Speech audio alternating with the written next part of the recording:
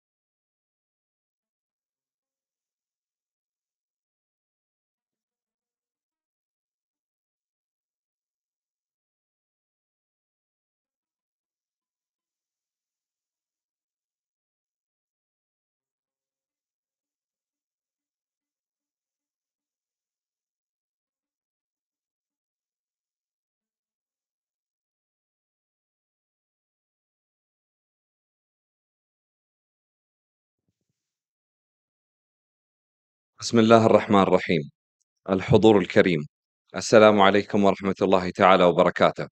تحت الرعاية الكريمة لمعالي الشيخ محمد بن عبد الرحمن بن جاسم آل ثاني رئيس مجلس الوزراء وزير الخارجية، يسعدنا أن نرحب بكم في اليوم الثاني والأخير من منتدى الدوحة للبيانات من أجل الابتكار في التنمية المستدامة، والذي ينظمه المجلس الوطني للتخطيط، وذلك بالشراكة مع المؤسسات والمنظمات الوطنية والإقليمية والدولية. واستكمالا لسلسلة الجلسات النقاشية التي كنا قد بدأناها يوم أمس، نتابع اليوم مع الجلسة الرابعة تحت عنوان المعرفة بالبيانات وتمكين الأفراد من اتخاذ قرارات مستنيرة. وتدير الجلسة السيدة ندى المحيميد من ديوان الخدمة المدنية والتطوير الحكومي، فلتتفضل مشكورة.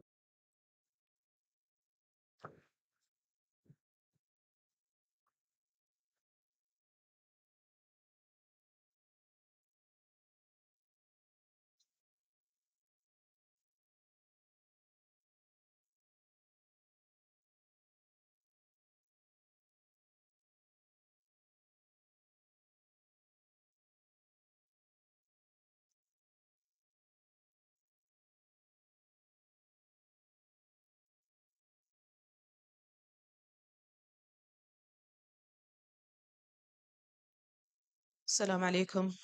صباح الخير جميعا، وشكرا لانضمامكم معنا في جلسة اليوم. الجلسة راح تعقد إن شاء الله باللغة الإنجليزية، ولكن الترجمة الفورية متوفرة، والسماعات أعتقد متوفرة للجميع على الكراسي، فاللي محتاج الترجمة الفورية فهي متوفرة للجميع. Good morning everyone, and thank you for joining us today in today's session. We do have a number of guests who will be speaking about very interesting topics, and we will be having a conversation with them. So please join me in welcoming our guests. First, we have Ludovic Viel, Executive Partner at Gartner.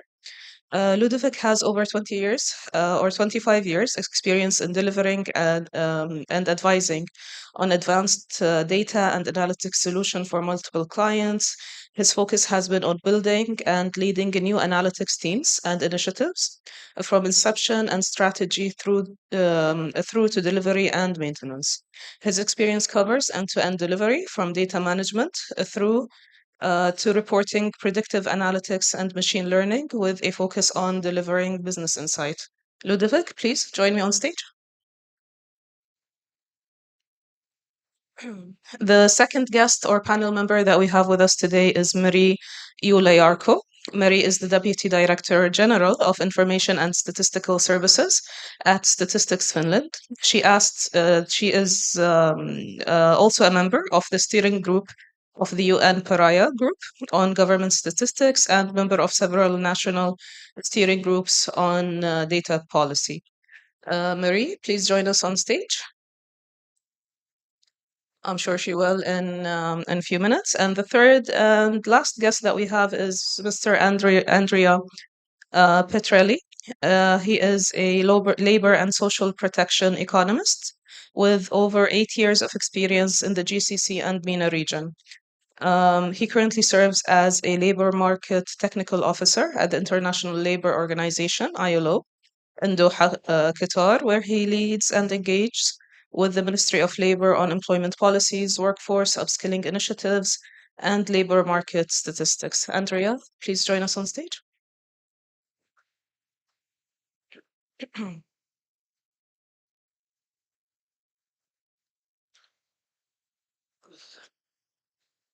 Now, our guests for the day have prepared some presentations.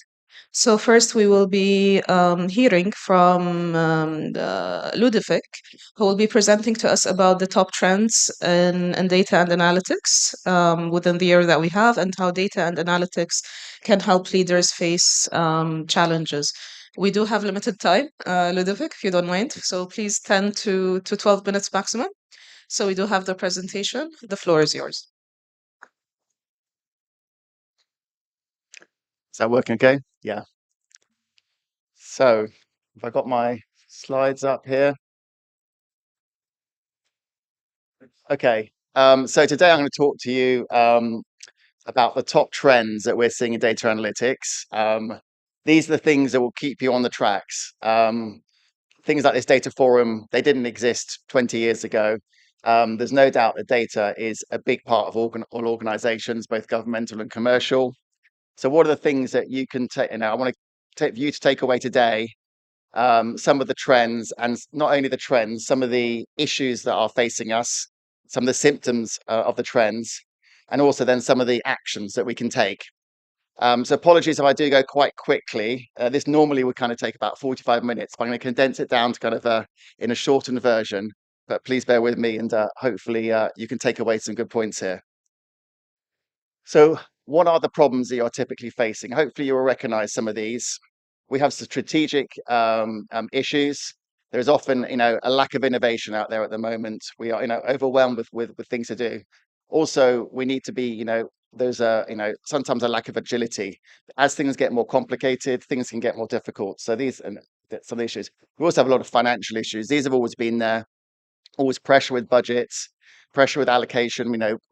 Resources are often misallocated. Also, we had technology. Technology has always been there, we see proliferation of what we call stealth DNA, and this is a bit like shadow IT. So there's more and more initiatives happening across your organizations that we're aware of. We also have organizational issues. Are we doing the right things with the teams and the people? Since COVID as well, we've had a lot of people have burnt out, people have reassessed what they're doing, and people often struggle to get the skills needed as this has grown over time. Finding good skills, good team is an issue. So these are kind of the issues that we that you will typically be facing, I'd expect, in most organizations. So what are the top 4 trends? So the number one trend which we see is data is now considered, is it from being good enough to bet the business? And what we mean by that is that it's always been a nice to have data analytics. I've been working in it for over 25 years now, and I've seen that it grow and grow throughout time. But it's got to the point now, and I've kind of been saying this for a long time, but now it really is the case, is if you don't really put a big focus on data, it will have consequences in the long term. And we only look at the Nokias, the Blockbusters, the Kodaks of the world, where technology changes completely transform the ecosystem they were working in. So those organizations, they saw it coming, they sit and watched it, observed it, but they didn't bet the business. And doing something is better than nothing at the end of the day. So it's that kind of shift in mindset. So that's the emphasis on it. The second one is from being things are moving from chaotic to managed complexity. And what we mean by that is we need to accept that things are getting more and more complicated. There is literally a deluge of data, and it's getting bigger and bigger, and the problem is going to get harder. And we have to manage this complexity. We also have to just accept it. And what can we manage and what we can't manage. And it's kind of some things we need to accept. We need to simplify. So that's another kind of a trend. The third trend is from the single source of the truth to deluge of distrust. So we do believe in the single version of the truth, but it's actually getting harder to get to that. You'd expect that we would get better with this over time, but often now, because we have so many different sources of data, it's getting harder and harder. And then if you throw, generative AI on top of that, with hallucinations, it's difficult. There's a lot of there's data that we just don't trust as within organizations, without organizations. This needs to be addressed. And the last one is from being overloaded to empowered. And again, this increase in the volume of data is becoming quite overwhelming for organizations and individuals. We need to think about how we can empower that and use that to our advantage. So these are the top 4 trends. So next going to look at the first one. So from being good enough to bet the business. So when we asked recently in a survey at Gartner, what do you think? What is the perception of what's the impact of Gen AI in the next 3 years? 74% said that it will be a high impact, and this is not just the impact within the organization. This is the impact within their entire industry. So if you think, from a government perspective, this is going to completely transform the landscape. So this is really kind of shows you the importance of having to do something. And as I said, making a decision is better than making no decision. So and really thinking about that. So what are the things? So these are typically the kind of issues that you will, if you ignore this, these we've highlighted in orange issues that you'll be affected. So what can you do about it?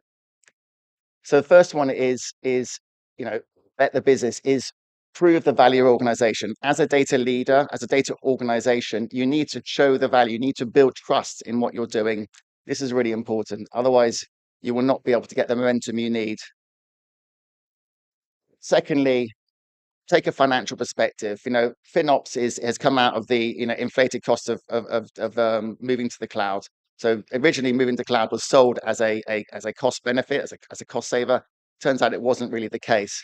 So FinOps came out of that, and this is very much taking a very financial lens, making people accountable for what they're using, what resources are using. This is really important as if you want to bet the business. Thirdly is we call established DNA franchises, so data franchises. So this is setting things in motion of structures, processes, things that people can use and successfully replicate what you're doing. So basically trying to avoid people doing different things across your organization. If you have a franchise, you are kind of sharing a common thought, common thread, common way of dealing with things. So looking at the second trend here is going from chaotic to complex. So the reality is with all the kind of increased amount of data coming in, you'd think it would help, but in reality, people are struggling to find the information they need because there's just more and more of it. There are more systems being created, there are more dashboards, there are more things. The fact is that people are really struggling to get hold of that data. And these are some of the issues that we are impacted by the kind of this additional complexity. So what can you do? So balance the complexity, and that's really kind of trying to simplify things. I think often as in human nature, we often look at a problem, and if anything, we add more complexity to it. So actually, it's taking a step back and making things simple. There's some great examples of that recently. If you look at, say, SpaceX and the evolution of their rockets from being, if you look at the one from 10 years ago, it had wires and it was it looks more, it's been simplified, trying to reduce the complexity. And I've got a personal experience talking from an old industry. I was working with a big mobile phone maker, the biggest probably in the world. I was doing a big project looking at all the profitability of all different phones. This firm had about 30 phones in every country. Each one had a different provider. They had different boxes, different colors, different models. And they were trying to say to us, we can't work out which ones are making more money. The silicon chip was made in Brazil. The supply chain was huge. And we said, well, actually, have you seen your new competitors who've just arrived? They got one phone in black and one in white, and it's pretty much the same. So again, that's looking at things a bit more, kind of turning things on their head, looking at the simplicity is really important. Understanding your ecosystem also, just understanding the way your organization operates. And that comes, we think it would be a given, but really getting to grips of what's going on. Digital twins, using other ways of actually capturing that is really important. Augmenting with AI, and I see augmenting. AI is not replacing. The people are what made your organization. You need to basically give them AI to augment what they do. A lot of people are afraid that people will lose jobs. The fact is, we've got a big backlog typically of things to do. I know I have in my organization, and if we can get them done quickly, I don't think we're ever going to get rid of the backlog. So I think we're still a long way. So giving people the tools is going to make a big difference. So third trend here, and apologies for going quite quickly here. So I just want to just cover all the content here. So yeah, how do we kind of get back to looking at a single version truth and kind of build some trust? The interesting thing is, if you look at this is what the concerns around Gen AI. You look at there's no concern about the value it delivers. There's no concern about how much it can add to your organization. It's all about trust. And this is becoming an increasing problem across society as well. We don't trust the news. We don't trust what we see. We have things like deep fakes coming through. We have, it's getting hard even to know if a video is real or not. So this is a general problem, and this reflects in organizations as well. So building up a trust is going to be really important. So how do you do that? And these are the issues that will be impacted, mainly organizational issues, as you can see here. So explainability and audibility, giving people an answer, give them the opportunity of understanding why you come to that answer. Because if you want people to trust and use numbers to make decisions rather than a gut instinct, you need to build up that trust. So and there's lots of ways of doing that. We have lots of ways of managing that, and I advise that a lot with clients. make sure your data is AI ready. Well, what does AI ready data mean? It's all essentially driven by the use case itself, because it could be ready for one use case, but not for another. So really kind of getting to grips of what you're using it for is going to be really important here. Don't kind of think you can prepare all your data to be AI ready, because that doesn't mean anything. What's good, what's bad? You don't know. You maybe disagree on that. So spending some time, and essentially, I think we will see as the use cases increase here, we will see that will be more important. So here, the overloaded to empowered. So this is interesting. So this is a survey we ran over the years of AI is, and this is the answer. So it's always been considered complex. So most people always considered AI to be complex. Interestingly, now the last time we ran this, now threatening has come in as number 2, which I don't think is really progress. But see, number 2 originally was fascinating. So this is just basically some of the order that people kind of say about AI, and I think that's really interesting to look at. So if you don't empower your people, these again are some of the issues that you'll experience. So what can you do about this? So not only does your data need to be AI ready, your people need to be AI ready, and this is about education. It's about educating your organization. So I often work with organizations where they've actually got a very good data platform. They got good reports. They are they are showing those across the organization, but the people within the organization aren't ready to consume it. They're spending a lot of time pushing that down to their organization, where you want your organization to be pulling that in, pulling you in there.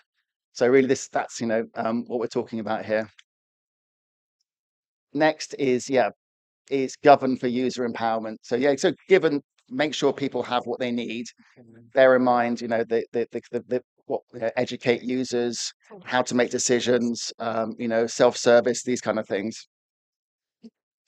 Also here, to empower the people, give them space to innovate.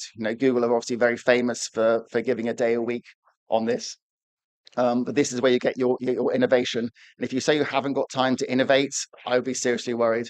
I know I quite like the saying where you should spend 10 minutes a day to meditate and kind of think things through.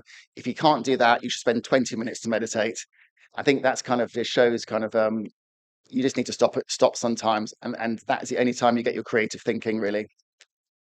So those are all the actions that we've kind of can take. So in summary, the top trends here are, number 1 is bet the business. People are looking you as a data leader to show the business what they can do. No one else is going to do it. So you just don't want to be in a situation where people look back and say, why didn't you tell us this? Just do something is really kind of the message here. Embrace the complexity, just accept it. It's going to be there. Today is going to be the simplest day. Tomorrow is going to be more complicated than today. And that's only going to get more and more. So how do you embrace that and think that through? Build the trust. Without building trust, what are we going to do? If people don't trust what they're looking at, how can you expect them to make decisions on it? And if you look at AI, people need to trust the data that's going into AI as well. So that's the kind of AI ready bit. And then we need to empower our organization, give them the tools, give them what they need. Don't overwhelm them, and kind of just try and make things easier for them. So finally, I can look at this a different way quickly. If I've got another minute or two, is just here's kind of different way of looking at the issue. So if these things you can take away immediately today. So just think differently. These are kind of a couple of actions you can take immediately in your organization. Also think about the money. Think like a CFO. We need to be conscious of the money. You need to be trusted with the budgets of your organization to do some good things. So prove the value. Look at a lens as a FinOps as an example. Just basically be accountable for what you're doing. Let things go. You need to basically empower your individuals. Let them, give them the opportunity to show what they can do. Don't rely on your internal data teams to do everything, because it's going to be too much to do.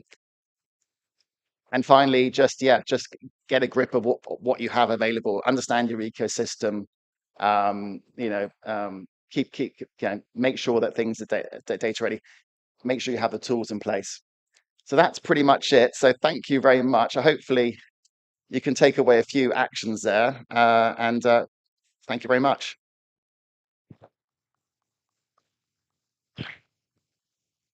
Well, thank you so much, Ludovic. I was particularly interested in the bits where you talked about the overloading of data and distrust that we can have in the data, but I'm sure we can have a conversation about it in details after all of our colleagues present and opening the floor to the questions to our audience. Now, second in line, we have Marie. Who will be talking to us about data governance and building a trust through effective data governance to ensuring integrity in the data-driven world, which kind of speaks to some of the points you raised in your presentation, Ludovic.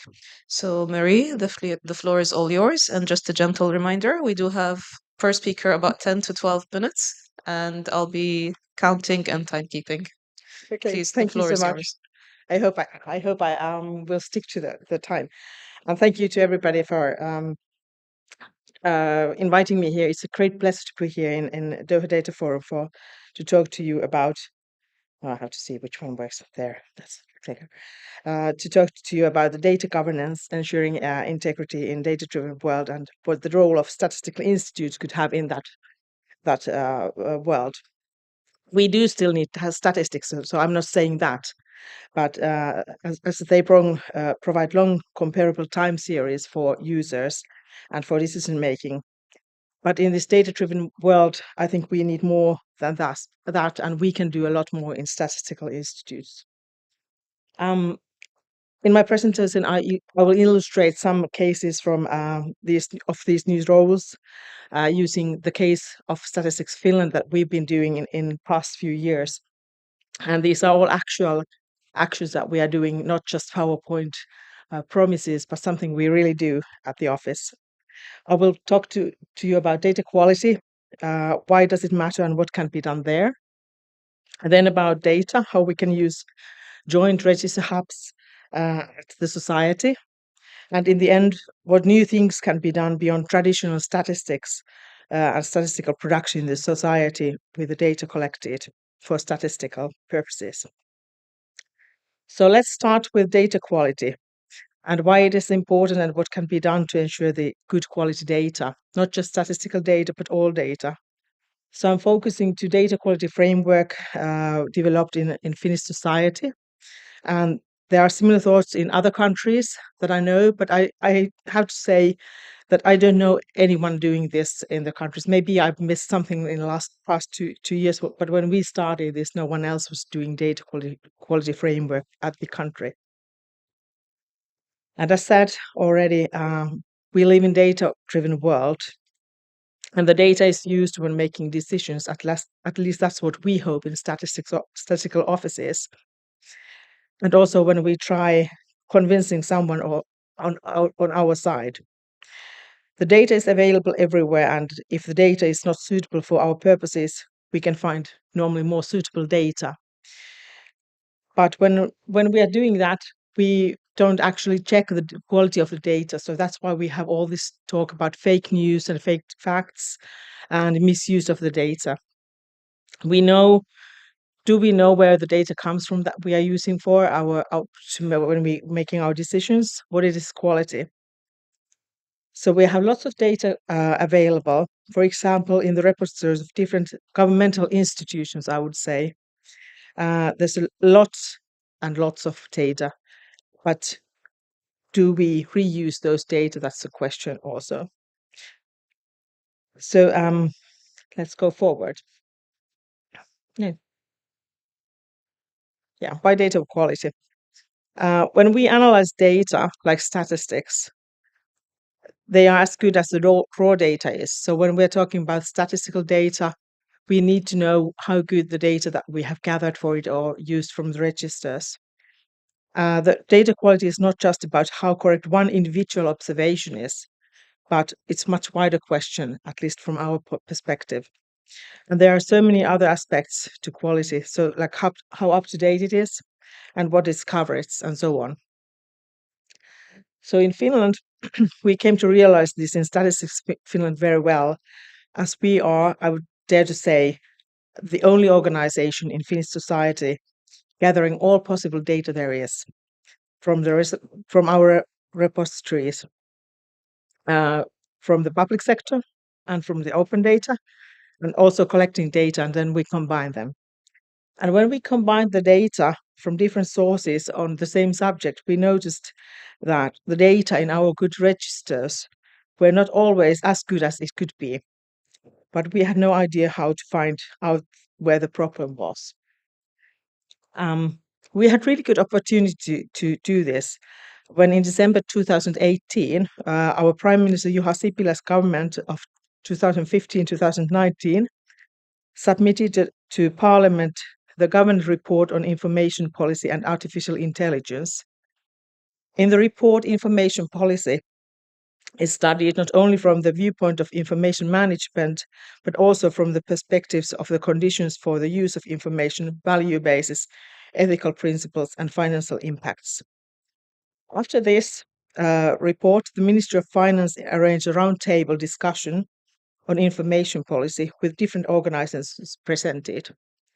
I was representing our Office Statistics Finland there and brought to discussion the data quality issue. And we were lucky. The project on opening up and using public data was established, and we were assigned to lead the work package on data quality. We were not working alone, and we were as target was not to focus on statistical data, but the data in different registers. And the organizations that participate to this work represented also different actors. So yet I'm not talking about statistical data, but data in all. And in this work package, we developed criteria and indicators for data quality, answering to the questions, what does data quality mean? The principles were that the criteria was standard-based and applicable. All this work was done in really close operation of the organizations. The outcome of this work was Finnish National Data Quality Framework.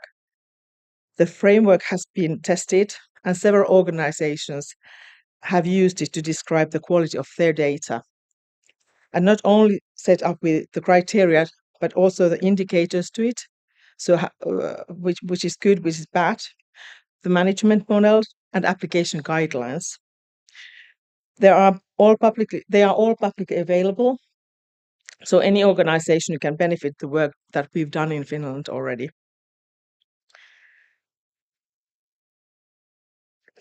And then the data quality criteria, they are here. These are the upper levels. So we came to the conclusion that with the criteria, we should be able to answer the questions on how well does the information describe reality, how has the information been described, and how the information can be used. I could use more time to go through all the criteria and examples, but as the time is limited, I am just showing you the criteria at the upper level, and all more detailed information is available on our website, stats.fi. So let's move to the data itself, and especially to joint registered hubs. As I already mentioned, the data gathered by public authorities in Finland should be used by others to increase the value of the data. So we believe that the data is the treasure that the value actually increases when we use it more. So I think if I had here, let me see, there should be something, yeah. Perfect. So in Finland and Nordic countries, we have so much data in public registers. I know this is not the situation in other countries for several reasons, but I also know that several countries, and especially their statistical offices, wish to develop registers to make the data production more easier. I always say that don't put the register up for statistical purposes, but other purposes as well. Here you can see just part of the register holders in Finland and their data that we have in Finland. We have data from individuals and also from enterprises from the day they are born to the day of their death and everything between that. You can see that when the person get married, we know that when they purchase a car, we know that when they build something, all this information. And the register keepers are different public authorities, and we receive the data needed for statistical production in Statistics Finland. I would say over 95% of our statistical data comes from the register. So we are really lucky when you think about how the survey data is suffering from decreasing of the response rates. The registers, they are not fixed forever, but they are developed every now and then. And also new registers are developed when the needs are identified. And as you can see from here, none of the registers are obtained by our statistical office to serve statistical production, but other purposes. So we are just the beneficiaries of all this work done by other register offices. But I would say not just beneficiaries. We also participate to the development work. I have one good example from one of our newest registers, Incomes Register. The development work is the best example on how to develop joint register hubs. The base was that it was recognized in the society how many different operators and organizations need up-to-date data on people's incomes, and they all ask either from these persons or from their employees this data. And it was not just governmental organizations, but some private sector parties as well that participated in this development work. The register was set up with the help of all parties using the data, so all parties shown here. And access to data is granted by law, so it's not all that can access, but only those who have the access by law. Part of the variables are mandatory for reporters and part are compulsory. The employers and benefit payers have to report the income within a certain period after the payment to the incomes register, and you can look your own data from there. And for example, we in Statistics Finland, we receive the data every night from the updated register to our database from the variables we need for our production. This is just one example of these up-to-date registers that we have. And as I already mentioned in the beginning, we are not using the data only for statistics. We need statistics for decision making, and it's important that they provide this long time series of different phenomena. But we do need to develop this data, usage of the data and the products. So we have to end some new ones developed how to do this. So I have to see if I've skipped one of the slides. Yeah, how we describe new statistics. So we have this concept called experimental statistics in Europe. And the world is becoming more complex, and thus we need to answer to new information demands, and also new data sources are available. And instead of just replacing old data with these new sources and continue the old data production, we need to develop new products as well at the same time. And doing this, the importance of cooperation with our stakeholders and maintaining trust to our data security plays a key role in our work.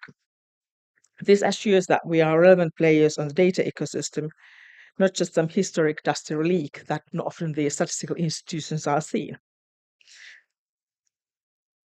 So in principle, developing new statistics it's not a new news. We have been doing that during all our existence. Statistics Finland will be 160 years old next year, so we've been doing that a lot. In previous time, we published this data only when we were absolutely sure that the results met the requirements we have set for our official statistics. But in 2018, we introduced this new concept, experimental statistics, to see how the users react to new data we could publish using new methodologies or these new, more up-to-date data we have access to. This concept exists all over Europe. And we are not guaranteeing that the data on experimental statistics is the quality of official statistics. This concept helps us on decision making and receive feedback on our customer needs more easily. And we are not only publishing official or experimental statistics. The data we have is used to service products as well. We make tailor-made statistics to some users. They follow the statistical criteria that we have for official statistics. The other use is the access to microdata for researchers.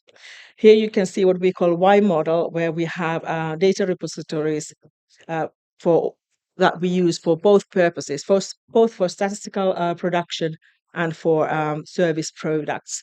This is our target. We are on the way to this process model in our office, but that's how we're doing in future. And one of these service products is research services or data for researchers. They have had remote access to our data, to our pseudonymized data for decades. We have tailor-made data for researchers. And in addition to tailor-made data from the most commonly used data sets, we set up this research-ready data library. These sets are updated for researchers automatically, so that they don't need to ask a new data when we update our data. And the researchers can require access to several data sets she or he needs. And all these sets are connectable with each other through identifiers. So you don't have the actual ones, so this pseudonymized data, you can't recognize any individual, not person or enterprise from there, but they are all can be connected to each other. And then we have one new thing that, or not so new thing maybe, another way of reusing the data that we collect. It's called data room. This is result from the COVID era, when the experimental data room was established to answer the sudden questions risen from the ministries to cope with the problems raising due to the pandemic. The actual data room operates under VATT, which is the Institute for Economic Research. It is for ministries' requests. So the ministries can ask them that they have this problem. Can you please explore and research what's there? And we, Statistics Finland provides the data for them. And then the researchers work for the data room. For example, when there was the energy prices crisis, the data room researched which kind of households actually faced the increase of the energy prices most. So that was really interesting. We wouldn't have been able to do that in our office, but the data room researchers were able to do that. And all these results are such that no individual can be detected. So it's there, and all the results are also published on the data room webpage. So to conclude my talk to you about the data governance, ensuring integrity in data-driven world, and what the role of statistical institutes could be in this one, I could say that the need for new and quick data has increased rapidly. We can find data online from different producers, but what the decision makers and other data users should focus on is the quality of the data, actually. What we need at the public sector, what we at the public sector can do to serve the audience is to put our data in use or reuse. This is done by close cooperation of operators, legislating the access to data so that the data is not wrongly used, and making sure that the data is not used to make decisions on individuals without them knowing it. So the individual always has to know what data is used when some decisions are making concerning the individual. And when handling data security is everybody's business.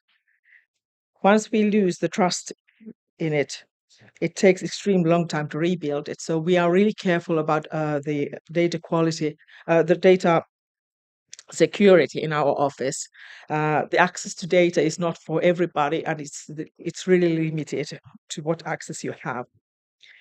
But most of all, the data we have in our repositories should be put in use in all the repositories of the public authorities. So thank you so much.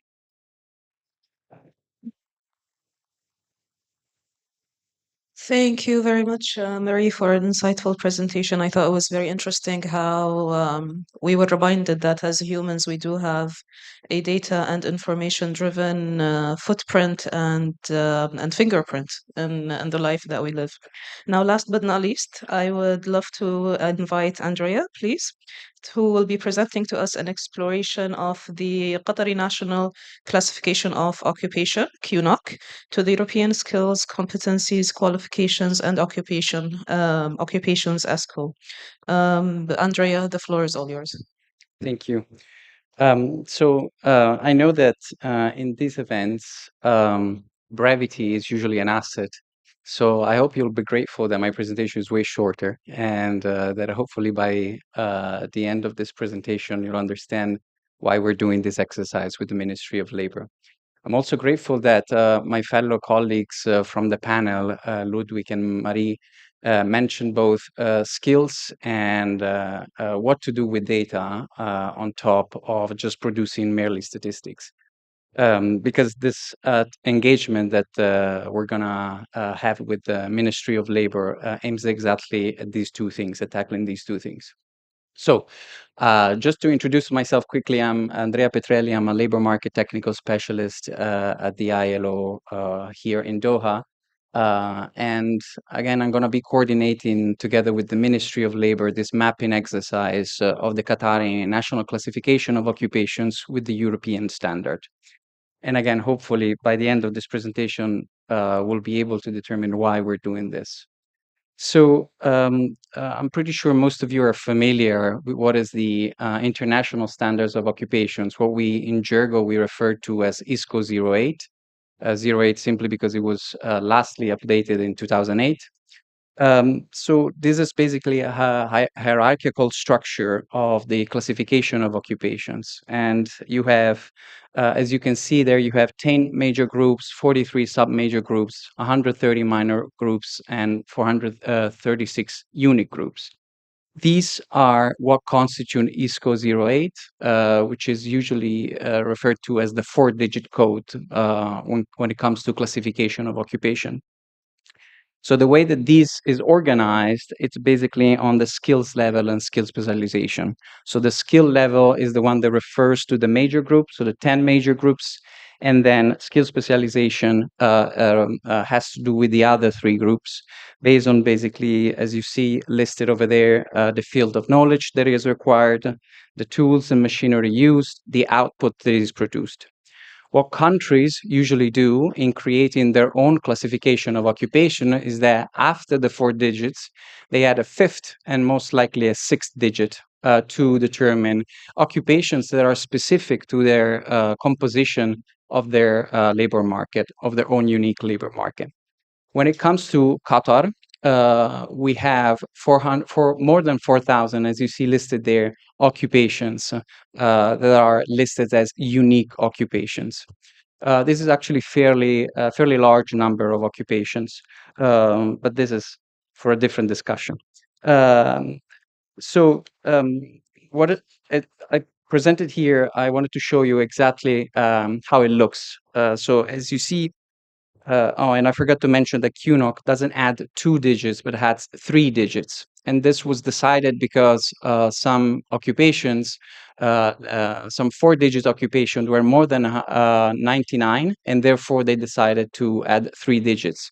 So the composition of how the classification of occupation works currently in Qatar is with the 4 digits, which are the major groups determined in the ISCO 08.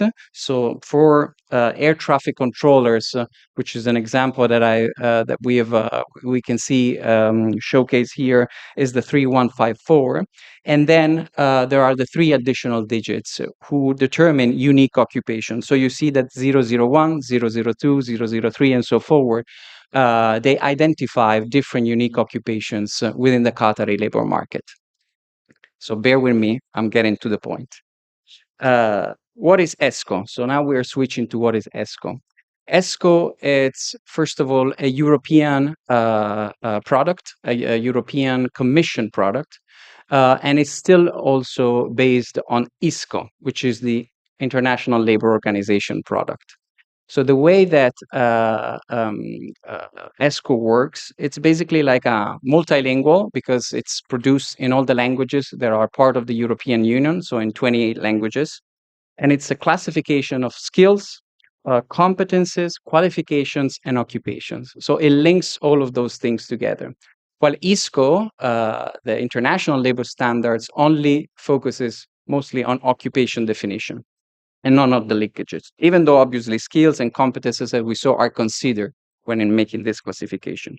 So basically, ESCO functions as a dictionary that ties occupations with the relevant skills and the relevant knowledge level that is required for an individual to perform that specific occupation.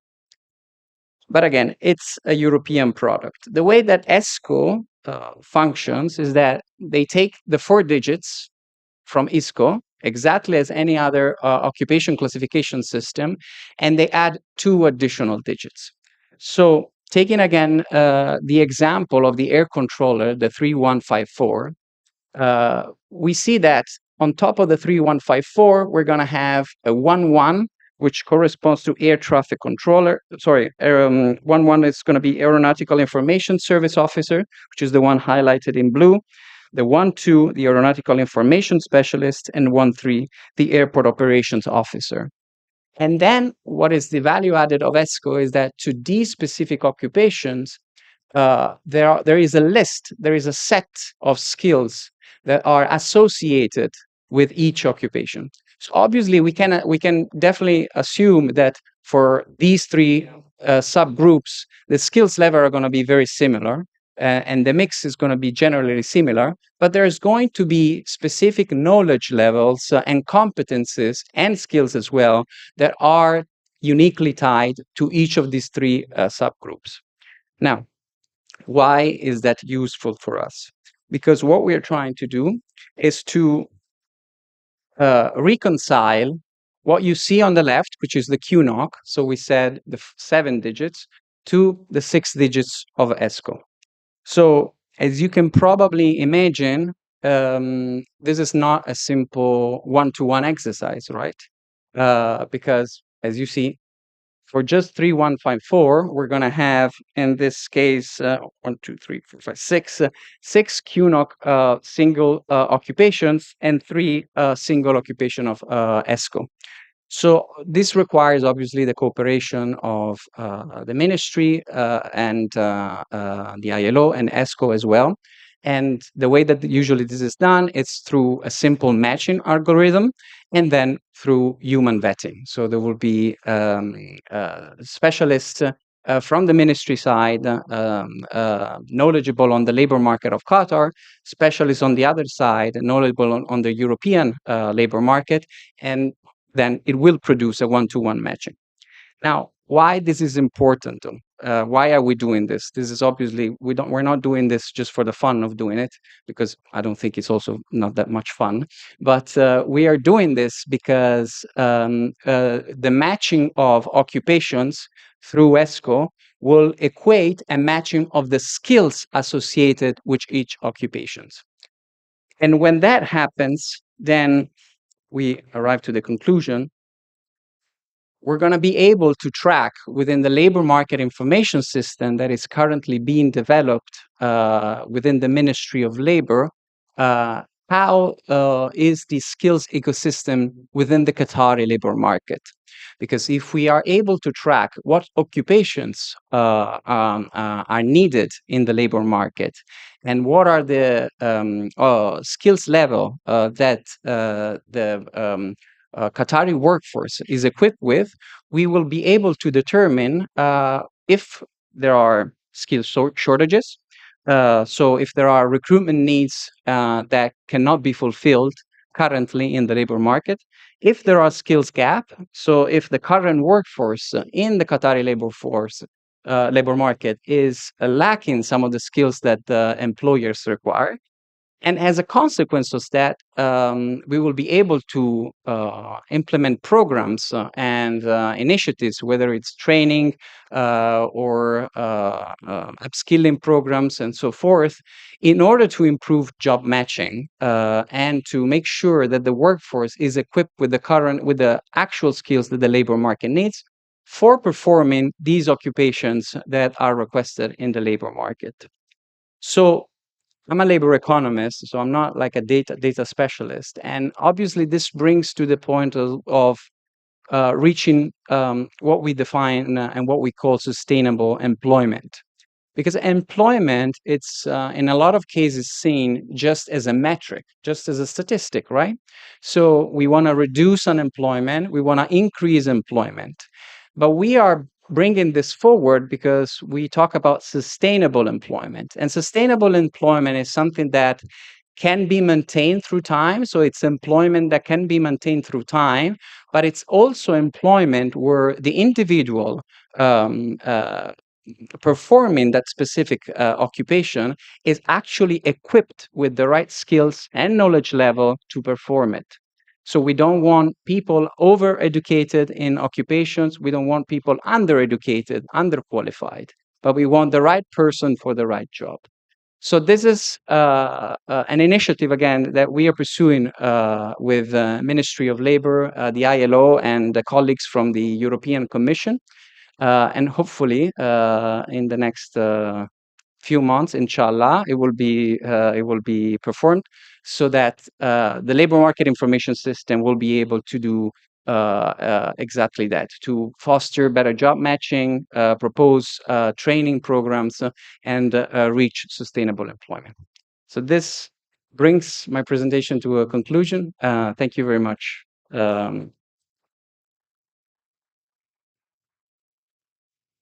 Thank you so much, Andrea, and it's nice to learn about this initiative that, as you said, will improve employment sustainability within the country. So thank you so much for sharing information about the project. I think we have very limited time for questions from our audiences. So if we open the floor, we do have a few hands up, and I know we have colleagues with a mic going around.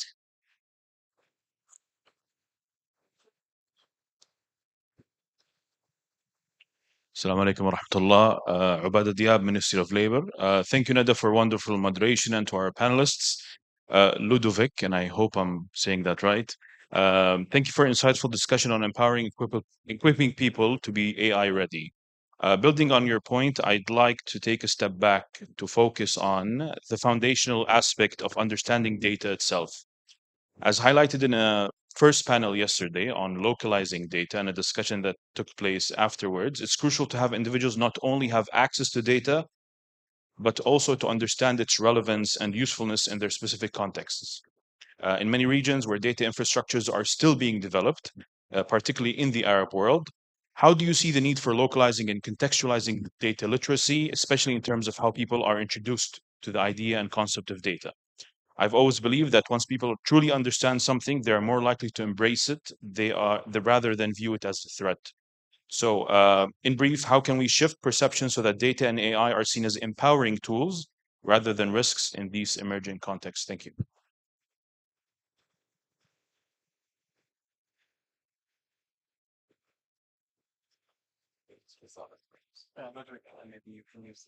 Thank you. Sorry, I'm blind without my glasses on. No, that's a really good question, and I guess I touched that on my slides. And yeah, AI literacy and data literacy. It's essentially it's education, and I talked to a lot of organisations about this, and I think it's relevant to developing countries, to advanced countries. It's the same issue essentially. And the important thing is what we look at is personas typically. What are the personas and what is the level of education and what you need to understand? And everyone has different requirements essentially at the way they're looking at the data. So I think it's really important to understand who your audience are. And in an organization, I would expect the kind of exec level to have one set of education, middle management, operational people.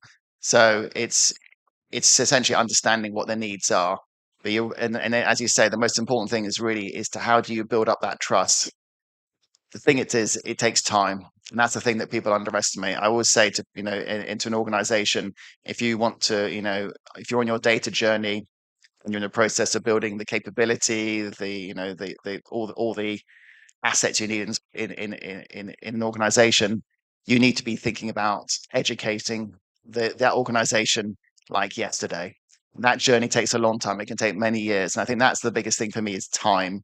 Don't expect, it's like any cultural thing, a culture takes a long time to move, and especially in institutions that have had many, many years of working in a certain way. If people are used to making decisions without data, it takes a long time for them to actually build up that trust. And it's an incremental thing that you just build up, start small and build up and build up.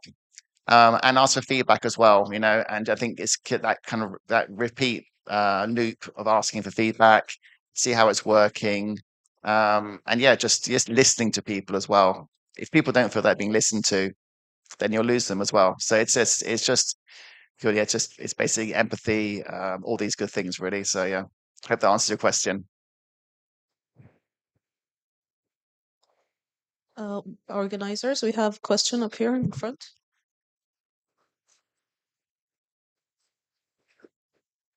شكرا رئيس. تحديدا my question for Mr. Andre regarding to the classification. Actually, as you know, first of all, thank you for your presentation. Regarding to the classification, as you know, we have agreement with the Ministry of Labor to follow the GCC classification, which is 7 digits, 4 digits. It's aligned with the international classification, and 3 digit it's to make flexible for country to put more occupation. My question regarding to does the classification take into account the high skills and low skills, and how we can apply in this classification, which exactly occupation can say this is low skills and this is high skills? Thank you. Yeah, thank you.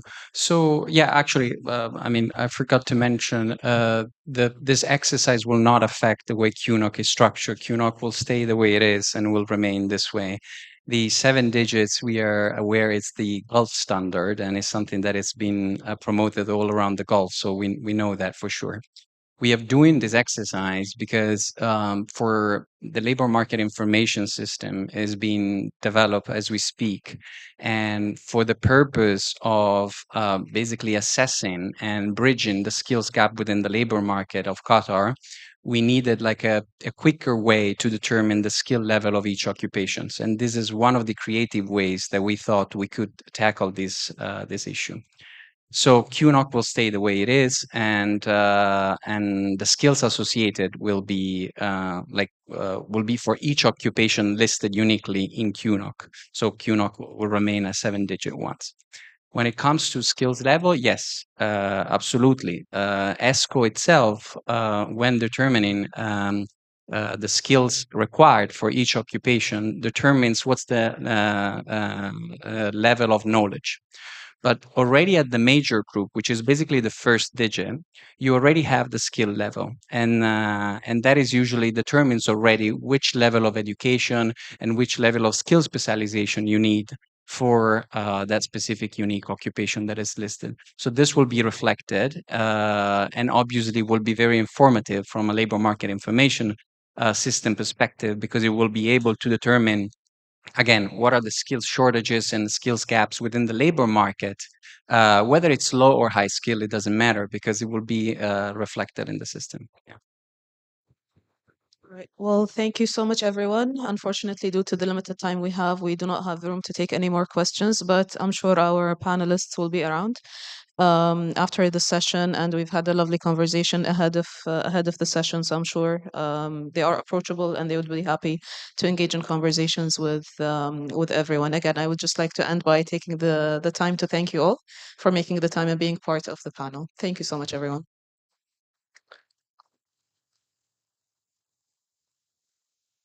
نشكر السيدة ندى المحميد من ديوان الخدمة المدنية والتطوير الحكومي وضيوفها الكرام لإدارة هذه الجلسة النقاشية. والآن مع الجلسة الخامسة تحت عنوان الإحصاءات الرسمية ومستقبل التنمية المستدامة، وتدير الجلسة السيدة نورة الراشدي من المجلس الوطني للتخطيط، فلتتفضل مشكورة.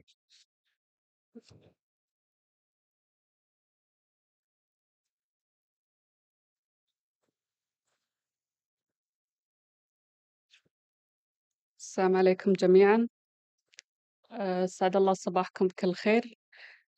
نشكركم على انضمامكم للجلسة الخامسة من جلسات منتدى الدوحة للبيانات لعام 2024 المعنية المعنية بالإحصاءات الرسمية ومستقبل التنمية المستدامة. اسمحوا لي بداية أدعو المتحدثين للانضمام إلي في المنصة، وسيتم خلال هذه الجلسة مناقشة دور البيانات الإحصائية الرسمية في تقييم الاحتياجات التنموية والإنسانية العالمية، ومساهمتها في سرعة آليات الإبلاغ الرسمية لتحقيق أهداف التنمية المستدامة، والتحديات التي تواجه الإحصاءات الرسمية، وكيفية الاستفادة من الابتكار لتحسين عملية جمع وتحليل البيانات والإحصائيات الرسمية باستخدام التقنيات الحديثة، أبرزها تقنيات الذكاء الاصطناعي. كما سوف تتطرق جلسة اليوم لموضوع الاستراتيجيات الوطنية المتعلقة بتطوير أنظمة إحصائية متخصصة باحتياجات وحقوق الطفل. تسمحوا لي في البداية التعريف على السيد سعود الشمري من المجلس الوطني للتخطيط. يشغل حاليا السيد سعود الشمري منصب مساعد مدير إدارة التعدادات والمسوح الأساليب الإحصائية في المجلس الوطني للتخطيط، كما شغل منصب رئيس قسم التعدادات والمسوح الأسرية والتنموية، وكذلك رئاسة قسم الإحصاءات والاجتماعية. السيد سعود الشمري حاصل على درجتي ماجستير في إدارة الأعمال معهد برلين، وكذلك ماجستير الإدارة العامة من معهد الدوحة للدراسات العليا، وهو حاصل على بكالوريوس إحصاء من جامعة قطر. سوف يقوم السيد سعود الشمري باستعراض تجربة دولة قطر في المسح العنقودي متعدد المؤشرات المعروف بمكس، الذي نفذ من قبل المجلس الوطني للتخطيط. يهدف هذا المسح إلى تقديم معلومات دقيقة وموثوقة تساعد متخذي القرار ومخططي السياسات على فهم أفضل للوضع الحالي، وكذلك يتضمن جمع بيانات حول مجموعة واسعة من المؤشرات، مما يمكن من رسم صورة واضحة حول التقدم المحرز والتحديات المستمرة في تحقيق أهداف التنمية المستدامة لمقارنة الأداء بين الدول والمناطق المختلفة، مما يعزز من قدرة الحكومات على اتخاذ قرارات مستندة على الأدلة. تتلخص محاور العرض حول أهمية المسح العنقودي متعدد المؤشرات، أهدافه والمؤشرات الرئيسية، وختام الابتكار في عملية جمع البيانات. أدعو السيد سعود الشمري للتفضل تقديم العرض.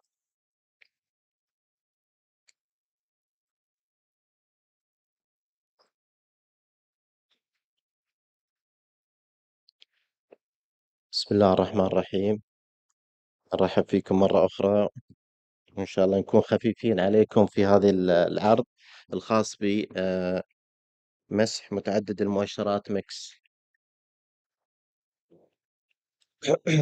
طبعا هذا المسح أو مكونات، خلينا نقول العرض راح يكون بإذن الله هو تقديم عام عن المسح، وكذلك أهدافه والمنهجية التي اتخذناها في هذا المسح، بالإضافة إلى الاستبيانات التي تم عرضها أو أخذ البيانات من خلالها، والعمل الميداني، وكذلك علاقة الميكس كأحد المؤشرات بمؤشرات التنمية المستدامة. طبعا البرنامج الميكس هو معد من قبل اليونيسيف، أعد في التسعينات. هو هدف هذا البرنامج بشكل عام يعني مساعدة الدول يعني في عمل مقارنات حول الطفل والمرأة بشكل عام، كذلك عن بعض البيانات والمؤشرات الخاصة بالمرأة والطفل من النواحي التعليمية، وكذلك من النواحي الصحية. طبعا احنا تم تنفيذ هذا المسح كان في الربع الأخير، عفوا في الربع الثالث من 2023، وحاليا الحين إحنا في إعداد الفاينل ريبورت، والبيانات جاهزة. فقط راح يكون في بروتوكول لعملية نشر هذه البيانات بالتنسيق مع منظمة اليونيسيف. طبعا أهداف المسح بشكلها العام قياس التقدم الذي أحرزته دولة قطر في تحقيق التنمية المستدامة، وسوف نستعرض بعض المؤشرات التي تم أخذها في هذا المسح. كذلك توفير بيانات عالية الجودة لتقييم وضع السكان، وهذا أيضا من خلال الأبواب والمحاور التي تم التطرق لها في هذا المسح. المساهمة في تحسين أنظمة المتابعة وتعزيز المهارات، وتصميم وتحليل الأنظمة، لأن هذه كثير من هذه المؤشرات هي تدخل في بعض البرامج والسياسات، سواء كانت السياسات الداخلية أو حتى لغرض المقارنات. كذلك توجيه السياسات والاستراتيجيات الوطنية القائمة طبعا على الأدلة. لابد يكون هناك مؤشرات حديثة متوفرة حول كل مجال من المجالات. أيضا رصد التقدم، وهذا راح يكون في مقارنة يعني تكون متوفرة إن شاء الله في التقرير النهائي. مقارنة ما بين تنفيذ المسح كان في 2012 وما تم تحقيقه من تقدم محرز في هذه المؤشرات بشكلها العام. عندنا طبعا اللي هو المنهجية المسح بشكلها العام. طبعا عندنا في فئة مستهدفة، وهي الرجال والنساء والأطفال. طبعا تم مقابلة قرابة 17,000 مقابلة في هذا المسح. حجم العينة كانت 6,000 أسرة قطرية وغير قطرية موزعة على البلديات، وفي سلايد إن شاء الله سوف نستعرض تقسيم العينة. كذلك إطار العينة تم أخذه من تعداد 2020، هذا الإطار اللي تم أخذ من هذه العينة. مراحل سحب العينة طبعا ووحدات المعاينة، في كل مرحلة تم سحب 300، فهذه وكل وحدة معاينة تم سحب 20 أسرة. هذا بشكل عام على المنهجية الخاصة بالسامبلينج، واللي هي العينة اللي تم أخذها. طبعا تم استبعاد بعض الفئات المذكورة لديكم، لأنها كانت الهدف هو عملية التركيز على الأسر بشكل أساسي. توزيع الأسر، طبعا هذا السلايد اللي فيه توزيع الأسر آه، يعني ما راح استعرضه يعني إلا بشكل سريع، فقط هو هذه وحدات المعاينة والأسر التي تم أخذ منها. من وحدات المعاينة تم أخذ هذه الأسر، مثل ما ذكرنا عبارة عن أسر قطرية وأسر غير قطرية، حتى يتم تمثيل المجتمع بشكله الكامل، موزع على حسب البلديات والتقسيم الإداري في الدولة.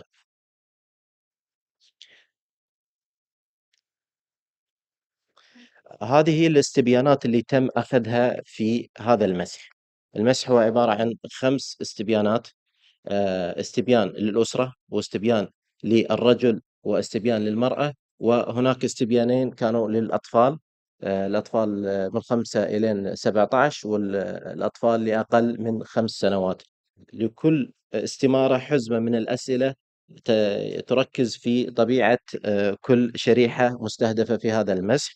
وكانت يعني من المسوح للأمانة اللي ليست بالسهلة بتنفيذها من ناحية الوقت والموارد، وأيضا طبيعة الأسئلة. هناك أسئلة صحية، هناك أسئلة نوعا ما تمثل تحدي بالنسبة لجامعين البيانات، ولكن ولله الحمد يعني تم إنجازها بالشكل المطلوب. طبعا هذه المحاور أو المواضيع اللي عادة تتطرق لها الأسئلة، أو خلينا نقول الاستمارات بشكل العام، محاور عامة جدا. آه، يعني منها خصائص الطفل، ضبط سلوك الأطفال، القدرات الوظيفية، مهارات التعلم الأساسي. كثير من هذه المحاور تم يعني أخذها. طبعا يمكن هناك بعض الأسئلة تم آم، خلينا نعمل نوع من الكستمايز صار لها الأسئلة، لأن حزمة الأسئلة الخاصة بالمسح هي عبارة عن ربما أكثر من 700 سؤال، ولكن تم تخفيضها حسب طبيعة دولة قطر وما ينطبق عليها من بعض الأسئلة المناسبة، واللي لها علاقة أيضا كان الهدف الأساسي أن لها علاقة في مؤشرات التنمية المستدامة، وأيضا لها علاقة في بعض المؤشرات الوطنية اللي يجب رصدها بشكل مستمر.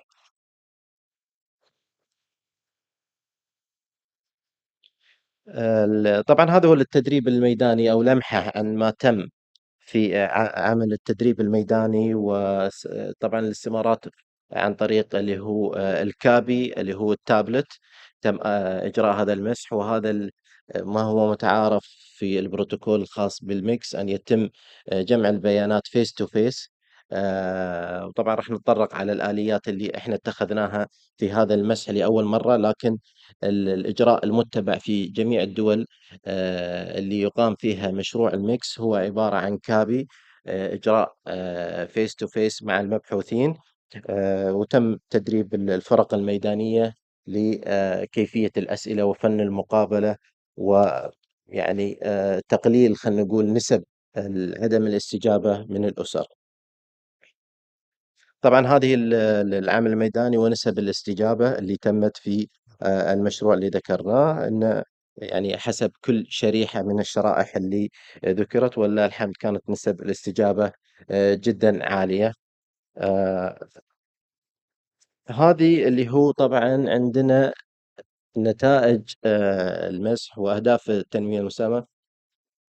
هذه حبيت إني أربط فيها مسألة اللي هو المؤشرات بما تم أخذه في هذا المشروع من ناحية أبواب، سواء كان في المؤشرات التعليمية. هذه أرقام مؤشرات التنمية المستدامة اللي تم أخذها. كذلك في باب الحماية من العنف والاستغلال كذلك تم أخذ بعض المؤشرات وتم قياسها في هذا المسح. أيضا في خصائص أفراد الأسرة والأسر المعيشية، وكذلك الصحة الإنجابية وصحة الأم. بشكل عام تم أخذ 16 مؤشر خاص بالتنمية المستدامة في هذا المشروع. المشروع بشكله الكامل ربما يحتوي على 33 مؤشر، لكن مثل ما ذكرت هناك بعض المؤشرات لا تنطبق على دولة قطر فتم استثنائها، وأيضا بعض المؤشرات قد تكون وردت في بعض المسوح المتزامنة. على سبيل المثال احنا نفذنا في خلال الفترة هذه نفسها مسح اللي هو ستيب وايز مع WHO، فكان هناك في بعض المؤشرات فتم استثنائها وأخذها في مشروع آخر. عندنا اللي هو طبعا السجلات الإدارية. طبعا هذه كانت أحد التحديات اللي تمثل في جمع البيانات، أنه كيفية ربط العمل الميداني بالسجلات. فكانت إحدى أهم المؤشرات اللي كنا نستهدفها في أخذ السجلات اللي هو استمارة التطعيمات والقياسات الحيوية. وذلك لأن هذا السجل في وزارة الصحة متكامل، ونعتقد أنه يعني يلبي الحاجة دون الحاجة لسؤال الأسر عن التطعيمات. فقط إحنا أخذنا العينة اللي تم أخذها في الميدان، وبعد ذلك تم ربط البيانات بالسجلات. طبعا هذا الإكسرسايز أو العمل هذا ينفذ حسب علمي. يمكن الدكتور روبرت راح يأكد هذه المعلومة، أنه لأول مرة يعمل يعني في عملية ربط ما بين السجل الخاص بالسجلات ومسح الميكس في هذا الشأن. ونأمل إن شاء الله مثل هالخطوات هذه يعني تكرس لعملية استغلال أكبر للسجلات، وأيضا تخفيف العبء على الأسر.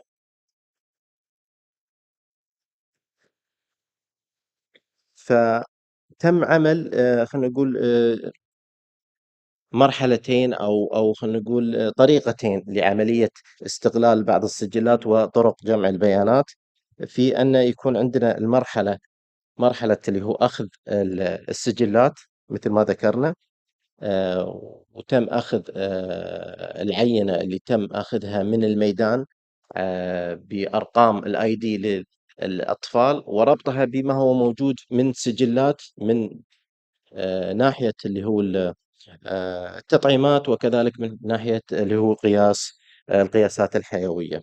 أيضا تم عمل اللي هو مركز الاتصال، واللي هو الهدف منه أيضا عملية أولا تشييك على بعض البيانات التي تم أخذها من الميدان.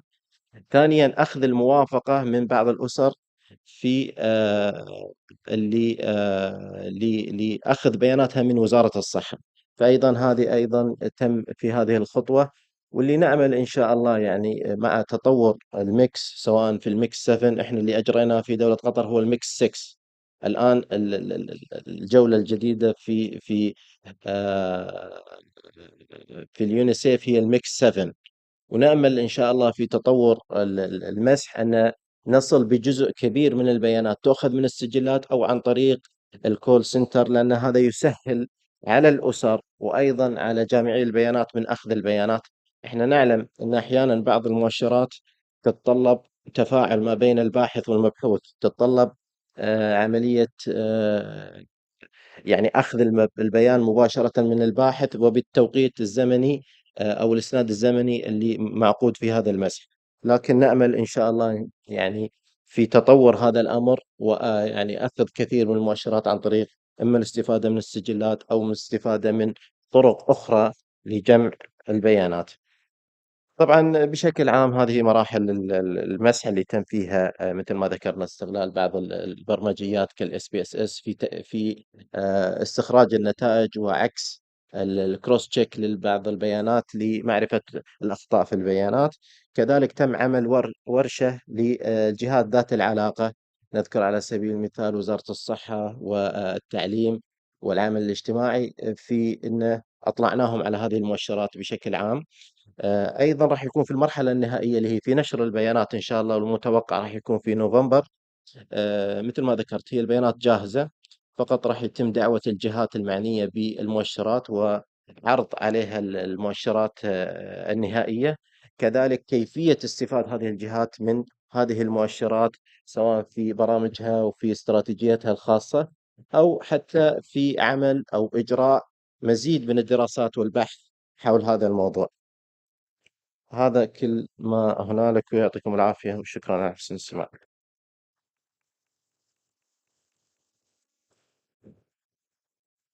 أشكر السيد سعود الشمري على استعراضه لتجربة دولة قطر في المسح العنقودي متعدد المؤشرات المعروف بميكس. والآن ورقة العمل الثانية سوف تسلط الضوء على دور صندوق قطر للتنمية في دعم أهداف التنمية المستدامة في الدول الأقل نمواً، التي سوف تستعرضها الشيخة هي بنت عبد الرحمن ثاني، وهي حاليا تشغل منصب مدير الشراكات الاستراتيجية بصندوق قطر للتنمية.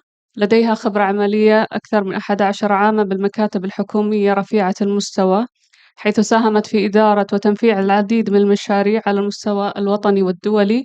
وهي حاصلة على شهادة البكالوريوس في السياسة الدولية من جامعة جورج تاون قطر، وكذلك حاصلة على درجة ماجستير في الجغرافيا السياسية والأراضي والأمن من جامعة كينز كوليدج لندن. فلتتفضل مشكورة. عفوا.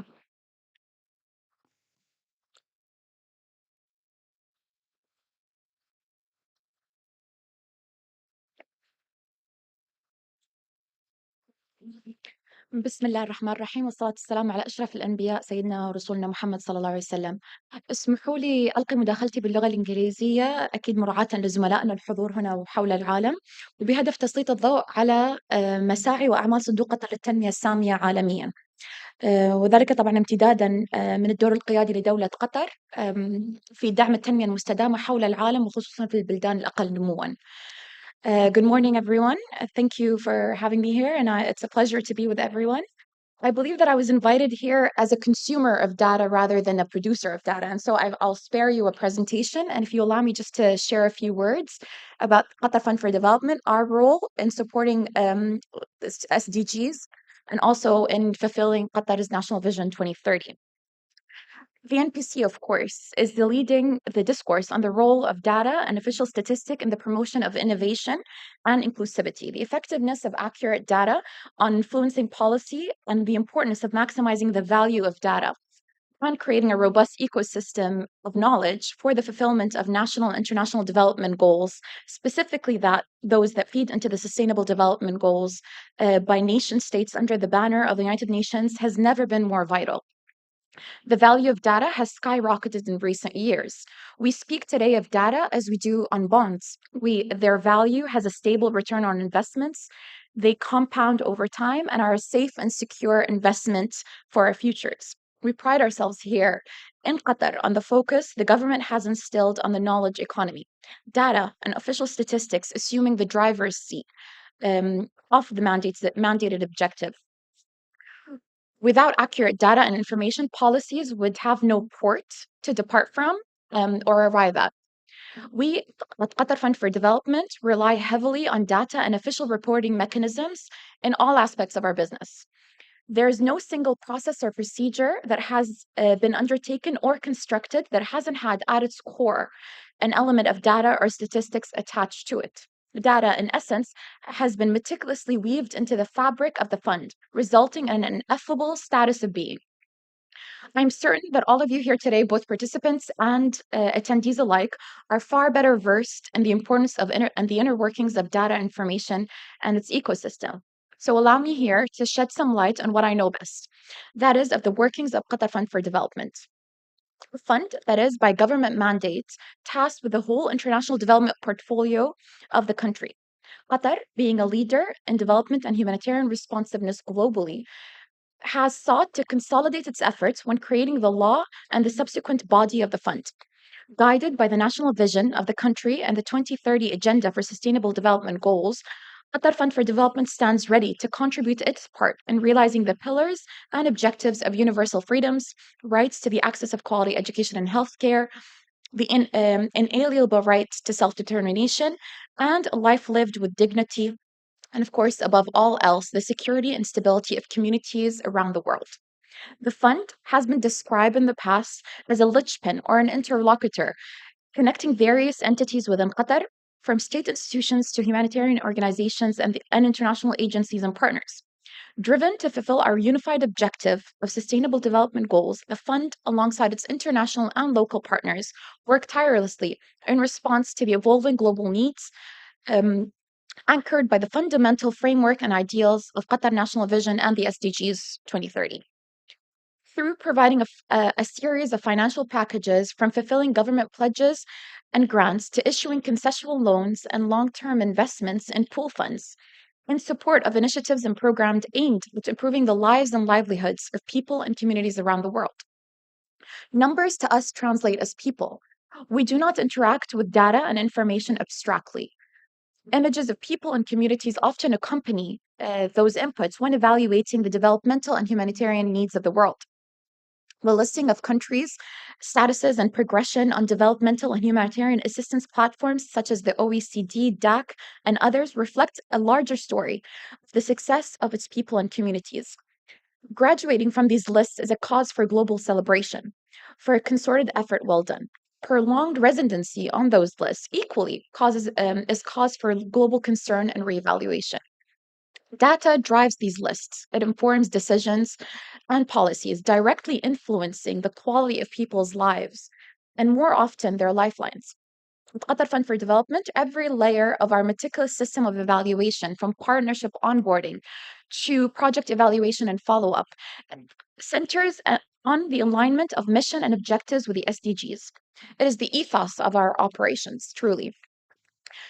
Participating at this year's United Nations General Assembly, our United Nations partners delivered sobering messages of SDGs KPIs not being met, delays in the delivery of projects and objectives under the Sustainable Development Goals agenda.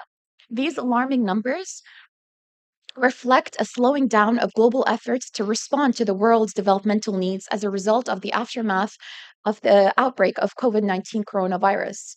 Some news narratives had us believe that the world stood still during those times, but as we all know now, the needs of the world only grew deeper and mounted in urgency. The chasm between needs and resources can only be effectively bridged by accurate and updated data. The will and intention to aid those in need is alive and well, of course. The renewed financial and political intentions of the global communities echoed all through the United Nations General Assembly 2024 week. Qatar, and by proxy Qatar Fund for Development, also renewed its efforts and its commitment towards helping those most vulnerable and in need of assistance. The renewed commitment to Gaza of $100 million in support and in solidarity with our brothers and sisters undergoing the inhuman siege and daily bombardment is but one of many renewed commitments the state of Qatar has pledged towards its stance for the rights of the people and to the delivery of global SDGs. Qatar Fund has in its strategic objectives a focus in supporting developing and least developed countries. This is based on recipient needs and through a system of delivering on Qatar's international commitments and supporting the achievements of the Sustainable Development Goals through strengthening its local and international cooperation and partnerships in achieving the maximum amount of positive impact. As our sector and cluster focuses shift from one SDG column to another, from healthcare to education, from economic reform back to healthcare, the mission remains one: delivering on our commitment towards the successful achievements of the global goals for sustainable development, towards the collective achievement of mankind and the realization of peace and security worldwide. Thank you for your time and for providing me this opportunity to share Qatar Fund for Development's work and objectives, the impact of which can be seen around the world. As a vessel of developmental and humanitarian aid globally, we strongly support the accurate statistical systems and data collection and assimilation for the integral role it plays in our identification, allocation, and disbursement of funds towards developmental initiatives and projects around the world. In the absence of reliable and accurate data in which a number represents a person, catastrophic and unacceptable results may often follow suit. This is why we support platforms and entities such as the United Nations in their core operations, or the OECD and MOPAN, as champions of data and knowledge, with the objective to inform and shape policy geared towards the betterment of people's lives and communities. Thank you again for your time, and I wish you a pleasant and engaging rest of the day. Thank you. نشكر الشيخة هي بنت عبد الرحمن الثاني التي استعرضت الدور الهام لصندوق قطر للتنمية، وهو الجهة الممثلة عن دولة قطر لتلبية الاحتياجات الإنسانية حول العالم، حيث يعمل كمحور ووسيط يربط بين مختلف الكيانات ومؤسسات الدولة ومنظمات إنسانية داخل الدولة وخارجها لتحقيق أهداف التنمية المستدامة والإغاثة الإنسانية في الدول الأقل نمواً، وذلك من خلال توفير سلسلة من الحزم المالية والمنح الحكومية لدعم المبادرات والبرامج التي تهدف إلى تحسين جودة حياة المجتمعات حول العالم. والآن اسمحوا لي أن أقدم ضيفتنا من سلطنة عمان، السيدة طيبة بنت محمد الزرافية، ممثلة عن المركز الإحصائي لمجلس التعاون لدول الخليج. تشغل السيدة طيبة حاليا منصب مدير مشاريع في المركز الإحصائي، وهي حاصلة على ماجستير في علوم الإحصاء من جامعة شيفيلد بالمملكة المتحدة، وبكالوريوس في الإحصاء من جامعة السلطان قابوس بسلطنة عمان. سوف تقوم السيدة طيبة باستعراض دور الإحصاءات الرسمية والابتكار لتحقيق ركائز التنمية المستدامة في دول مجلس التعاون الخليجي. سوف يناقش العرض واقع الإحصاءات الرسمية والابتكار في دول مجلس التعاون الخليجي والتحديات التي تواجه الإحصاءات الرسمية وكيفية الاستفادة من الابتكار لتحسين عملية جمع وتحليل البيانات الإحصائية، وكذلك سوف تناقش الفرص لتعزيز التعاون الإقليمي والدولي والاستفادة من تجارب الدول الأخرى المتقدمة، وكذلك سوف تتطرق لأهمية دمج الابتكار في الإحصاءات الرسمية كركائز أساسية لتحقيق التنمية المستدامة في دول مجلس التعاون الخليجي، مما سيسهم في دعم عملية صنع القرار ورسم السياسات ووضع الاستراتيجيات الهادفة. فلتتفضل مشكورة.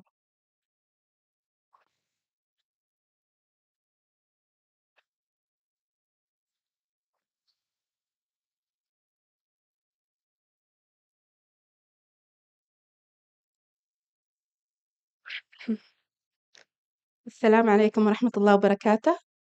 صبحكم الله بالخير. presentation.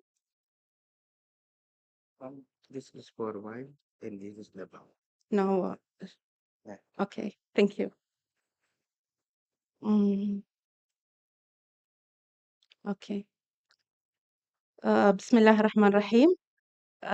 بداية أوجه شكري باسم المركز الإحصائي الخليجي للمجلس الوطني للتخطيط بدولة قطر على الدعوة الكريمة للمشاركة في منتدى الدوحة للبيانات. التنمية المستدامة كانت ولا زالت دائما حاضرة على أجندة المجلس الإحصائي الخليجي، والمركز يبذل الكثير من الجهود في سبيل تحقيق التقدم المحرز لمؤشرات التنمية المستدامة على مستوى دول مجلس التعاون. منها على سبيل المثال الاستمرار في زيادة الوعي والمعرفة بمؤشرات أهداف التنمية المستدامة، تنمية الكوادر الوطنية عن طريق ورش عمل، أيضا تقديم مهام دعم فني حسب حاجة الدول، أيضا تقديم بعض الاستشارات، بالإضافة إلى الالتزام بإصدار تقارير دورية سواء كانت سنوية أو بشكل دوري. أيضا يحرص المركز على المساهمة الفاعلة والتعاون مع المنظمات الإقليمية والدولية في مجال مؤشرات أهداف التنمية المستدامة.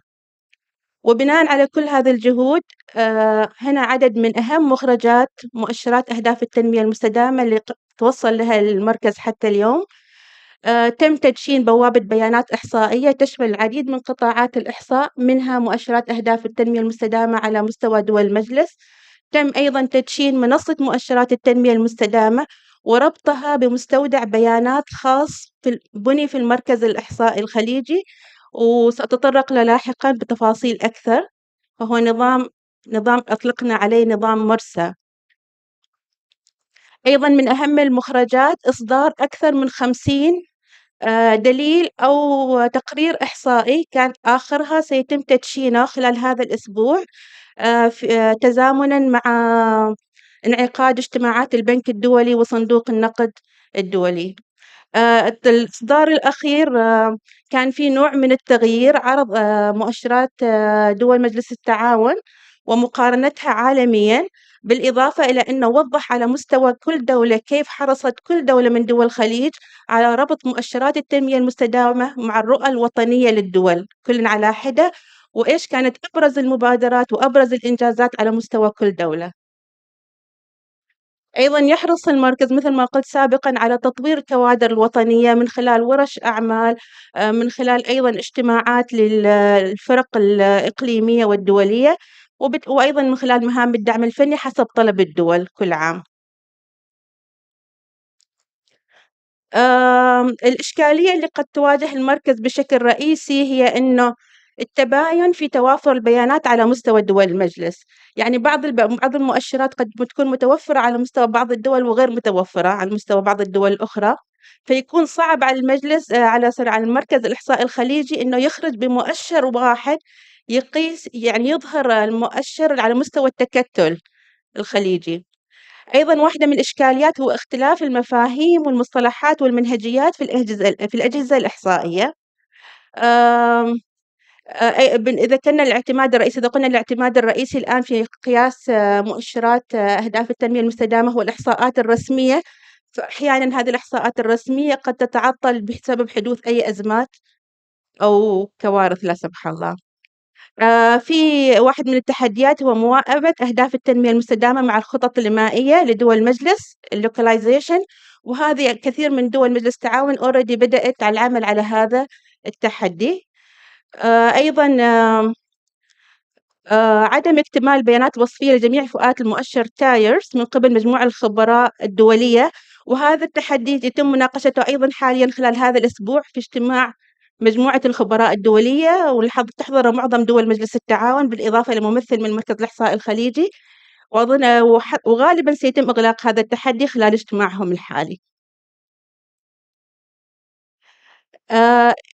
الدول بشكل عام والأنظمة الإحصائية بحاجة إلى تغيير جوهري في أنظمتها الإحصائية، ويمكن الشفت من الاعتماد بشكل كبير على الإحصاءات الرسمية في توفير المؤشرات إلى الابتكار.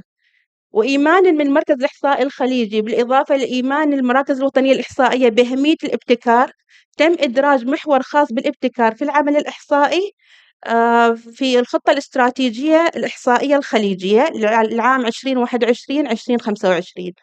واحد من أهم مخرجات الابتكار في المركز الإحصائي الخليجي هو مشروع أتمتة، بشكل مماثل لما طرح الأستاذ مايكل من ONS من المملكة المتحدة يوم أمس، البايبلاين statistical pipeline. نقدر نقول أن إحنا أطلقنا عليه نظام مرسى، هو يعني piece of art، نظام غير موجود على مستوى العالم. قبل البدء فيه تم البحث في دول مجلس في جميع دول العالم، ولم نجد نظام بهذا الشكل. استغرق بناؤه سنوات، يعني تقريبا من 2018، فسنوات طويلة. تم تشغيله فعليا في المركز، بدأ العمل فيه في المركز. فكرة النظام، وأنا بسهب شوية في شرح النظام. النظام يتكون من أداة مهمة، هي أداة جلب البيانات، أداة تقرأ البيانات من المراكز الوطنية الإحصائية حسب المصادر اللي تحددها المراكز الإحصائية الوطنية، وبأي صيغة متوفرة، حتى ما نضع عبء على المراكز الوطنية الإحصائية. فأي صيغة متوفرة وأي مصدر متوفر يتم الربط، طبعا بعد أخذ موافقة المراكز الوطنية الإحصائية. بعد قراءته يتم وضعه في إدارة مستودع البيانات. إدارة مستودع البيانات فيوجن ريجستري تم بناؤه بناء على معيار SDMX. إدارة مستودع البيانات عبارة عن 3 مستودعات. أوريجن، نقرأ البيان مثل ما جاء بالضبط من المراكز الإحصائية الوطنية. الفاينل يمر من الأوريجن إلى الفاينل بداتا فاليديشن، يتم معالجة البيانات ثم يتم حفظها في الفاينل. الديسيمينيشن الأخير نضع فيه فقط البيانات اللي نرغب في نشرها. الأداة الأخرى المهمة هنا عندنا أيضا هي أداة تحليل ذكي. أداة التحليل الذكي نستخدمها بشكل كثير عشان خلق الداشبوردز. في أكثر من داشبورد، مثل ما ذكرت لكم سابقا، منصة أهداف التنمية المستدامة مرتبطة بنظام مرسى. أيضا في منصة سياحة، في منصة السوق الخليجية المشتركة. جميع هذه المنصات تم بنائها من دايركتلي، يعني بشكل مباشر، من نظام مرسى. وأدوات التحليل الذكي المستخدمة حاليا هي تابلو وسوبر سيت. تابلو وسوبر سيت مزاياهم أنهم قادرين على التعامل مع البيانات الكبيرة، ويصير لهم تحديث تلقائي. بمجرد ما نحدث إحنا في الفيوجن ريجستري يتم تحديث الداشبوردز تلقائيا. أيضا واحد من الأوتبوتس المهمين اللي طلعوا من نظام مرسى بوابة البيانات الإحصائية التي تم تدشينها. تطبيق الهاتف الذكي جاهز وسيتم تدشينه إن شاء الله خلال هذا العام. أيضا في سجل SDMX. هذا باختصار عن مرسى. وحتى يضمن المركز أن مرسى يعمل بطريقة فاعلة، تم تخصيص فريق متخصص من الكوادر الوطنية مسؤول عن إدارة كل جزء من أدوات مرسى. لكن مثل ما ذكرت سابقا أنه مرسى إحنا الحين شغلناه مرسى داخليا، لكن حاليا نشتغل على ربط البيانات. إذا كانت البيانات ما متوفرة فمرسى ما راح يقدر يخدمنا بالشكل اللي إحنا محتاجينه فعليا. الشريحة هذه توضح لكم نسبة توافر البيانات المتوسط على مستوى دول الخليج. النسبة من إجمالي البيانات اللي يطلبها المركز، كم النسبة اللي حصلها يعني كم اللي اللي حصلناها. طبعا هذا كان حسب تقرير 47% فقط، حسب تقرير نشر في مايو 2020، يعني 2020. بيان قديم نوعا ما، لأنه أنا أعرض هذا البيان لأنه متوافق عليه من جميع دول المجلس. فحتى ولو كان في التطور ما بالحجم الكبير. إذا إحنا بحاجة لحل هذه الإشكالية. عندنا نظام، لكن النظام ما راح يشتغل بشكل صحيح إذا ما كانت عندنا البيانات. فالابتكار، الابتكار مطلوب في هذه المرحلة. وإحنا كدول مجلس يعني شفنا الحين حجم التجارب الدول، قادرين على الاستفادة من تجارب الدول، قادرين على الاستفادة من منظمات العمل الإقليمية والدولية. قد نواجه بعض التحديات، قد يكون هناك في تحدي تمويل، وقد يكون في تحدي للوصول بيانات الضخمة. طبعا بالنسبة لتحدي التمويل، دول المجلس حاليا جميعها في استراتيجياتها خصصت موازنات ضخمة لدعم الابتكار. الوصول بيانات الضخمة والشراكة، أيضا دول مجلس التعاون حريصة على إشراك القطاع الخاص في مؤشرات أهداف التنمية المستدامة. في فجوة رقمية قد تكون بين المؤسسات في الدولة أو بين الدول وغيرها. ففي أيضا تحديات في القدرات، وإحنا ركزنا كثير في البداية إنه إحنا دورنا إنه تأهيل كوادر الوطنية، أمن البيانات والخصوصية، الأطر المؤسسية والتنظيم. هذه التحديات كلها ممكن نعتبرها فرص للتطوير. مع كل الأفكار والأوراق العمل اللي سمعناها من الأمس إلى اليوم، إحنا قادرين على الاستفادة من كل هذه الأشياء، إذا ما على المدى القريب على المدى البعيد، لكن مع وجود خطة واضحة. أيضا دول مجلس التعاون عندها مؤشرات تنافسية عالية. دول مجلس التعاون جميعها عندها استراتيجيات للتحول الرقمي. لو نلاحظ هنا بعد المؤشرات توضح كم البيانات الضخمة الموجود، لأن أكثر من 100% يستخدموا الإنترنت أو الهاتف المحمول. عندنا كمية هائلة من البيانات الضخمة، ولكن لازم تكون في خطة واضحة إنه كيف ممكن نستخدم هذه البيانات الضخمة في العمل الإحصائي الخليجي. في مبادرات على مستوى دول المجلس، حبيت أن أستعرض بس فقط بعضها. وفي طبعا المبادرات الأخيرة لدولة قطر اللي دشنوها في اليوم الأول، الاستراتيجية الوطنية للبيانات والإحصاء، المركز التدريبي الوطني للإحصاء. فهذه كلها مبادرات على مستوى الدول، لكن يمكن الحين اللي يحتاج نركز عليه إنه كيف للعمل الإحصائي أن يستفيد من هذه المبادرات. التوصية تتناسب مع الإعلان إن شاء الله اللي راح يطلق اليوم. محتاجين نعزز الاستثمار في التكنولوجيا، محتاجين نأهل الكوادر الوطنية. وجود استثمار، وجود كوادر وطنية، وجود خطة واضحة أكيد سيساهم في تعزيز التنمية المستدامة وتقدم المحرز لأهداف التنمية المستدامة في دول المجلس. شكرا جزيلا على حسن استماعكم. نشكر السيدة الطيبة على استعراضها للتحديات والفرص التي تواجه منظومة الإحصاءات الرسمية على مستوى دول مجلس التعاون الخليجي، خاصة في ظل النمو المتسارع اللي نعيشه في الفترة الحالية، وكيفية الاستفادة من التقنيات المتقدمة والابتكار في تطوير منظومة العمل الإحصائي الخليجي. شكرا.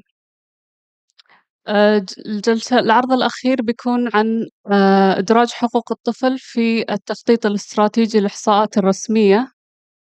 سوف يسلط الضوء على الاستراتيجيات الوطنية المتعلقة بتطوير أنظمة إحصائية تراعي احتياجات وحقوق الطفل، وكذلك ستركز الجلسة على الفرص المتاحة لتعزيز رصد حقوق الطفل، بما في ذلك سد الثغرات في بيانات أهداف التنمية المستدامة المتعلقة بالطفل، وضمان الاستخدام الفعال لهذه البيانات.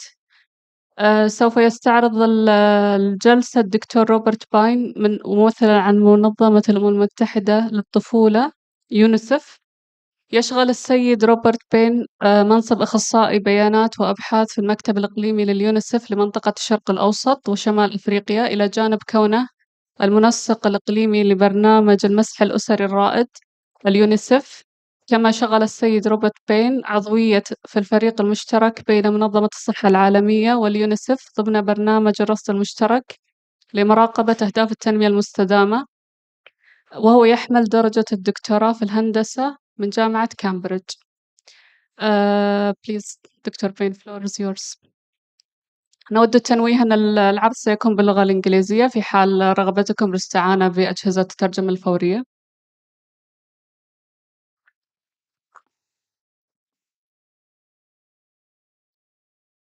Thank you very much, and good morning, everyone. Let me just see if I can operate this. Is this the... I'll just go. Okay, super. Thank you.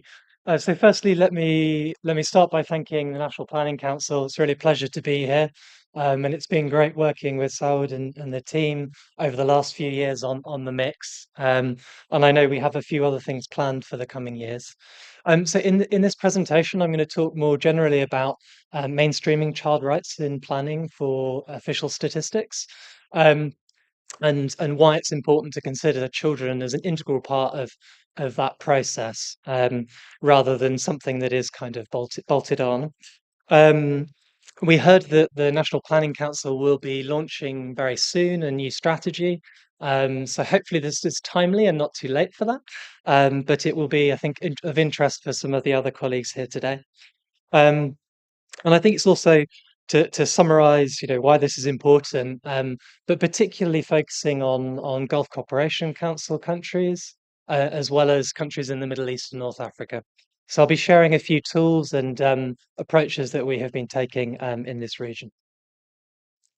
So the overall vision for UNICEF is that we have improved demand, supply, and responsible use of data, particularly by governments, and that all of these and partners, and that these inform decisions. We've heard a lot about many of these elements over the previous sessions, and towards realizing children's rights and well-being whilst not leaving any child behind. So really with the inclusive data agenda as part of this. And we've emphasized here responsible governments and decisions, because those are perhaps the most important points amongst those. I don't need to explain this slide to this audience, but we all recognize that there's an increasingly complex data landscape with many different data sources, many actors involved. And I think the main point here is that in amongst this, we need to strategize very carefully about what we invest in, particularly as it's a very rapidly changing landscape. And we've heard a lot about that yesterday and today. So why a focus on children? So we heard in the presentation around the mix that there are many topics that are very child specific, whether this is around child protection indicators, such as child discipline, and right through the life course that we heard in the presentation from Finland, where you need to be considering early childhood right through to the transition from earning from learning to earning. There are also child-specific ethical considerations. At what age can you start asking questions to children? What are the approaches that can be taken, for example, to assess foundational learning skills? If you are trying to interview children directly, what kind of consent do you need? There are some sensitive topics. So examples could include adolescent mental health. How do we ensure that there are appropriate referral systems in place? And all of that requires careful attention to the specifics of the ethical considerations for children. And there's potential, I think, to do quite a lot more on child-friendly publications and reports. And there's been a lot of discussion about data literacy, which is something that increasingly needs to be part of education curriculums. And I think statistics officers can do quite a lot to make their statistical products more appealing and engaging for younger audiences. Recognizing the huge potential, but also importance for children to be comfortable with data so that they can navigate AI and everything else that is changing so quickly. Different stakeholders are interested in child-related statistics. And on my next slide, I'll talk a little bit about some of the data gaps for child-related SDGs. So this is just a global summary and then a breakdown by income classification here of 48 child-related SDG indicators. And what you can see in green is targets that are met, yellow those that are kind of halfway, and red those that are requiring quite a considerable amount of acceleration. In grey, which is the area that I wanted to point out most of all, there are some big gaps. And actually high-income countries tend to be performing better in terms of meeting targets, but having bigger data gaps, which is a challenge, I think, that was referred to from our colleague from GCC Stat as well. On the far right-hand side, this is a rather complex slide, but what I'm showing is an analysis that tries to benchmark SDG progress. And there was a webinar before the Doha Data Forum where our chief statistician kind of talked through that benchmarking approach.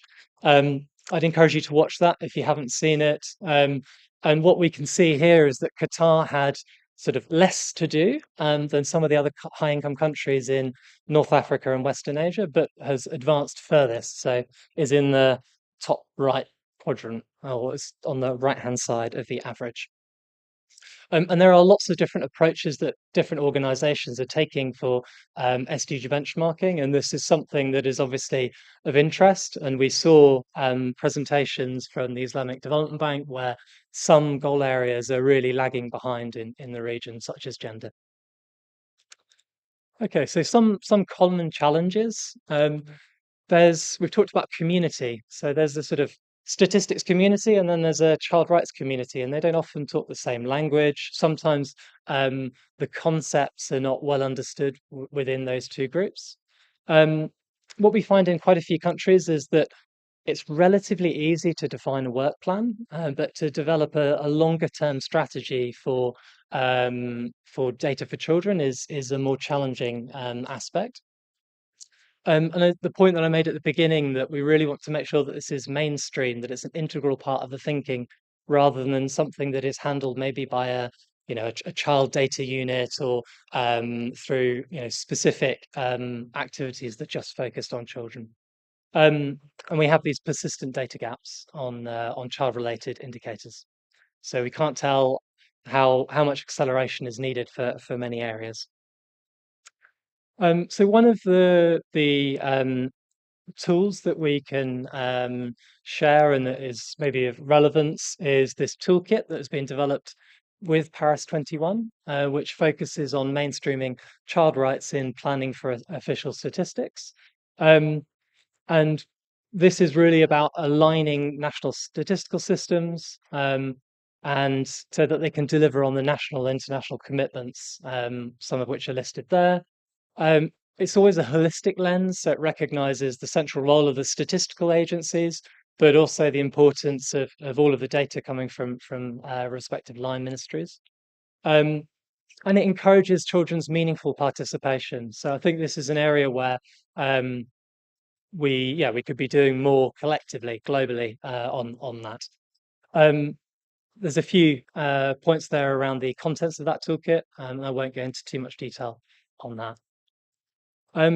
We've also been supporting a number of countries in the GCC, but also the MENA region and globally, on conducting data diagnostics. So these are a sort of consultative process where we identify key areas across different sectors where investments could be made to strengthen the supply and the use of data.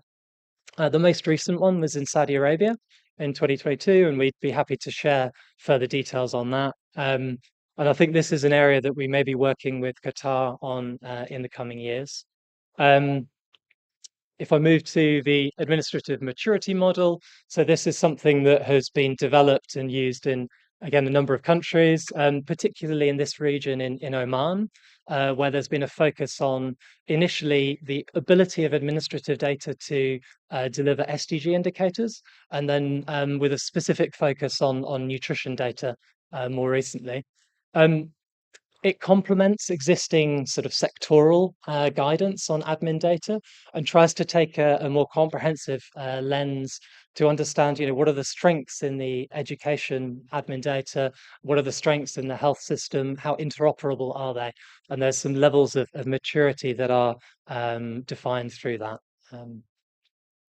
Okay, we talked about mix already quite a bit in the session. I think the point that I wanted to make here is that in recent years, the programme has been deliberately designing modules that are able to then deliver a greater number of SDGs. So you can get up to 40 SDGs in the latest round. There's a strong focus on child-related indicators, but there's also a wide range of indicators related to children's families, and for example, many of the gender-related indicators that would be of interest.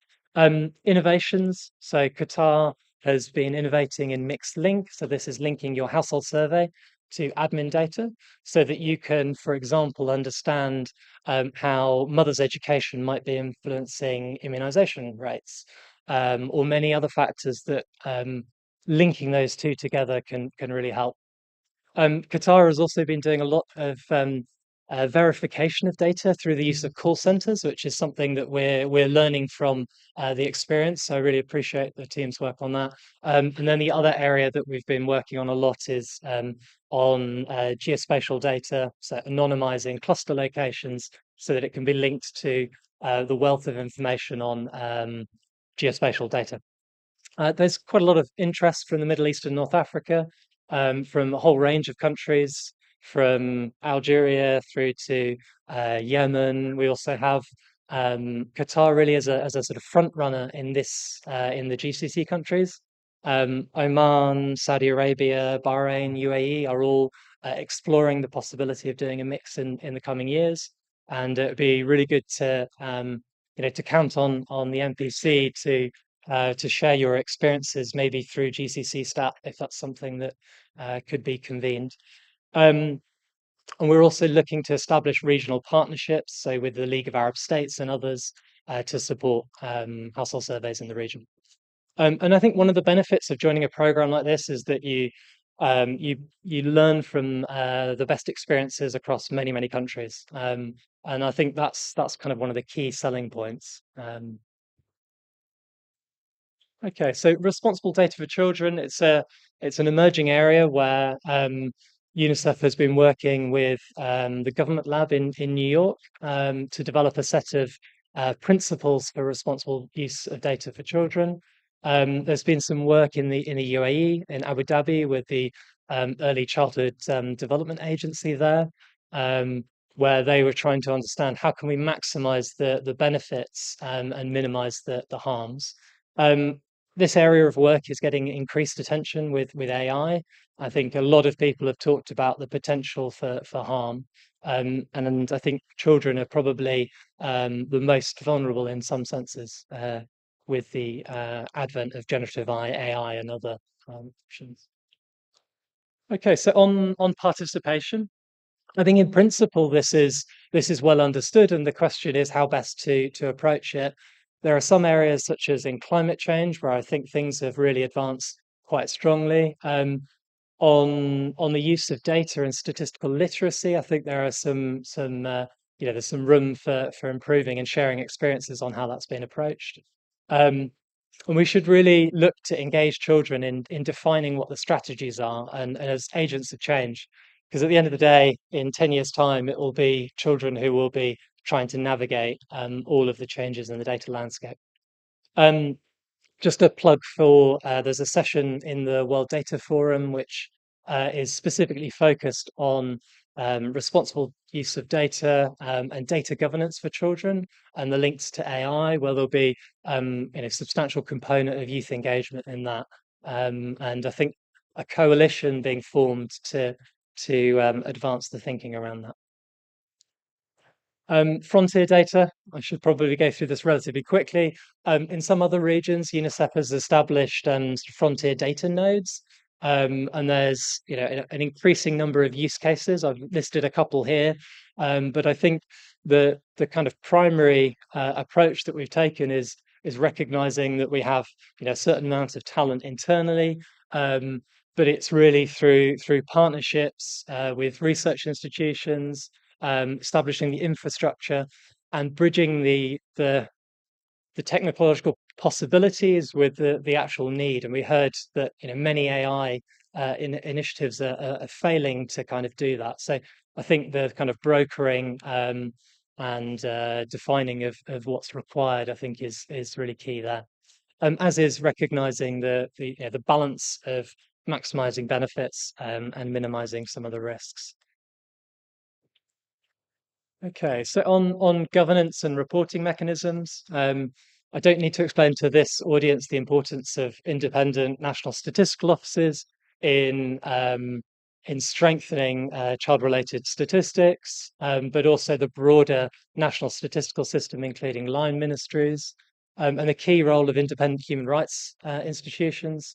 Qatar has an A-graded human rights institution, and I think this is something where there's a very established mechanisms in place, including around the conventions, including the CRC, or the Convention on the Rights of the Child. And in terms of reporting on the situation of children, we have many different avenues. So there's the SDG reporting, there's the CRC, and then there's the voluntary national reviews and other analytical pieces that are prepared on different thematic areas. Okay, so let me just finish with some resources here, and also just to let you know that we're very welcome to hear from people. So if you would like to contact us, Anthony MacDonald is the head of the office for UNICEF Qatar. As you heard, I'm based in Jordan, in the Middle East and North Africa region. So feel free to reach out to us if you'd like to hear more about any of these different areas of work. Yeah, so once again, thank you very much, and look forward to the questions and discussion. Thank you, Dr. Robert Bain, for highlighting the role of official statistic in mainstreaming child rights and strategic planning. ختاما اسمحوا لي أشكر المتحدثين والمقدمي العروض اليوم على الأطروحات القيمة اللي قدموها اليوم خلال الجلسة، وبقدم استعراض بسيط على أهم التوصيات اللي تطرقوا لها خلال جلساتهم. أبرز التوصيات هي تعزيز عملية ربط النتائج العمل الميداني بالسجلات الرسمية لتحسين عملية الإحصاءات الرسمية في دولة قطر. بالنسبة للعرض الثاني هو دعم جودة البيانات المقدمة من المنظمات المعنية بتقييم الاحتياجات التنموية أو الإنسانية العالمية، خاصة في مجال البيانات الرسمية، وسرعة آليات الإبلاغ لتحقيق الاستجابة الفعالة. بالنسبة للعرض الثالث، تعزيز الاستثمار في التكنولوجيا المعلومات والابتكار سعيا لتحسين بيانات التنمية المستدامة، خاصة على مستوى دول مجلس التعاون الخليجي. التوصية الرابعة تعزيز تنمية المهارات الإحصائية للأطفال من خلال تعزيز مشاركة الأطفال في عملية جمع البيانات. وختاما نفتح باب المشاركة للحضور. اسمحوا لنا ما بنقدر ناخذ أكثر من سؤالين، فإذا حد عنده أي مداخلة أو استفسار يا ليت يتم التعريف بالاسم والجهة.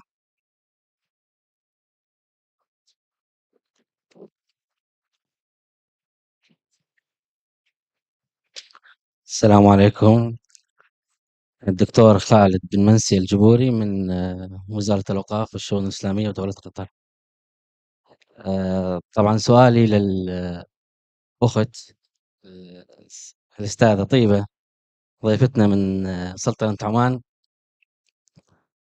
ذكرتي أنه تم تصميم منصة مرسى، وهذه المنصة لا يوجد لها مثيل في العالم. طبعا نحن نشكركم على هذا العمل واللي قدمتوه، وهذا شيء جيد طبعا.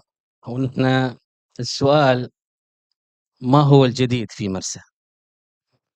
في ابتداء في علم الإحصاء طبعا، ابتداء من مرحلة جمع البيانات وانتهاء في الداشبورد، حتى نحذو حذوكم وتكون يعني نستفاد من تجربتكم في تقديم بيانات إحصائية مواكبة للتنمية المستدامة، وتمكننا من اتخاذ قرارات مستنيرة. شكرا.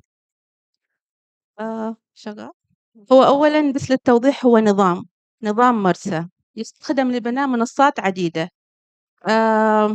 لما قلت إنه يعني ما موجود في العالم، لأن قبل ما يبدأ المركز وقبل ما يأخذ موافقة ودعم المراكز الوطنية الإحصائية عملنا دراسة جدوى بمواصفات محددة. يمكن أنا يعني ما من الاي تي، فما أقدر أعطيك التفاصيل الدقيقة، ولكن نظام قادر على الربط مع 6 مراكز إحصائية وطنية وأكثر. يعني حتى رابطين مع منظمات اللي عندها على الداتا بورتال البيانات، قادر على الربط، قادر على ربط وقراءة البيانات والملفات بأي صيغة كانت، بأي صيغة SDMX Excel، بأي صيغة كانت. يعني إحنا الحين نتعامل مع المراكز الوطنية للإحصاء. إيش المتوفر عندكم؟ إحنا بنكيف مرسى، قادر على التكيف. إحنا نكيف مرسى بحيث إنه يقدر يقرأ بياناتكم. بعد القراءة في نفس النظام تتم معالجة البيانات دون تدخل. يعني تم القواعد عشان نعمل الداتا فاليديشن تم بنائها داخليا في مرسى، فإحنا ما في أي تدخل بشري هنا. يتم معالجتها، يتم نشرها أيضا، برمجة النشر، رزنامة النشر مبرمجة داخل نظام مرسى بدون أي تدخل. راح تنشر البيانات، راح تحدث في الداشبوردز، وراح تحدث في بوابة البيانات الإحصائية للمركز. فهذا ما متوفر، هذا النظام بهذا الشكل، ومبني على معايير ال SDMX. إذا حاب أكثر عن التفاصيل الفنية ممكن تتواصل يعني معنا ونعطيك يعطيك العافية التفاصيل السيدة أكثر. طيبة. يعطيك العافية ما الله يعافيك. قصرتي. أعتقد في سؤال أخير ولا نختم. One more last question please for quick.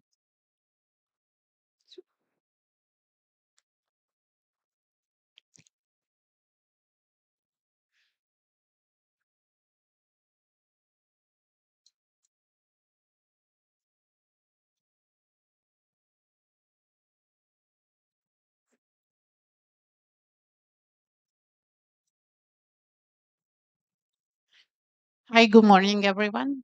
My name is Karina Narcessian. I'm the representative of United Nations Populations Fund, bringing a Moldova delegation with me here to the Data Governance Conference. Pleasure being here, and thank you for the great session here. Quite interesting. My question goes to Sheikh Haya, please. Qatar Development Foundation, and a particular appreciation of you really painting the priorities and the work, quite impressive work that the Qatar Development Foundation delivers. So I would love to have an extra stroke describing how data and data governance fits into the overall picture, particularly when it comes working with the partners for accelerating the social impact of your work. Thank you. Karina, this morning, oh, thank you.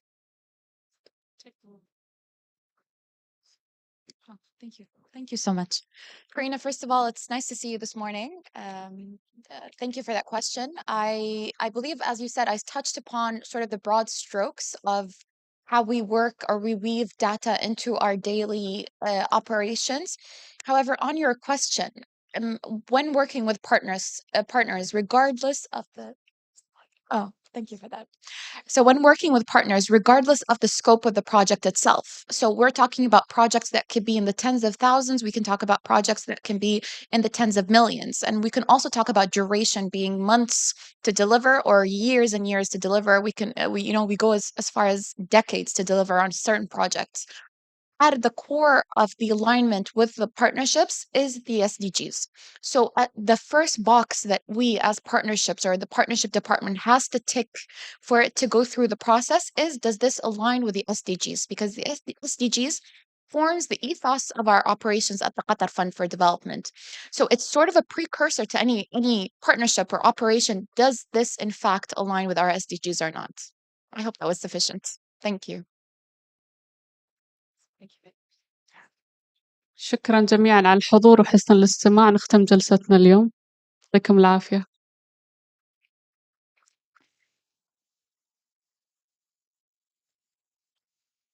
نشكر السيدة نورة الراشدي لإدارة هذه الجلسة، وأيضا الشكر موصول لضيوف الكرام. حضورنا الكريم، والآن نبدأ معكم الجلسة السادسة لمنتدى الدوحة للبيانات تحت عنوان المعرفة بالبيانات والتنمية المستدامة، وتدير الجلسة السيدة دانا السالم من المجلس الوطني للتخطيط، فلتتفضل مشكور.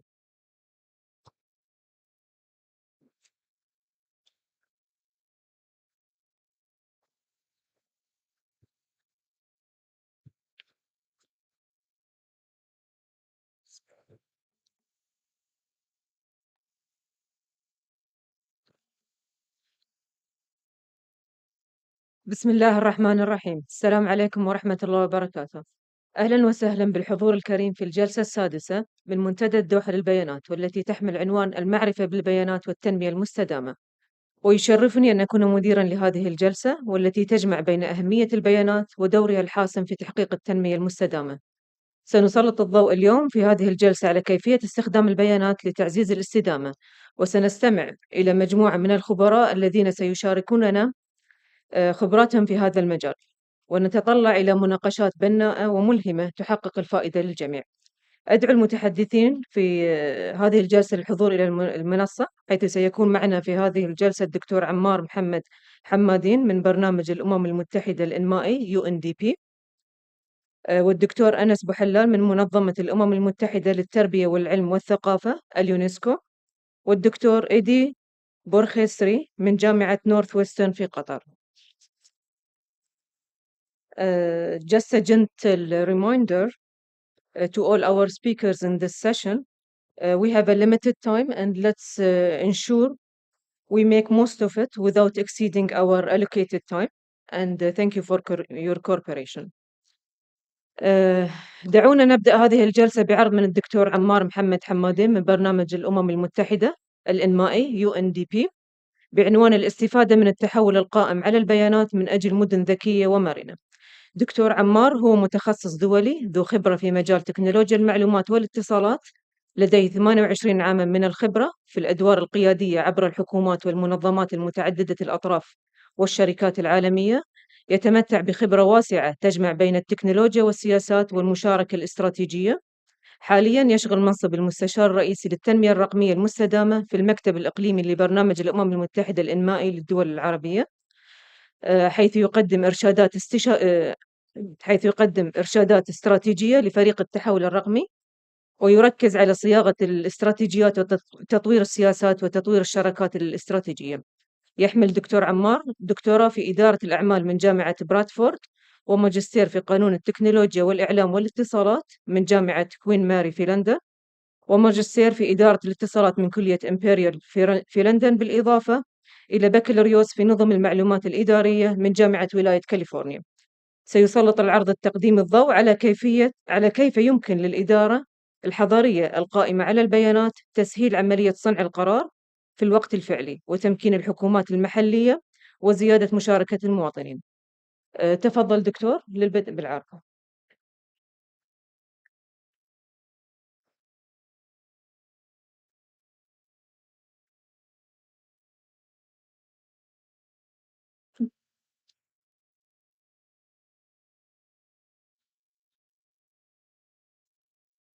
This is the next, and this is the top. بسم الله الرحمن الرحيم، والصلاة والسلام على أشرف المرسلين سيدنا محمد وعلى آله وصحبه أجمعين. السلام عليكم ورحمة الله وبركاته.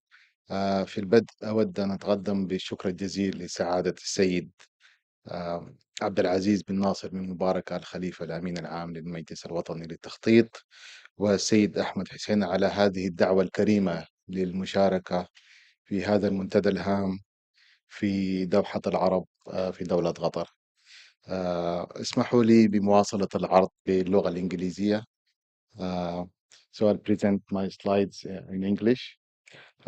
My presentation today will focus on leveraging data-driven transformation for resilient and smart cities. As we all know, in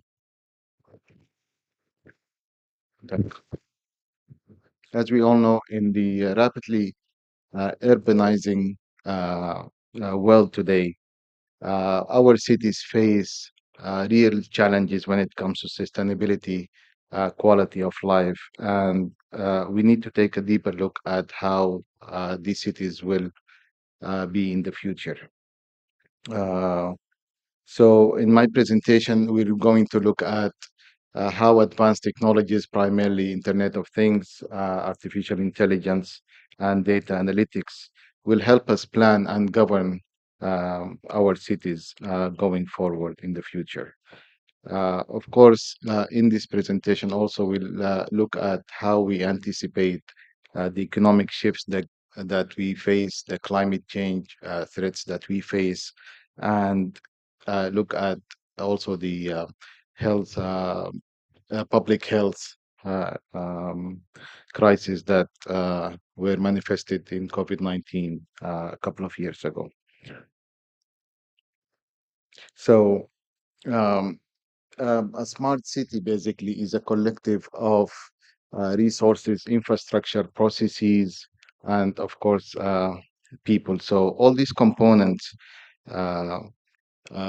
interlink and make our life easier going forward. And we think that technology will play a critical role in the foundation of smart cities. And when I say smart cities, we need to look at governance, and this is where the role of data comes in. So we cannot ignore any of these elements. We have to be mindful of the resources. How do we plan and conduct activities within these cities, and how do we build the right institutions to govern the processes and the data uh, uh, that make up our cities and eventually smart cities. So a smart city is basically a collective of there are smart grids, schools, public health facilities, airports, every smart energy facilities. So there are components that have to work in unison to make sure that we form the right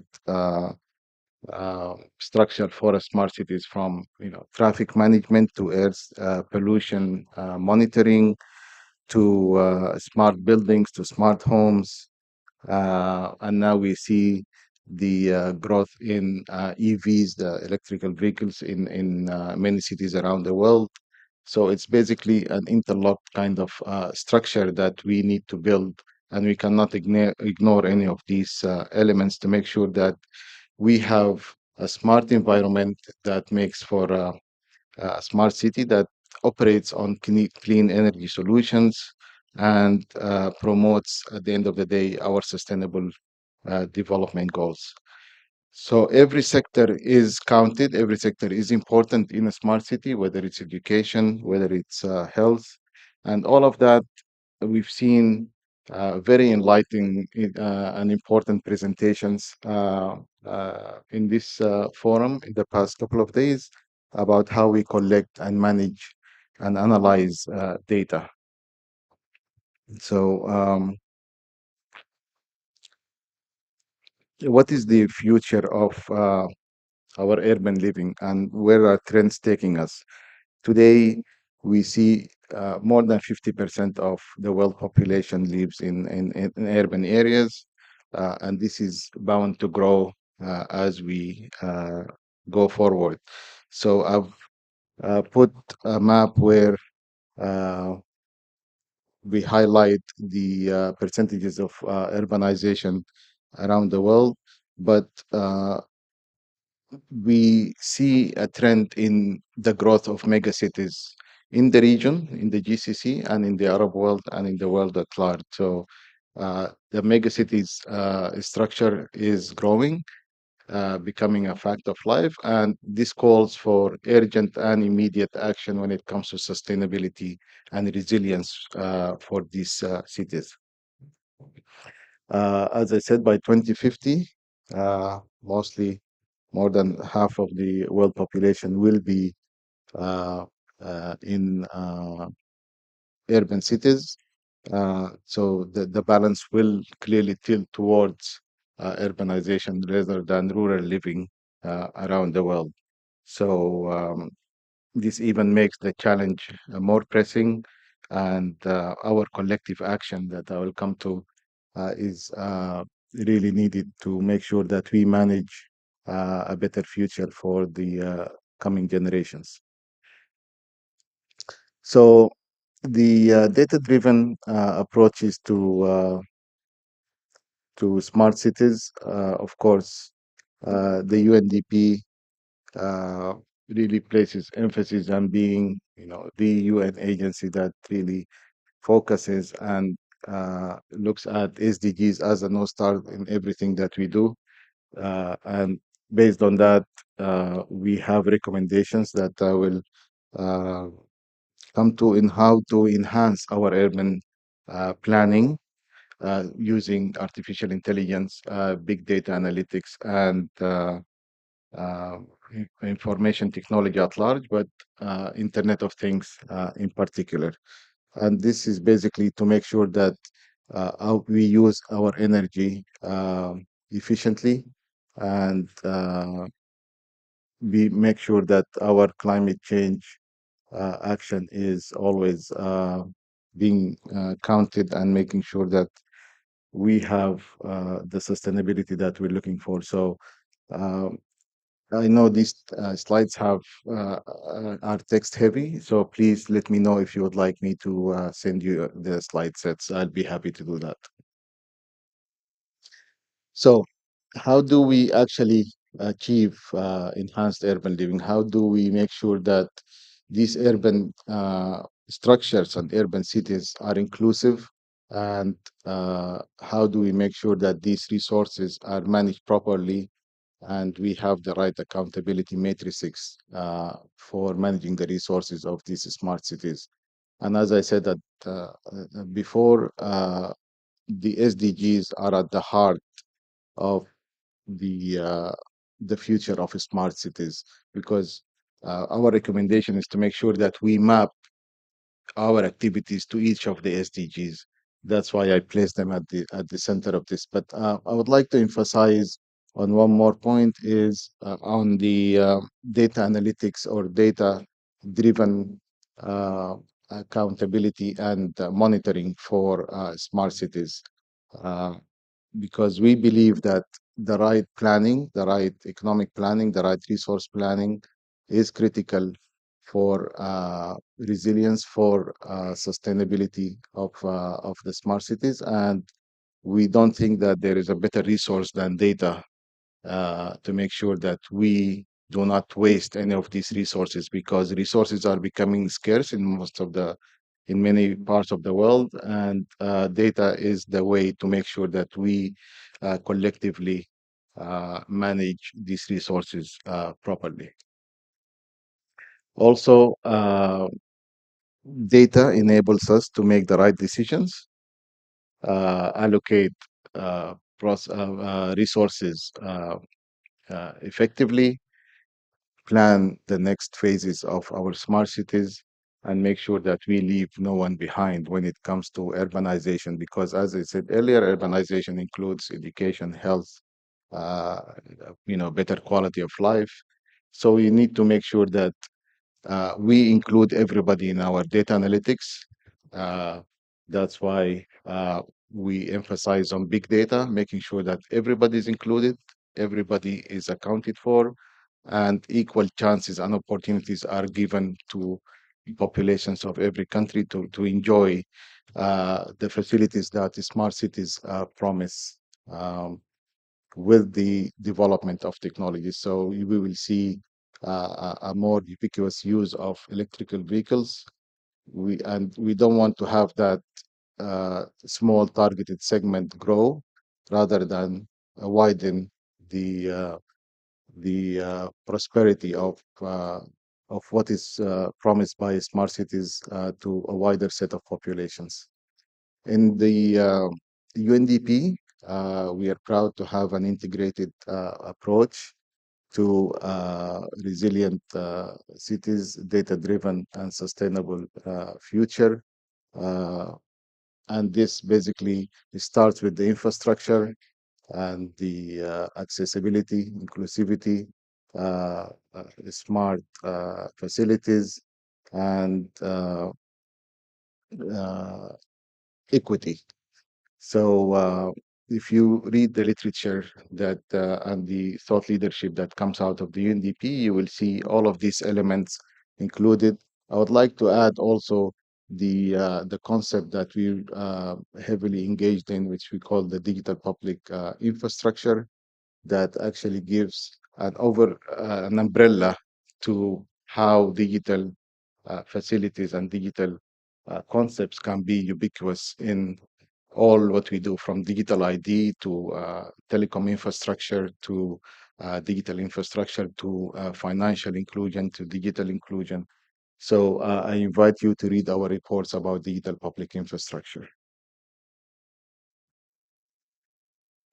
So why do we come back and focus on data all the time? Because as we've heard and seen in presentations in the past couple of days, we need to manage our infrastructure optimally.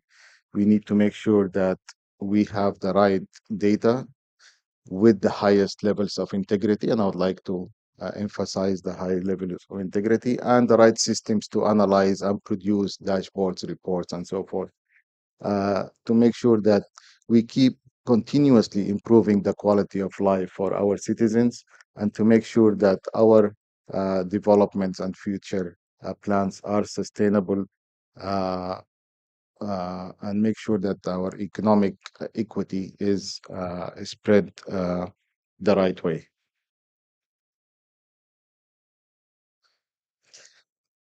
But there is a challenge when it comes to data. We've seen in many instances in the recent past that because of natural calamities, data has been compromised significantly.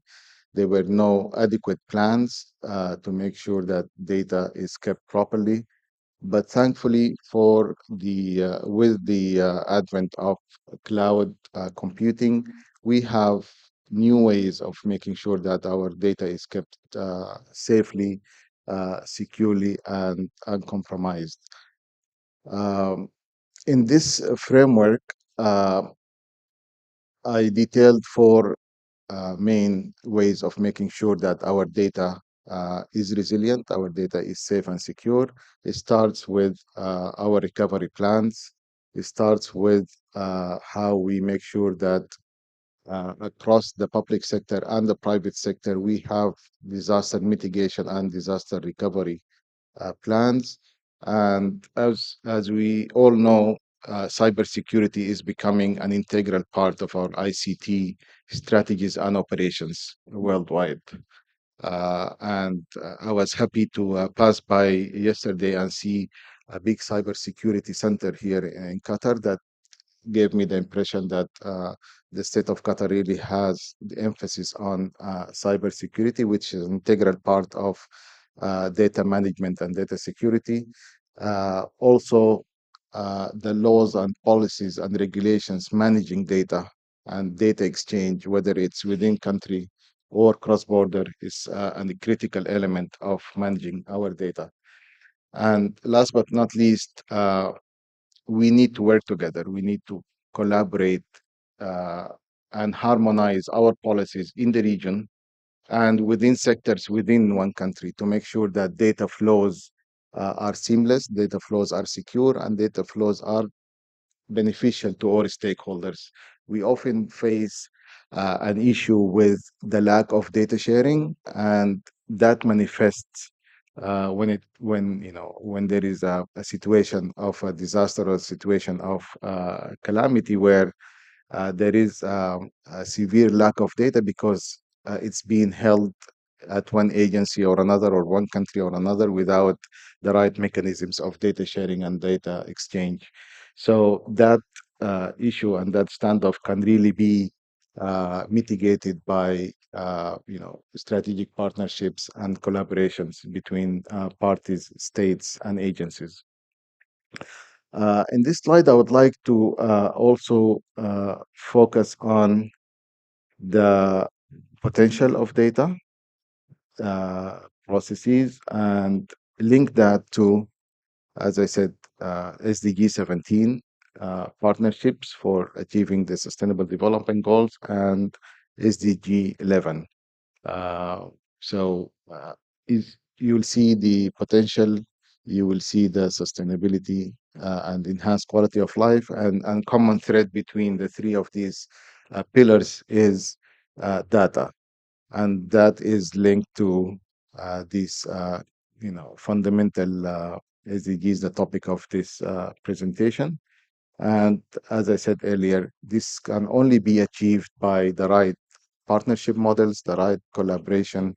And when I say collaboration, we also talk about technical standards, technical policies and regulations, and the right technological infrastructure in countries. Knowledge exchange is important, and we pride ourselves in the UNDP to place great emphasis on capacity building and education when it comes to new technology. Please feel free to reach out to me or to my colleagues here if you would like more information about our programs when it comes to how we link digital to sustainable development. We have created a new international program called D4SD, Digital for Sustainable Development. and I'll be very happy to discuss this with you during this afternoon. Thanks again very much, and I look forward to conversing with some of you later. Thank you. شكرا دكتور على هذا العرض التقديمي الرائع الذي قدمت من خلاله تصور برنامج الأمم المتحدة الإنمائي للمستقبل الذي تكون فيه المدن ذكية وفعالة وشاملة ومرنة، وذلك من خلال تبني الابتكارات القائمة على البيانات والتي تمكننا من إنشاء بيئات حضرية مجهزة تجهيزا جيدا لمواجهة تحديات الغد مع تعزيز رفاهية سكانها اليوم. الآن ننتقل إلى المتحدث الثاني في جلستنا هذه لتقديم رؤى أخرى عن موضوعنا. المتحدث الثاني هو الدكتور أنس بوحلال من منظمة الأمم المتحدة للتربية والعلم والثقافة اليونسكو، وعنوان العرض شبكة الأكاديميين لأهداف التنمية المستدامة. دكتور أنس هو متخصص في برنامج التعليم العالي والتعليم الفني والتقني بمكتب اليونسكو الإقليمي لدول الخليج واليمن، حيث عمل في هذا المجال لمدة 30 عاما في فنلندا ودول الاتحاد الأوروبي الأخرى. تعاون الدكتور أنس مع وزارات التعليم العالي في جميع أنحاء المنطقة العربية، وفي فنلندا عمل كأستاذ في جامعة تمبري، وشارك في ضمان الجودة والتحول الرقمي والبحث والابتكار ودولية مؤسسات التعليم العالي في منطقة الأورو متوسط. تم انتخابه عضوا في مجلس الإدارة ومجلس الشيوخ بجامعة الأورو متوسط في سلوفينيا، وزار كأستاذ في مدرسة بوردو للإدارة وجامعة لوهافر في فرنسا لعدة سنوات. دكتور أنس هو عضو في مجلس الأمناء لمعهد فنلندا في الشرق الأوسط، ويحمل دكتوراه في العلوم التقنية. دكتور أنس, you can start your presentation. Thank you so much. Thank you. دكتور أحمد حسين، الزملاء بالمجلس الوطني للتخطيط، شكرا جزيلا على الدعوة، واسمحوا لي أن أنتقل كذلك إلى اللغة الإنجليزية تباعا لزملائي السابقين. قدرا على ذلك. نعم، اسمي sorry, I'm Anas Bouhlal from UNESCO. We have a regional functioning here in the countries. We manage our activities from Doha office, and we cover the 7 countries plus Yemen. So this is our geographical focus from our office. I have to say that I have 2 challenges. First, the time, and I promised the chairperson that I will try to be brief. The second, what I am bringing new to you. So during 2 days, so you have a lot of listening to a lot of information, but I think what's from my side is becoming new to listen and to attract your interest. And I think the role of academic institutions in the acceleration, I underline the word acceleration, toward the achievement of the SDGs. Before COVID, we were talking only about the achievement. But now we have to admit that we are regressing. We have to see that our achievements, we are still need to accelerate our actions to meet our promises, what we gave to the globe. So I think this is very important to understand that terminology is changing after COVID, but I think most of organizations are invited to accelerate the achievements of SDGs. This is in line with the national visions. So I think we don't see that SDGs is related from the national strategies. But please allow me also to explain some also facts, because we have been here 2 days and we see around a lot of UN colleagues, UN organizations, but we'll stand to see that how many organizations, what they are doing and how they are working all together in achieving those goals. Custodian agencies responsible for SDG indicators, there are so many. And the dimension of the circle, you can see it represents the number of indicators, what they are covering. So I think this is also to see which responsibility the sister organization at UN they have. Not only UN is doing the thing, but I think they are also outside of the UN community. We have OECD, we have also other representatives coming from other sectors. So we are not the only one who is doing those things. This is a collaborative approach, and I think we need all to work together. From my organization, I would stop and what we are doing at UNESCO and what are the indicators, what we are collecting, working on it, which type of data we are managing, and how we are supporting the member states to work on getting the reporting, etc. UNESCO is custodian agency for 6 indicators. They are mainly in front of you, but you can see the major one is the quality of education, SDG 4. And I think this is very well known, and this is where we are doing a lot of work, at least we're trying. UNESCO International Oceanography Commission, based in Paris, also has 2 indicators. And the last, not the least, but this is one of the most important, this is our UNESCO Institute of Statistics, which collects the data from the member states based in Montreal. We have also 14 indicators. So this is, and I think, how we are really collecting those data or indicators which help the member states to report to New York. I think what is our role in SDG 4? Supporting member states to understand what is the meaning of SDG 4, how to contribute, how to report, and we provide capacity building to the ministries in this case.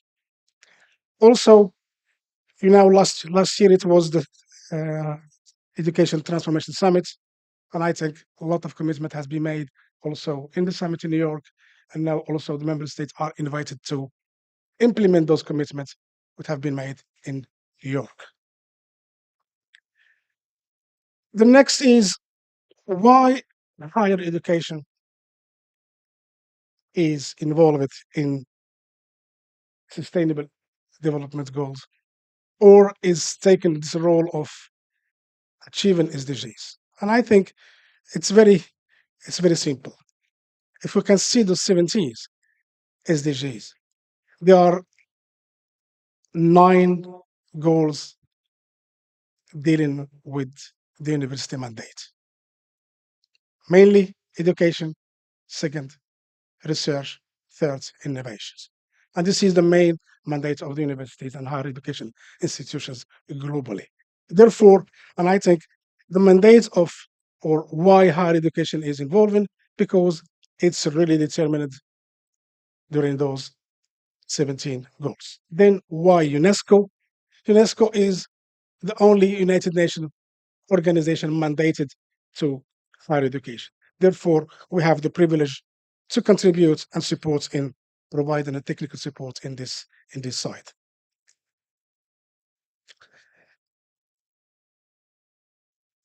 As you know, we are covering GCCs and Yemen.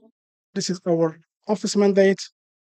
We are working not only with the state of Qatar, we are working with the other countries. And I think we took this initiative last year with RC UN office in Riyadh to pilot the case of the Kingdom of Saudi Arabia by starting working on defining or concrete the role of universities in achieving or in accelerating the achievement of SDGs in line with the Kingdom's vision. As we all know, that the Kingdom has very ambitious projects and plans. So I think here the question is how those universities are aligning their work and their activities with the vision of how can support the Kingdom. So I think this is what we are starting to do. So this is not ending. This is a project which is going on. And I think this is a pilot in GCC. And as I show, we'll try to maybe do the same in the other GCC countries and also in the states of Qatar. Enablers. Why? I think here we have the triangle of private sector, civil society, and academia. They're the partners. Private sector, we have Global Compact, which has a huge number of companies from the region and even overseas, think tanks, but also we have public and private universities aligning their work with the vision of the kingdom. And I think here, from the government side, our partners are the Ministry of Planning and Economy, Ministry of Education and Higher Education, and also other entities. So all those are meeting to discuss and the plan, not discuss, but have to implement now how the universities will be supporting the vision of the kingdom in the next coming years. We have a reason for that. And I think the baseline is that we've seen that Saudi Arabia, the ranking on SDGs implementation is 96 from 163. A lot of and much to be done. And I think this is the starting point where the kingdom likes to move from toward a better positioning. And what has been also decided on the government level is 3 universities by 23 should be on the leader in the world. So I think this is, again, very ambitious program and plan, and the need to start working on achieving those goals. We managed to get some surveys.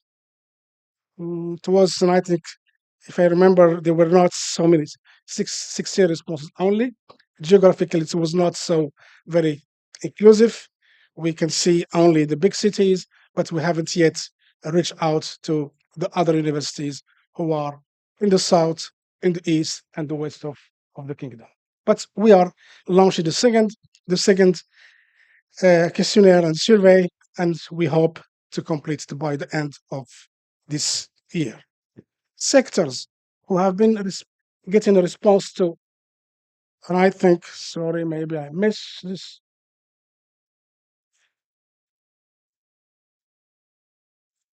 No, this is the back one, sorry. Yes, this is the responses. This is seen, sorry. And I think I will skip some. To be honest, the data hasn't been published yet. So I think what you are seeing still not yet published. So I think this is why I'm trying to skip those just for your information at this stage, but will be published at the end of the year. So what is the objective? So I think this is very, very clear for us. That's to create this platform where the government, private sector, and universities work together. Not only responding to the mandates only for the universities, giving statistics on we achieved this, but this should be in line with the priorities of the country. And here we are inviting the universities to collaborate. I underline the collaboration approach, but also to compete on their better profiles. Not all the 16 universities, or even more, will do the same, but please define your profile.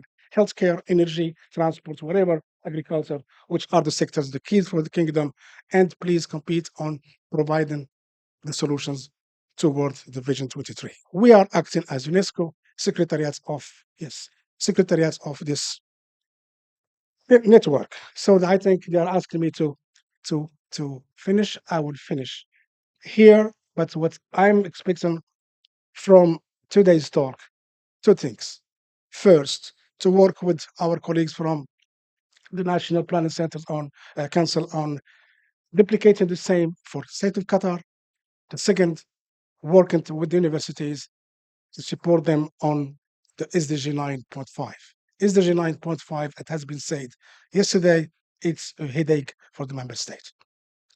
We still don't have the skills how to report, and this is a very big challenge. Let's do it together. Thank you. شكرا دكتور أنس على عرضكم القيم حيث تحدثتم عن شبكة الأكاديميين لأهداف التنمية المستدامة.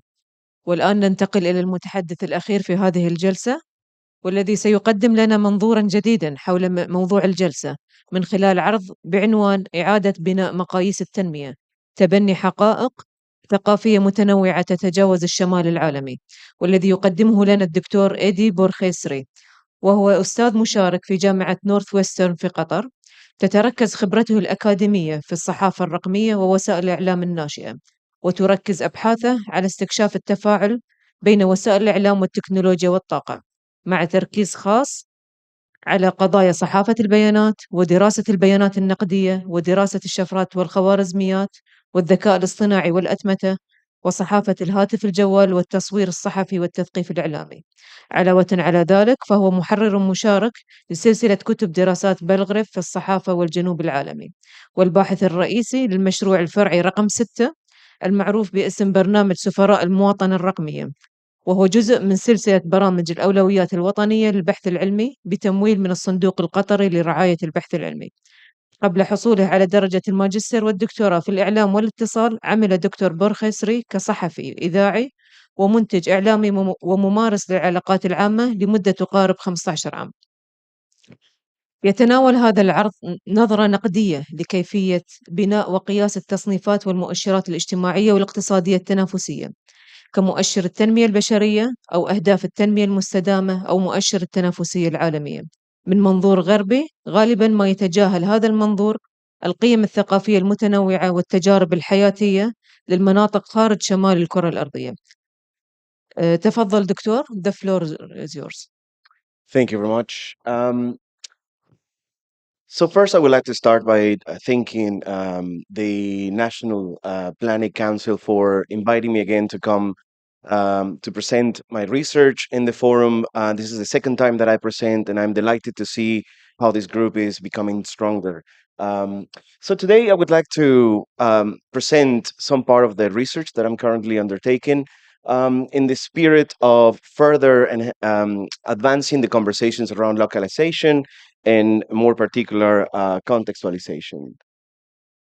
So as I said, this is going to be part of some conversations that we have ongoing in a national and an NPRP cluster project that has been funded by the Qatar National Research Fund. And I will be sharing with you some ideas that we have had as part of this. So as we know, we have been having a conversation during the last 2 days around a series of global development metrics. Okay, so I have basically just brought two for you to see. One of them is the Human Development Index, and also the SDGs that we have been discussing at length. And we know that these metrics are essential in our planning within the government and our institutions and organizations. But this, let me just preempt this slide just a second with a little bit of a story. As a former journalist, I would like to start my presentation with a bit of a story for you. Last year, sitting in a panel having a conversation about metrics was Rafael Diez de Medina, who is, as you probably know, the chief statistician of the ILO. Okay, and he was talking about this remarkable group of statisticians that would meet, I believe, if I recall correctly, every 5 years to decide where the variables and metrics that were put into place to measure certain elements, such as the ones that we have discussed just now. To me, that was extremely fascinating. Yeah, it was really excited to hear more about this, especially within the context of what I thought was extremely interesting. The idea that within those groups, the decisions in terms of what matter to make those metrics measurable were decided. So fast forward, we're here. I spent the whole year having conversations about the importance of contextualization these metrics. And for instance, I wanted to bring to your attention a case study. It was the Global Competitiveness Index that probably you know by now that has been deemed in disuse, as no longer a metric that is interesting to measure certain parameters.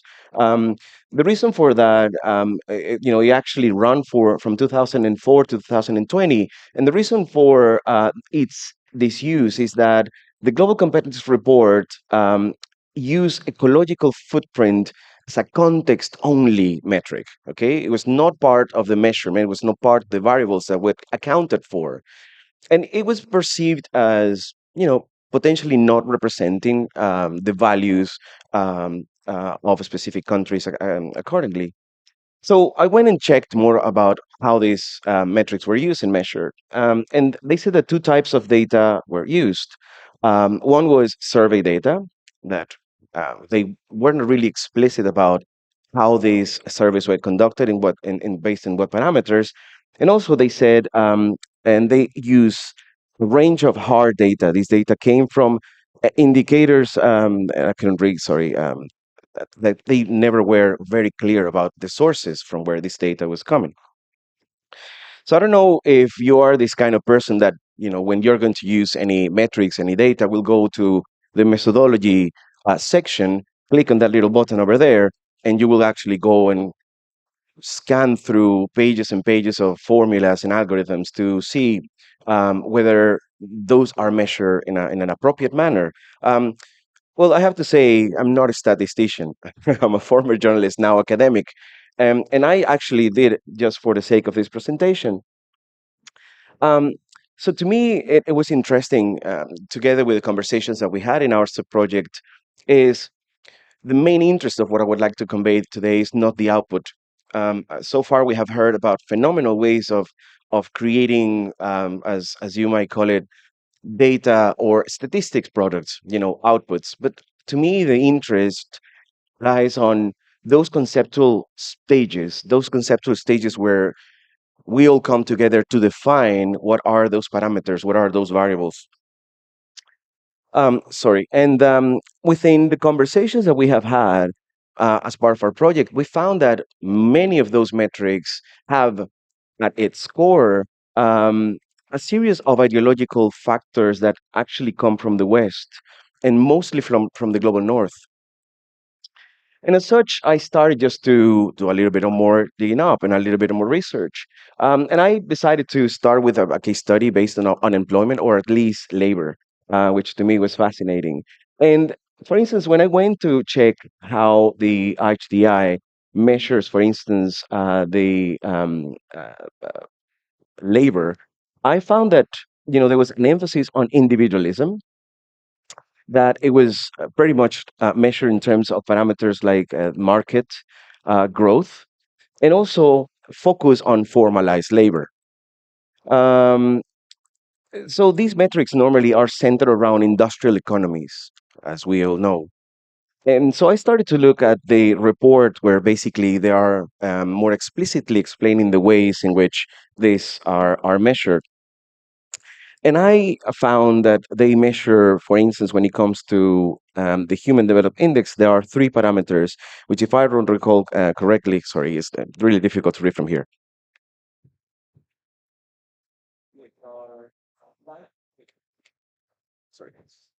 Life expectancy, education, and also the work.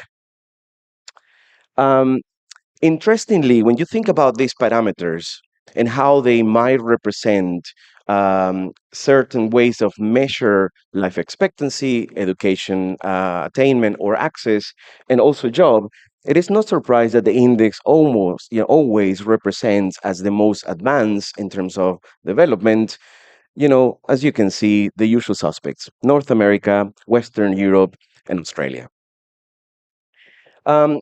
So when I started to look at the formula of how, for instance, life expectancy was measured, they calculated in these ways, where 85 is the maximum expected life expectancy and 20 is the minimum. I don't think it is, too much to say that in many countries of the global South, these measurements are not going to be equitable or are not going to be representative of many places in the world where life expectancy cannot reach such terms. So what is missing? And this, I'd like to talk about cultural relevance. So, for instance, when it comes to these parameters in particular, I started to notice that there's a lack of inclusion of informal economies, for instance. That was not really accounted for. For instance, there was an overlooking of communal and support-based systems that are characteristic in non-Western societies. There were obviously different cultural approaches to education, work, and well-being. I started to notice that unemployment there were was very quite limited in terms of the definitions and was not really accounting for alternative definitions of unemployment that are existing in economies of the global south.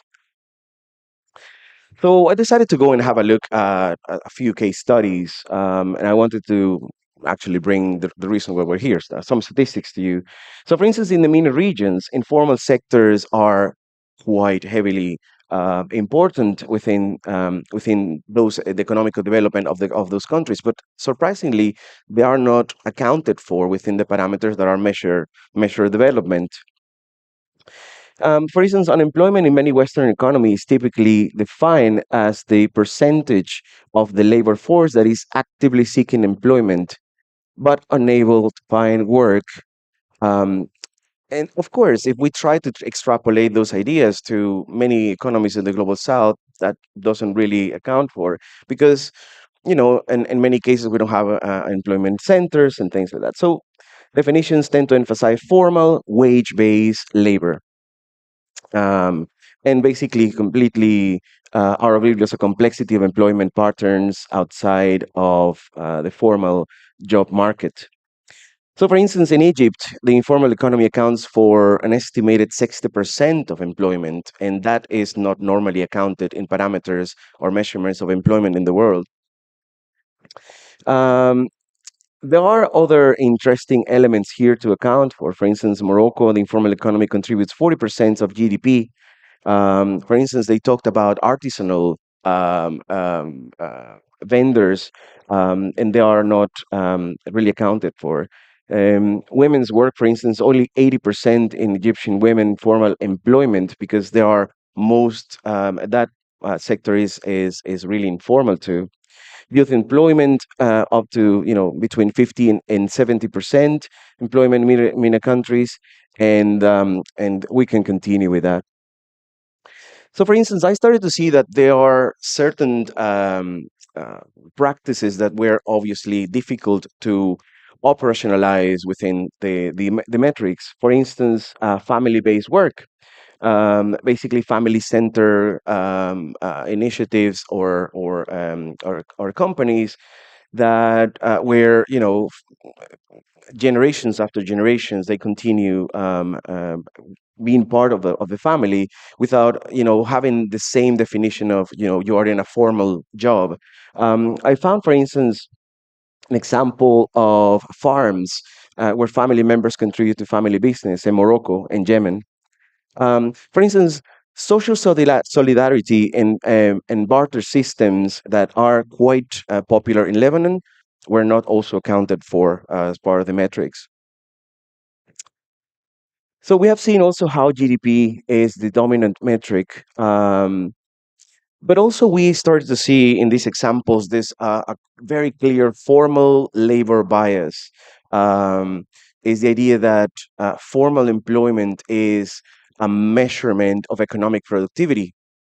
And that is problematic because that leads to inadequate policy responses. If we start planning that policy making should strive for thank you very much. Should strive for these measurements in terms of productivity. We can see how that invisibilizes certain portions of the population and the job sector too. I wanted to bring a few case studies for you to see that there are alternative forms of measurement that are obviously completely ignored.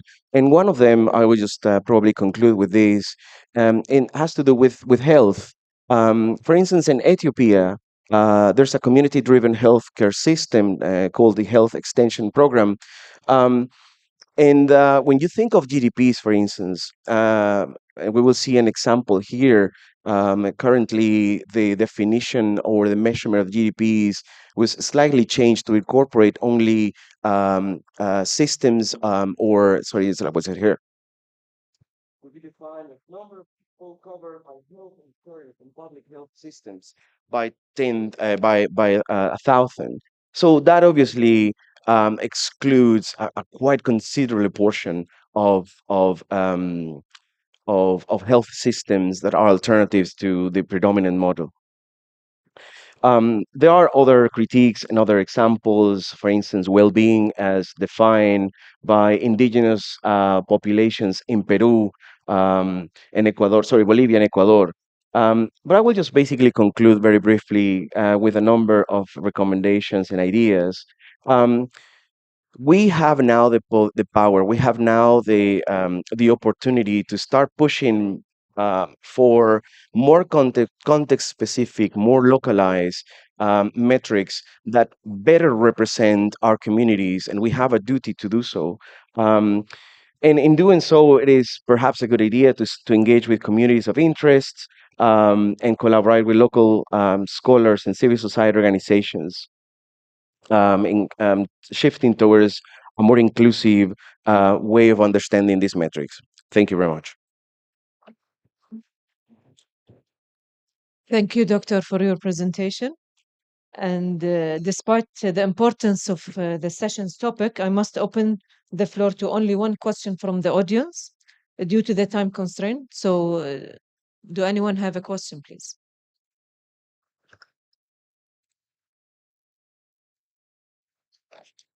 Yeah.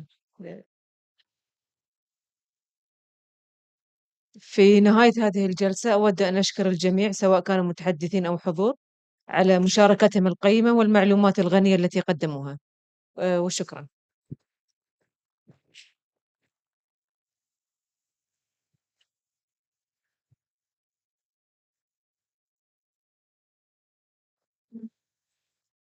نشكر السيدة دانا سلام من المجلس الوطني للتخطيط لإدارة هذه الجلسة، وأيضا نشكر ضيوفها الكرام. ندعو جميع المشاركين والمتحدثين في هذا المنتدى للصعود على خشبة المسرح، وذلك لالتقاط الصورة الجماعية. We kindly invite all the speakers to join us on stage for the group picture.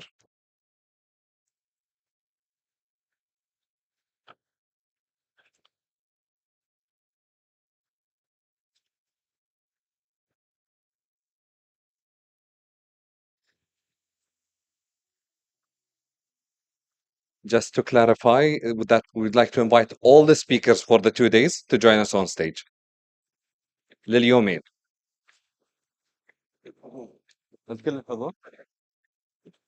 تعديل وتصحيح. جميع الحضور يرجى منكم الصعود إلى خشبة المسرح وذلك لالتقاط الصورة الجماعية.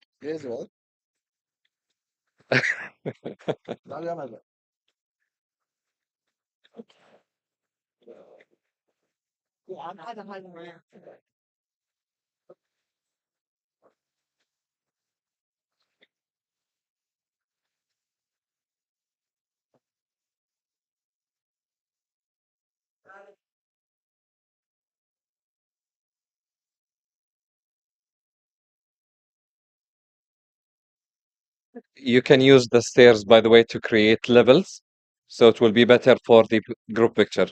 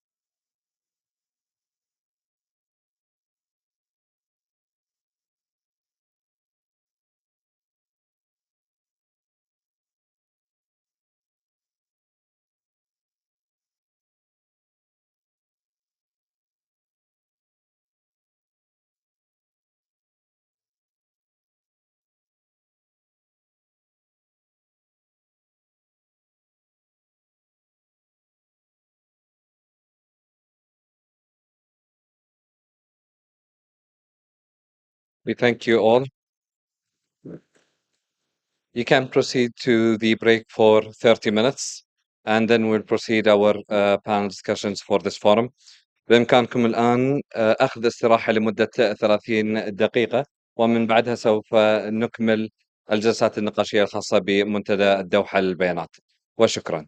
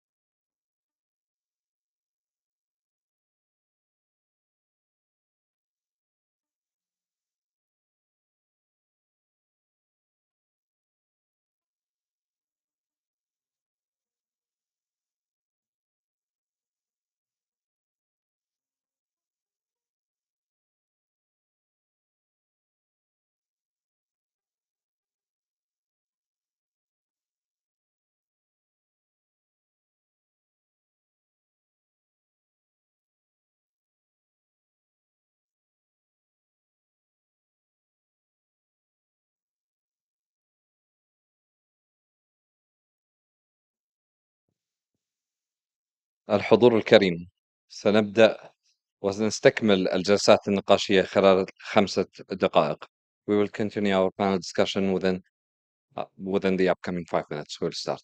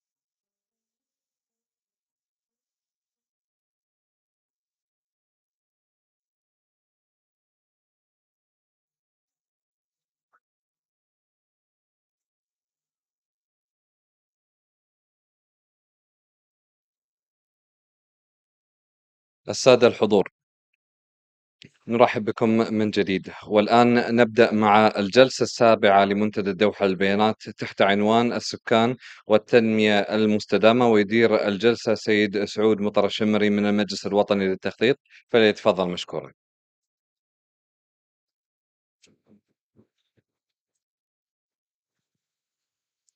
بسم الله الرحمن الرحيم.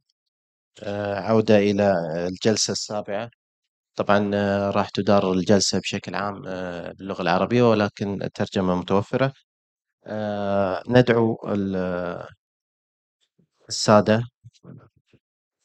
طبعا الجلسة كانت ستدار من قبل الدكتورة سلمى، لكن اعتذرت حسب الجدول عندكم. لكن راح نبدأ إن شاء الله، وهي الجلسة بعنوان السكان والتنمية المستدامة. نرحب بالحضور إن شاء الله لابتداء الجلسة، وقبلها بالمتحدثين السيدة نفنيت، وكذلك من منظمة المرأة الأمم المتحدة السيدة إيريس،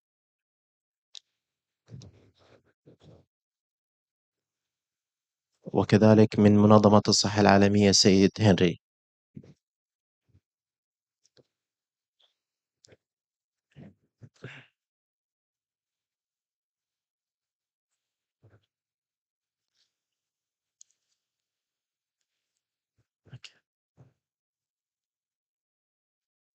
شكرا، ونفتتح إن شاء الله الجلسة في أول محاضرة راح تكون إن شاء الله بعنوان إدارة البيانات داخل الحكومة، أفضل الممارسات والأولويات.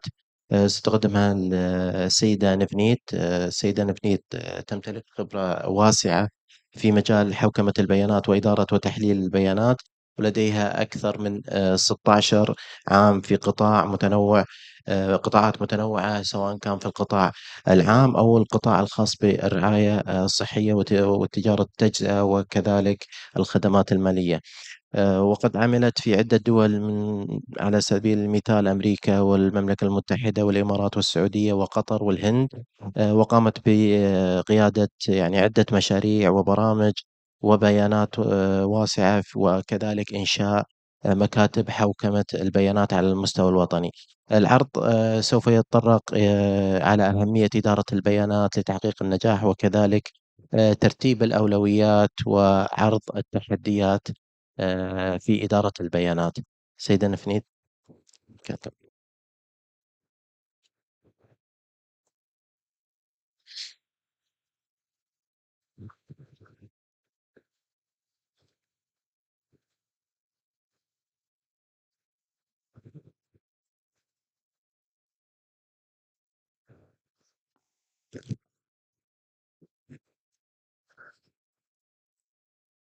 Good afternoon, everyone. Since yesterday, we have been talking about data, and data does lie at the center of all government policy making, especially in the area of statistics. However, what we've been seeing, not only for Qatar, but also nations across the world, are struggling to get data which is high quality and high availability. And one of the reasons why this happens is because the data continues to exist in silos. It continues to be owned by ministries and people rather than the nation as a whole. And this is what we want to dive into, what we want to talk about for the next 10 minutes or so, where we talk about data, the role of data management for governments. We want to also talk about the role of data in the statistics that we stand here and discuss in the last 2 days. For us, data is the backbone of all government decision making, and yet the full potential of data continues to be unrealized. In Qatar, like many other nations, there are significant challenges with data. You see some of them on the screen as well. But all of this gets many-fold enhanced the moment it impacts the national statistics. This is a key gap that needs to be plugged immediately.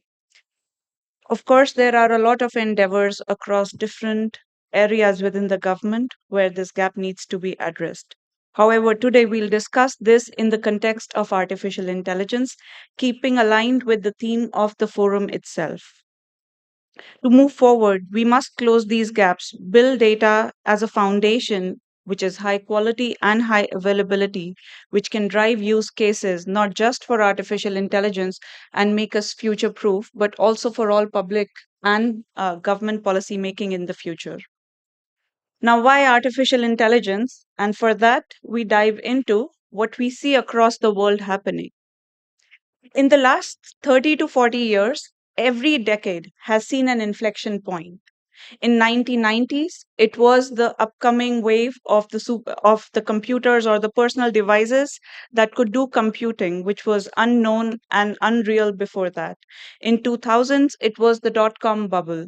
In 2010, it was the launch of the iPhones and handheld devices that had way more computing powers than whatever before that existed. In 2020 or so, in our current decade, that inflection point has been artificial intelligence. We keep talking about it, we keep discussing about it, we talk about big data, etc. But the core of it is that artificial intelligence is here and it's here to stay. And our job as statisticians, as sitting as part of the National Planning Council, attending this forum, is to ensure that our statistics is aligned with the artificial intelligence capabilities and actually can drive it forward. There are clear use cases that can be run through artificial intelligence in the area of statistics. And we heard many speakers talk about many of them. Crisis and risk management, FANAR as the chat GPT equivalent with the Arabic language focus. There were many other use cases that were discussed, which Qatar can evolve into, can use, and can enhance itself in the statistics area to truly adopt artificial intelligence. However, there are key barriers to this adoption as we see today. One, there is a lack of clear strategy around statistical data having a bent on artificial intelligence. The cost of implementing artificial intelligence solutions is still not scalable in its truest sense. Also, because a lot of these solutions are really imported rather than built within Qatar by ourselves. And lastly, there's a lack of expertise, not just on the topic of artificial intelligence, but the topic of aligning artificial intelligence capabilities in the statistical area and having the right expertise and the skills to do it. These are all potential barriers that are inhibiting this realization today. However, there are clear trends that we see that are also helping us move forward. The first one being the focus on data management. Data management has been a discipline that personally I've been working in for the last 16, 17 years now, but it has evolved so much. And now the focus of data management is on the readiness of data for artificial intelligence. It is about ethical governance of data for artificial intelligence. And hence it is evolving as well.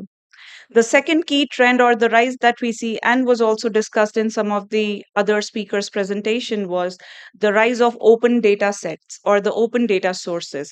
These are very valuable assets, not just for what we do, but also for the national public policy making. Lastly, the rise of generative AI and the GPTs of the world. There is a huge potential of integrating statistical methods and statistical modeling into the AI capabilities so that it can truly give us the power as National Planning Council and our agenda to make sure that we are able to go into this decade, progress into this decade, not just with the traditional outlook on statistics, but also modernize it at the very core, driven by data and the intelligence. And we are not alone in this journey, of course. We are supported by many, many other governments who are also responding to a similar call this decade. We have seen many traditional statistical offices transform. We are seeing many key trends on data management that are focusing on artificial intelligence. I have three key examples that I would really want to touch upon. In Australia, the National Data Commissioner is using AI to forecast economic outcomes by analyzing large data sets across the ministries. In South Korea, the Data Dam project is using AI to process and harmonize data across sectors, leading to better insights for statistical reporting. In our own region, Saudi Arabia is integrating AI into national data management, leveraging statistics to drive data literacy and capacity building within the public sector. And there are many, many more such examples that exist across the world. The key These examples hold valuable insights for Qatar's own efforts as well. The idea is not to copy one nation from the other, but to be the best, and we can be the best in this area of both data management, powered by AI in the statistics as a subject matter. A lot of these efforts have already been initiated by National Planning Council. We do support the National Planning Council in many of these areas as well, and we know that there's a clear vision to modernize statistics within and around the state of Qatar. By centralizing statistical data and applying AI, we can lead the region in truly data-driven governance. And as such, we have established similar programs, or we are aiming to establish similar modernization programs within Qatar as well, so that we continue to make progress. One step in that direction has been setting up of the concept of modern data management. Driven by the cultural significance of pearls to Qatar and ensuring that there is a context to how we deal with data within the state, we have come up with what we call as our Pearl Principles. The Pearl Principles define nothing but what modern data in the nation needs to be. The nation needs data which is protected.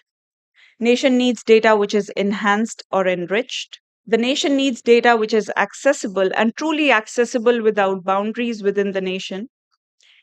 Data which is responsible and hence is ethical for its use, share, and which is leverage. Leverage to drive insights, leverage to monetize, leverage to propel the country into the next decade of data and data management. We are very proud to say that these Pearl Principles form the foundation of all our focus on the data management that we have within the state of Qatar and as NPC. These are key features of modern data that are essential, and they need to be activated as soon as possible across the state within all government entities so that the data continues to be trusted, transparent, and secure. Now, going back to the theme of artificial intelligence, of course, we talk about modern data management, but the modern data management needs to support the core modernization of the technology and the ecosystem that we have, which is where the artificial intelligence comes in again. Gone are the days of traditional warehouses and the data lakes or the lake houses as well. Now we are talking about millions and trillions and zillions of data volume that need to be harnessed, that need to be explored, that need to be used to drive insights. This is where AI readiness is no longer an option. Especially as the National Statistics Council, it is not an option for NPC to talk about just the traditional ways of handling data and data management, but switching it up to the modern data management supported by the AI readiness. This AI readiness helps us do three key things. Of course, it helps us operationally as well, but it helps us do three key things. One, defining AI readiness for not just NPC, but across the state of Qatar, so that all data is highly trusted, highly secure, of high data quality, and you can truly use it to drive insights. Future-proofing government services. Gone are the days where the policymakers and the policy making used to happen in closed doors. Now, data is needed as a crucial component of that policy making, which makes us all the more relevant in terms of artificial intelligence and its use to really future proof the government services that we need to provide to the nation and its citizens. And lastly, driving insights and foresights. This is critical, especially as NPC, as the statistics authority of the country. It is very crucial to use as much data as is available to drive right insights and foresights, to predict the right statistics outcomes even before we run a census or run a survey. All of this is possible through artificial intelligence. However, there is a need and there's a call to action. The way we see it, there are three key strategic areas of intervention or call to action, is how we like to call it, that we need to focus on.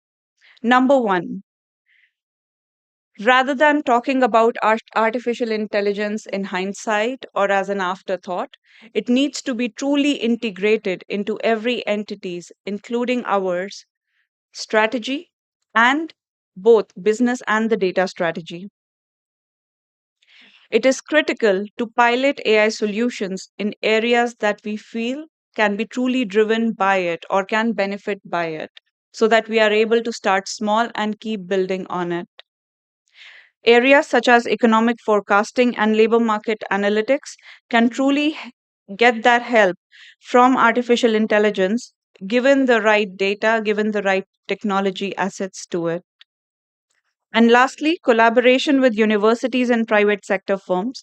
This is critical for areas of statistical modeling and driving innovation so that we reduce the dependency on imported solutions and we focus truly on the Qatar built solutions ourselves.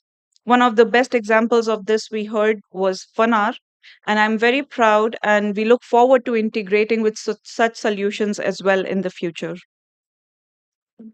For us, the vision is very clear. The vision is of a government which is truly driven by data and AI, where data and AI work hand in hand with each other and they improve the citizen experience and the services and the outcomes. We need to imagine a government that uses AI to analyze real time population data to adjust public services or forecast economic performance based on up to date trade statistics. Imagine the impact on policy making if we had such capabilities at the time of COVID-19 to drive us out of such crisis with effective and agile policy making. Our collective goal should be to harness the power of AI and robust statistical data to deliver better services, improve public trust, and lead Qatar into the digital future truly. With the right investments in this space, Qatar can really set the benchmark, not just regionally, but also globally, as a truly data and AI enabled government. That's it. Thank you. Thank you very much. Thank you. نشكر السيدة نفنيت من شركة PwC على عرضها القيم وتحديد التحديات التي تواجه إدارة البيانات. والآن ننتقل إلى العرض التالي وهي للسيدة رئيس والحة من منظمة المرأة للأمم المتحدة UN Women. والعرض راح يتطرق على بيانات النوع الاجتماعي من أجل التنمية المستدامة. طبعا السيدة إيريس تشغل منصب الرئيس الإقليمي لوحدة البيانات والنتائج في المكتب الإقليمي لهيئة الأمم المتحدة للمرأة في الدول العربية، وهي تتمتع بخبرة تتجاوز 17 سنة في مجال العمل مع الأمم المتحدة، حيث أشرفت على تطوير وتنفيذ أنظمة بيانات متعددة من ضمنها ومن انضمامها إلى هيئة الأمم المتحدة للمرأة في عام 2018 عملت على تأسيس المعرفة حول العوامل المسرعة والدوافع التي تؤثر على البرامج، وأسست مركزا إقليميا للتميز في مجال المساواة بين الجنسين وتمكين المرأة. سيدة ريس تفضل.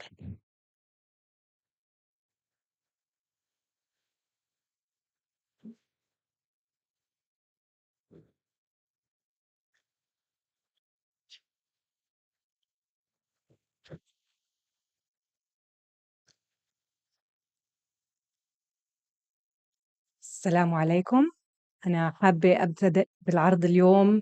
أول إشي إني أشكر المجلس الوطني للتخطيط على دعوتنا للمشاركة في منتدى دوحة البيانات لهذا العام، وأطلب السماح من الحضور التكلم باللغة الإنجليزية بحكم إنه في ترجمة باللغة العربية، وشكرا.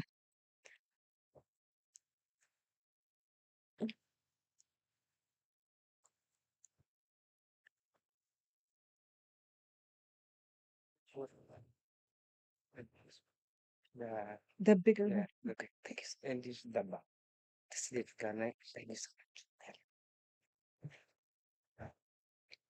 I am very happy to be presenting you today on the importance of gender data and how gender data can transform our approach to the sustainable development and ensuring gender equality.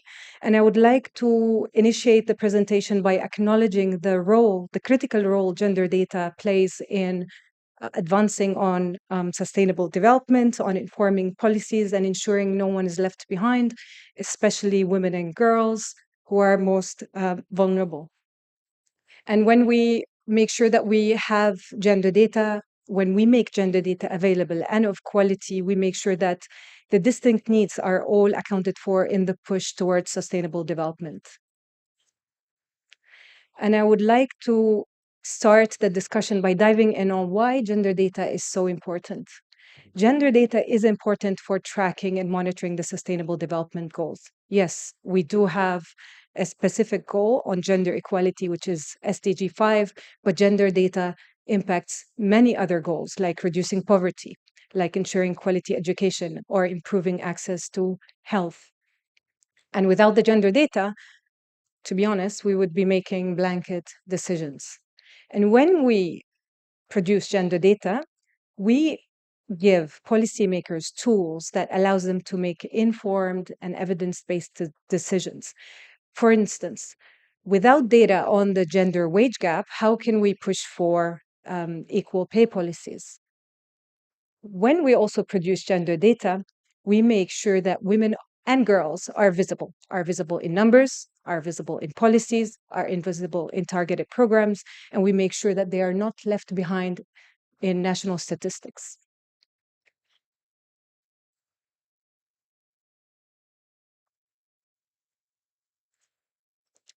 Yeah, here, thank you.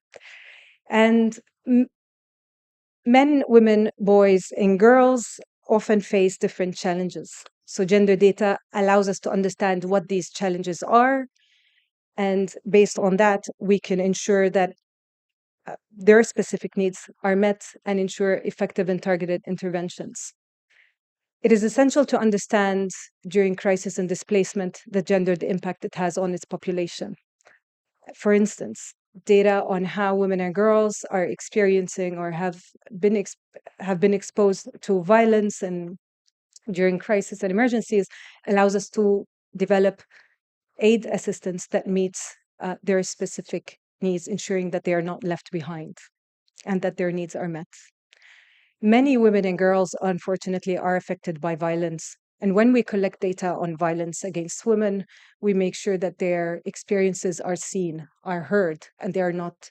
And with that, we make sure that the policymakers are able to take the necessary actions to protect them. So how are we doing in terms of gender equality in our region? And before I talk about gender equality, let me talk about the gender data availability. So over the past few years, there has been some progress when it comes to the availability of gender data, which resulted in narrowing down the gap in gender data in 2020 from 50% to 35% in 2023, with an increase in availability of sex disaggregated data. However, the goal with the highest data gap is and remains is on SDG 5 on gender equality. And despite progress, the demands on gender data far exceeds the supply, and we can do so much more about it. Now, in terms of progress on gender equality in the Arab States region, here, the region has made, over the past 5 to 10 years, measurable progress when it comes to ensuring girls and women's access to education, improving healthcare. However, when it comes to women's political participation, there has been some evident progress on this, however, not yet enough to reach full parity. Women's labor force participation is particularly lagging in our region, particularly among young girls. And as a result, often women and girls face constraints on their independence, on their ability to play an active role in their houses, in their communities, in the public sphere. For countries that are being impacted by crises, wars, displacement, and emergencies, women are facing higher risks of food insecurity and malnutrition. Data on violence against women is particularly lagging in our region, and we have few countries that have data on that. However, the data is not yet updated regularly. Now, this brings me to the next critical question. So what is the gender data outlook in our region?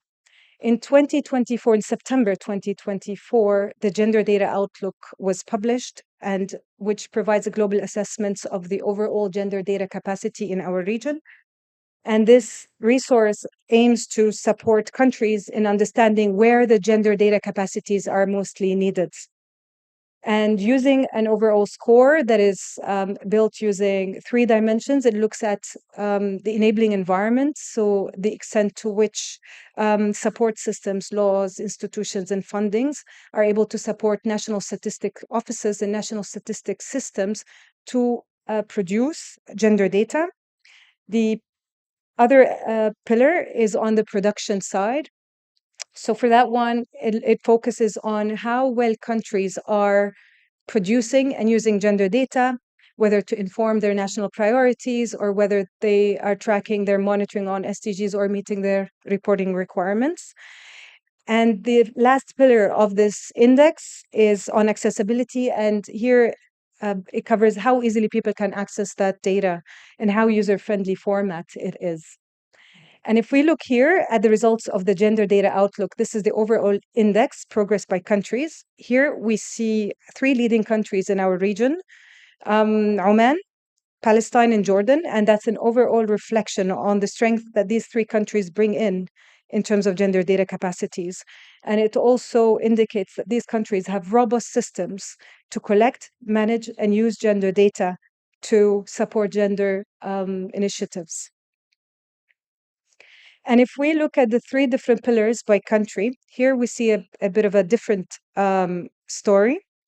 On the enabling environment dimension, which I mentioned earlier, that measures the extent to which these countries have established supportive policies and institutional arrangements for gender data collection, the top performers on this dimension is Palestine, Oman, and Qatar. And the countries have made significant progress in the last few years to ensure and create a conducive environment where gender data is collected and used. On the production and accessibility pillar, here we see a similar story with State of Palestine, Jordan, and Oman leading on this dimension, demonstrating strong capabilities in gender data production and making it accessible to users. And as we look forward to future solutions on AI, we've heard many promising solutions yesterday and today, where machine learning and artificial intelligence offer promising tools to bridge some of the data gaps, accelerate progress on sustainable development. AI can help us indeed capture data more accurately. It can help us also process massive amount of information much more efficiently and identifying anomalies that we might other miss. AI can really indeed help us tracking, for instance, women's access to healthcare or measuring wage disparities more efficiently. However, while AI solutions and innovations can enhance data collection and monitoring, it poses key risks if not designed with gender sensitivity in mind. AI is not a magic bullet. AI, if it's not trained and if it doesn't include enough information about women, it can reinforce existing inequalities. AI systems, for instance, that have been designed for the recruitment of healthcare might favor men if they are not designed with gender sensitivity in mind. And this is why ethical guidelines are very important. And while machine learning and AI hold immense potential, it can actually revolutionize the way we collect and analyze data, ensuring that those systems are designed with gender sensitivity in mind is crucial, because otherwise we would be unintentionally reinforcing existing biases and undermining progress towards sustainable development and gender equality. And that's why I would like to present you today a tool that we've developed in UN Women to address some of the challenges and the gaps designed to enhance availability and the use and the challenges around gender data. I'm proud to introduce you GenTrack, which is designed to bridge the gap between users and producers. One of the core features of GenTrack is the ability to track a wide range of indicators, gender-related indicators, 194 of them, that are organized across sectors, political participation, economic empowerment, violence against women, health and education.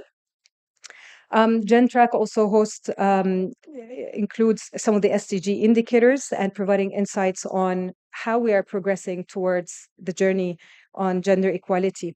We use international data sets for comparability purposes, and such as the UN, the World Bank, the ILO, etc.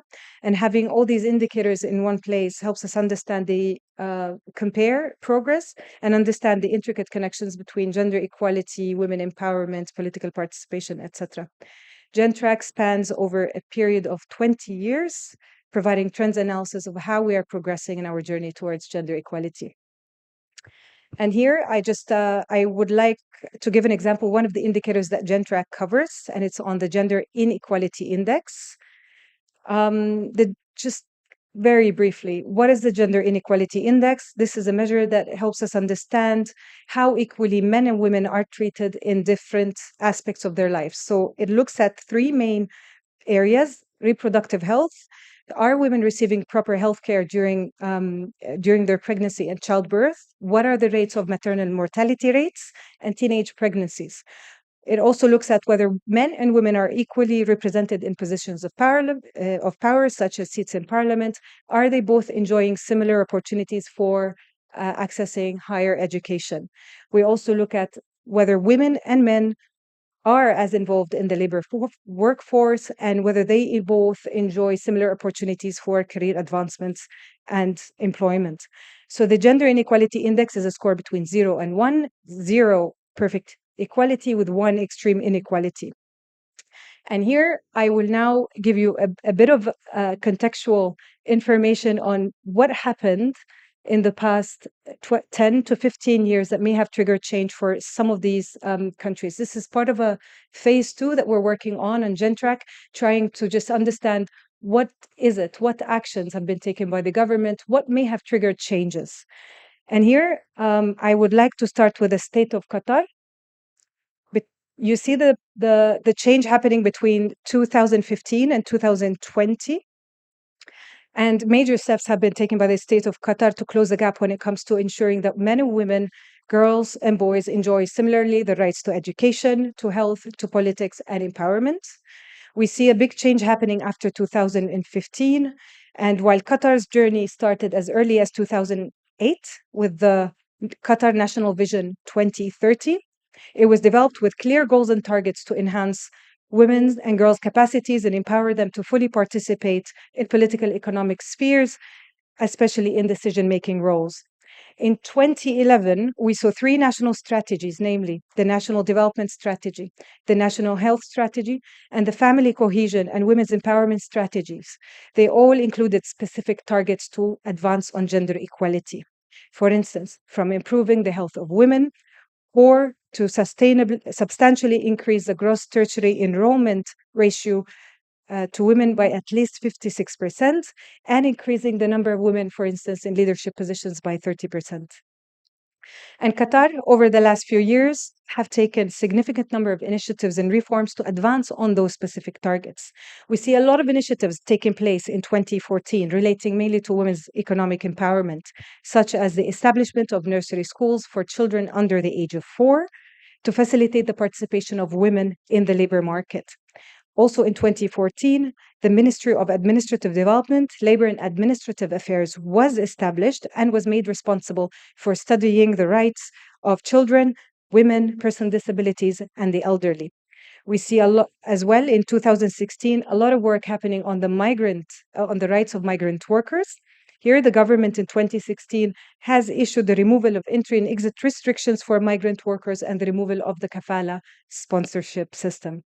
Also in 2016, the government has granted female employees with a total wage to accompany their ill or sick children during their stay in one of the public or private hospitals within the state. And if we look, for instance, at Saudi Arabia, we also see major trends happening between 2013 and 2022. For instance, in 2013, a total of 30 women were appointed to the Shura Council with full rights, and a quota for women was set. A royal decree mandated not less than 20% of the council members will be women. in 2015, women were allowed to. Say there is. Yeah. They can 1 minute. One minute, right? I just would like then let me conclude. I wanted to give some other examples from the UAE as well. However, Gen Track Phase 2 will be made available to public, and I just wanted to conclude my presentation by highlighting that gender data is not just about numbers. It is about women and girls. It is about making sure that they are visible in the progress towards the Sustainable Development Goals. And if we don't consider gender sensitivity in mind with all these new AI innovations and solutions, we might otherwise risk reinforcing pre-existing inequalities. Thank you so much. شكرا سيدة ريس صوالح على البرزنتيشن رائع واللي فيه أهم التحديات أو استعراض أهم التحديات اللي تواجه المرأة من حيث القياس ومن حيث المنهجيات وكيفية توفير تحليلات تساعد في تقليل هذه الفجوة. الآن مع العرض الأخير من السيد أو من الدكتور هنري حول تسخير البيانات لاتخاذ القرارات في مجالات الصحة العامة والتحديات العملية والابتكارات. طبعا الدكتور الدكتور هنري فيكتور في مجال السكان والصحة العامة، يعمل حاليا منسقا لأنظمة المعلومات الصحية في المكتب الإقليمي لمنظمة الصحة العالمية في القاهرة، وكذلك انضم طبعا إلى منظمة الصحة العالمية وكان دكتورا خبيرا في منظمة الأمم المتحدة قبل ذلك فيما يخص الجريمة. كذلك أشرف على عدة مشاريع وتصميم عدة مسوحات واسعة النطاق حول انتشار وتعاطي المخدرات. كذلك تركز أبحاثه على مواضيع مثل الوفيات وتحولات الخصوبة والمراقبة الديموغرافية والبحث الصحي. دكتور هنري تفضل.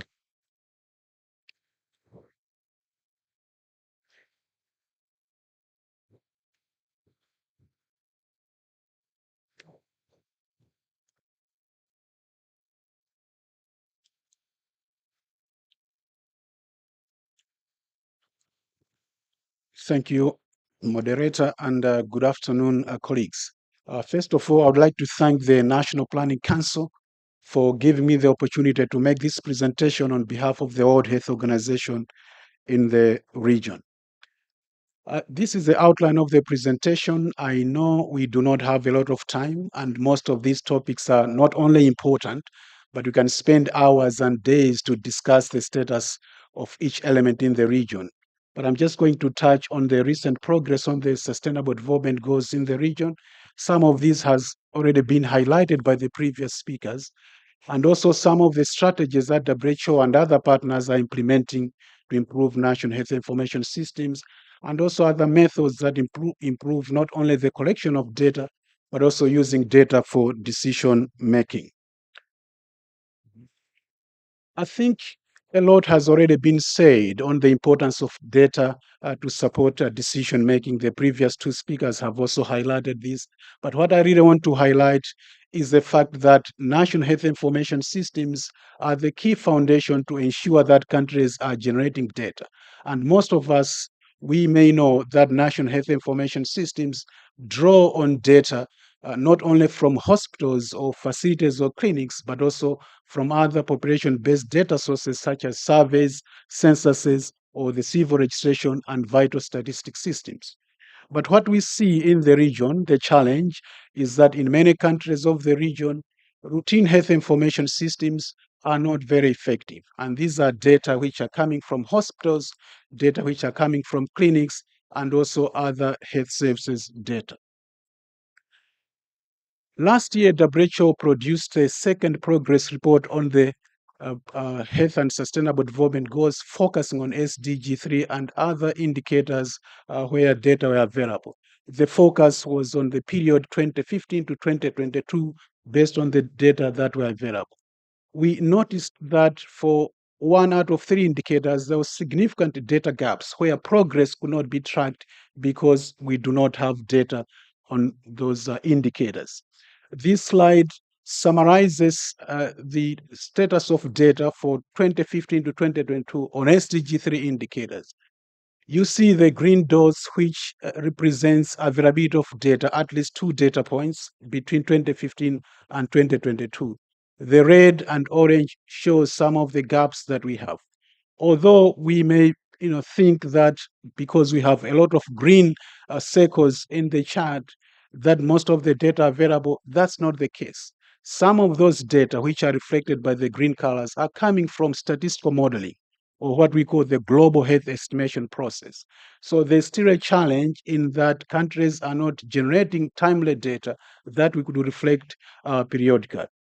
And we also see that for data on cause-specific mortality, this has been a challenge in the region. And one of the key priorities of WHO in the region is to work with member states to improve availability of data on mortality and morbidity.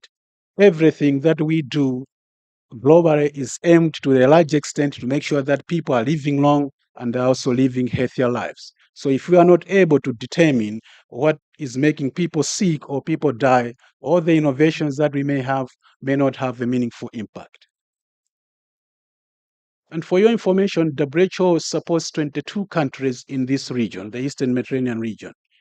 From 2016, we started a project of assessing national health information systems, looking at whether countries are following global standards in designing and improving their health information systems.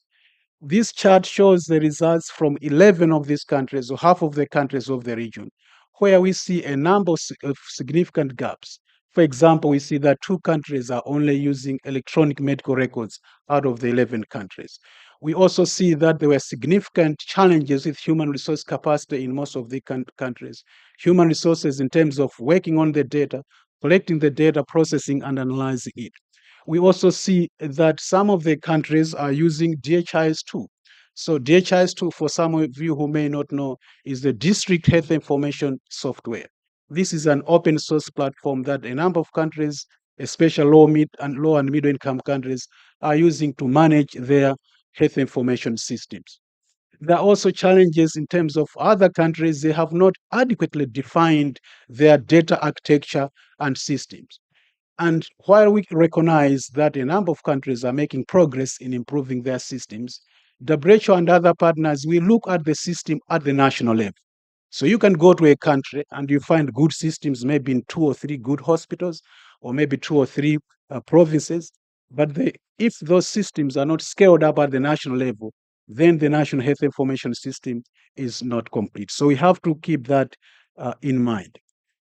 This slide summarizes some of the regional initiatives that WHO is working with the member states, focusing on improving CRVS, the civil registration and vital study systems, and also focusing on improving data on mortality and cause of death.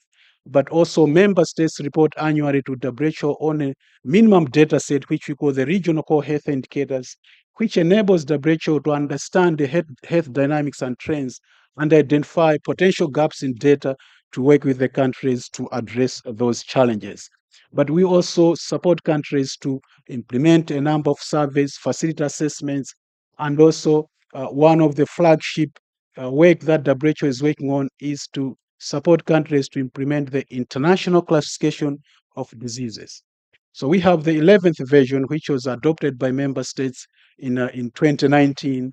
And the beauty of the 11th version of the international classification of diseases is that it is fully electronic compared with the 10th version. But this demands that countries should enhance their digital capacity in order to implement this ICD-11.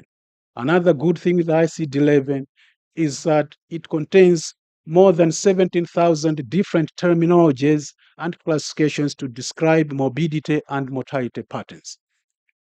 And in line with this, we are also working with the countries to improve hospital information systems, to improve integrated disease surveillance systems, and we have learned a lot from the COVID pandemic, but also more important, on primary healthcare information systems, which is the backbone to assess alignment or achieving the universal health coverage. Building on the regional strategies, last week here in Doha, there was a WHO Regional Committee, which is the annual meeting of the ministers of health in the region, where a regional strategy to support countries to digitalize health information systems or to enhance digitalization of health information systems was presented. In this strategy, it has 4 strategic goals. One focusing on the national plans, ensuring that countries are able to generate the plans and to know the direction in which they want to go, but also ensuring that there's capacity and investment in improving the health information systems. Another goal focuses on the interoperability and standards, and the previous speakers yesterday have also mentioned issues and challenges or innovations which are promoting data linkages. We can have different data, different systems generating data, but if there's no alignment or systems linking to each other, then that becomes a challenge. Of interest in this goal on interoperability, the regional strategy identifies 17 global standards which countries are expected to implement in order to improve their systems. Some of these are called semantic standards, which are more about language, making sure that the systems are understanding the language. A disease registered in one system or one hospital is understood as the same disease in another hospital. And others are structural standards, which are more about exchanging the data. And there's also focus on data use. Again, fast forward, WHO also has a number of guidelines and toolkits to improve routine health information systems, focusing on measurement and analysis, but also focusing on some of them on disease-specific programs. So, for example, the tuberculosis program or the maternal, newborn, and child health. These are programs that are well established in many countries, and there are specific data systems that have been generated. And we also have been updating these systems based on what we have learned from the COVID pandemic, such as enhancing rapid mortality surveillance, but also enhancing the way countries code and diseases related to mobility and other pandemics. We also have another strategic intervention, which is called the SCORE, S-C-O-R-E. You see on the right side of this screen that each and every letter has been defined, where the surveys is, representing the population-based surveys. The S, representing population-based surveys, but also surveillance, moving from C-O-R-E, where E is enabling data for decision-making. As I'm speaking now, countries of the region and also other countries in the world have started a global exercise to assess their country health data systems following those SCORE. So each and every element of SCORE has certain attributes where countries are expected to make sure that they are meeting those global standards. So, for example, on C, which is about counting births and deaths, there are a number of standards where countries are encouraged to implement their systems to make sure that not only is the counting complete and comprehensive, but even the data being generated from those systems are reliable. And this slide, we just try to summarize some of the key initiatives or strategies or guidelines that are available to improve health information systems. I've already mentioned about the SCORE, and you can read about the SCORE if you are interested, but also there are continuous improvements in the way WHO is presenting data in the World Health Statistics Report. This is a flagship publication by WHO, which showcases the way countries are progressing in achieving health outcomes. Over the last 5 years, there have been improvements not only in presenting the data, but also presenting case studies or interventions where other countries could learn from. The global health estimates is also another area where there's continuous collaboration between countries and WHO, ensuring that not only are countries understanding the estimation process, but also countries are able to understand the data gaps that needs to be addressed to make sure that those estimates are close to the reality if all the systems were improved and generating data of high quality. You can read more about the Universal Health Coverage and Global Monitoring Report. I've already talked about the International Classification of Diseases, but also we have what we call the World Health Data Hub. So this is a platform where countries and WHO are sharing the data, examining the data, questioning any assumptions that countries may want to understand before the estimation processes, completed. The World Health Data Hub also provides an opportunity for transparency to make sure that WHO and all the member states understand the process, how the data are being collected, but also the measurement that are being applied to generate indicators. You may be surprised to know that although we can talk about the same indicator, sometimes it happens that in other countries, probably what goes on in the numerator is not the same as what goes on in the numerator in other countries. So we want to align the standards and other approaches.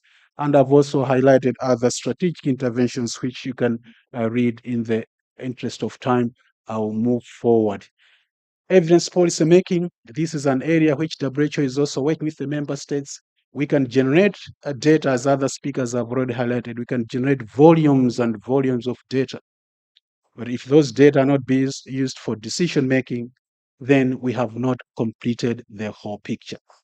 So we also have what we call the network of institutions to support evidence policy making. In some countries of the region, there are some academic institutions which are promoting the use of data for decision making, similar to what was presented by our colleague from UNESCO on the network of institutions to support use of data. On the extreme right is just a framework, trying to illustrate how evidence policy making is drawing information from different sources, different data, and other assessments. This is a screenshot. I know it's very busy. There's a lot of information. But I want to summarize. Yes, 1 minute. Thank you, moderator, for your understanding. What I want to summarize is that we have a health data collaborative, which is bringing different partners working with countries to improve data systems. The Health Data Collaborative is not a funding mechanism, but a platform to share experience and understand what other countries are doing. Moderator, I just want to highlight on this slide that we acknowledge the innovations that are being made by countries in improving the digital health framework, in ensuring that the systems that are being generated are of high quality. We are also calling for countries and institutions to document best practices in improving health information systems, and we are calling for papers with a deadline of December 2024 in a journal which our department and the regional office is coordinating. In conclusion, I cannot overemphasize the importance of data for decision making, but we have to make sure that the governance mechanisms are well established so that all the AI initiatives and innovations have a specific direction which are endorsed by the countries. And lastly, just to echo what my colleagues said yesterday and today, that artificial intelligence is not a magic bullet, and that data is a fuel that drives the power of artificial intelligence. We want to make sure that we are innovative, but we have to make sure that we work on the foundations which are generating the data to make sure that our innovations have meaningful impact. Thank you very much, and back to the moderator. شكرا دكتور هنري، شكرا على العرض القيم واللي تطرق لكيفية تحسين عملية رصد إنجاز الدول والإبلاغ عنها، خصوصا ضمن أهداف منظمة الصحة. وكما ذكر الدكتور هنري، فعلا المواضيع شيقة وتحتاج إلى ساعات وليس دقائق، ولكن نظرا لضيق الوقت احنا ممكن نستقبل فقط سؤال واحد. أصبحنا متأخرين كثيرا عن الأجندة، فإذا كان في سؤال واحد تفضل.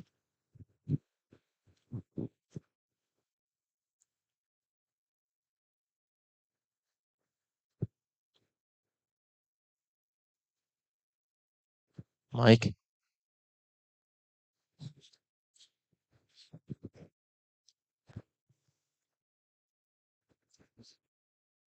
أولا شكرا للعرض من الجميع. My question to Miss or Mrs. Navet from the BWC. You mentioned the three strategical area of intervention: AI and AI readiness integration with strategical data strategy, and interaction with the private sector, especially the academy, and also the readiness or the integration, identifying policies that has high impact areas. My question, in order to make a roadmap for a strategy, which area of those you think it is most important to start with? Thank you. Thank you so much for the question. And it is a very valid question because what we have seen in the past few years, especially after artificial intelligence and chat GPT became a household name, everybody dived into the technology side of artificial intelligence. Everybody wanted to buy a GPU to build a system who could process large amounts of data just to drive certain use cases which were not clear, which is why we bring it back to the point on strategy. Our approach on AI activation, not just for the entities, but overall for the national governments, always is to go with the AI strategy first. Look at what are your imperatives or what are your important areas where you feel artificial intelligence has a role to play, and combine it with the pilots. Don't try to do it in a big bang way where we install a very huge technology solution and the data is just not ready because the data is not mature or clean. As my colleagues also discussed, there is an inherent bias in the data that exists today because of the way it has been collected over the past years. The way to deal with it is not just through the strategy, but also through the pilots. Identify the use cases that are going to drive the most impact and solve a real business problem. Start there, use it as an example to build an overall strategy and a roadmap on artificial intelligence. So, the way we usually approach it, or the way I see it, is a combination of both looking at the small and the large strategy that you want to have, but support it with the pilots that keep on giving examples or making it real for the consumers in the entity and across the government, supported by the talent, of course, which is why the third call to action or the third strategic area of intervention was building up the talent, because artificial intelligence is only going to grow from here. The countries are still finding a way to get the right resources to adopt it. As the resources expand, we need the talent to be ready. So while we focus on the strategy and the pilot, make sure that you're also grooming talent, not just when they are part of the workforce, but all the way back as to what they are studying in schools, what they are studying in colleges, so that by the time they join the workforce, they are already oriented towards data and artificial intelligence, and they can help you with the strategic roadmap that you would have developed. Thank you. شكرا نفنيت. كذلك نشكر السيدة إيريس والدكتور هنري على هذه الجلسة الخاصة بالسكان والتنمية المستدامة.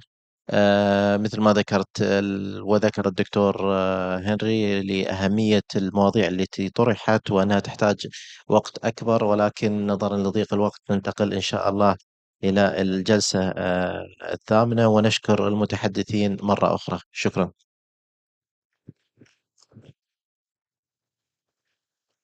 نشكر السيد سعود مطر الشمري على إدارته هذه الجلسة، وأيضا نشكر ضيوفه الكرام. الحضور الكريم، نود أن ننوه بأهمية مشاركتكم في تقييم سريع لأعمال المنتدى عبر مسح الرمز التعريفي الQR كود الظاهر أمامكم في هذه الشاشة.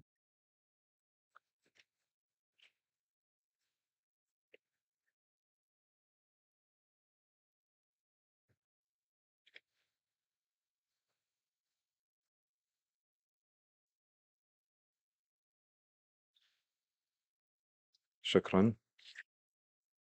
والآن نستكمل معكم الجلسة الثامنة تحت عنوان الابتكار في البيانات من أجل التنمية المستدامة، ويدير الجلسة السيد صلاح الصالح من صندوق الأمم المتحدة للسكان UNFPA، فليتفضل مشكورا.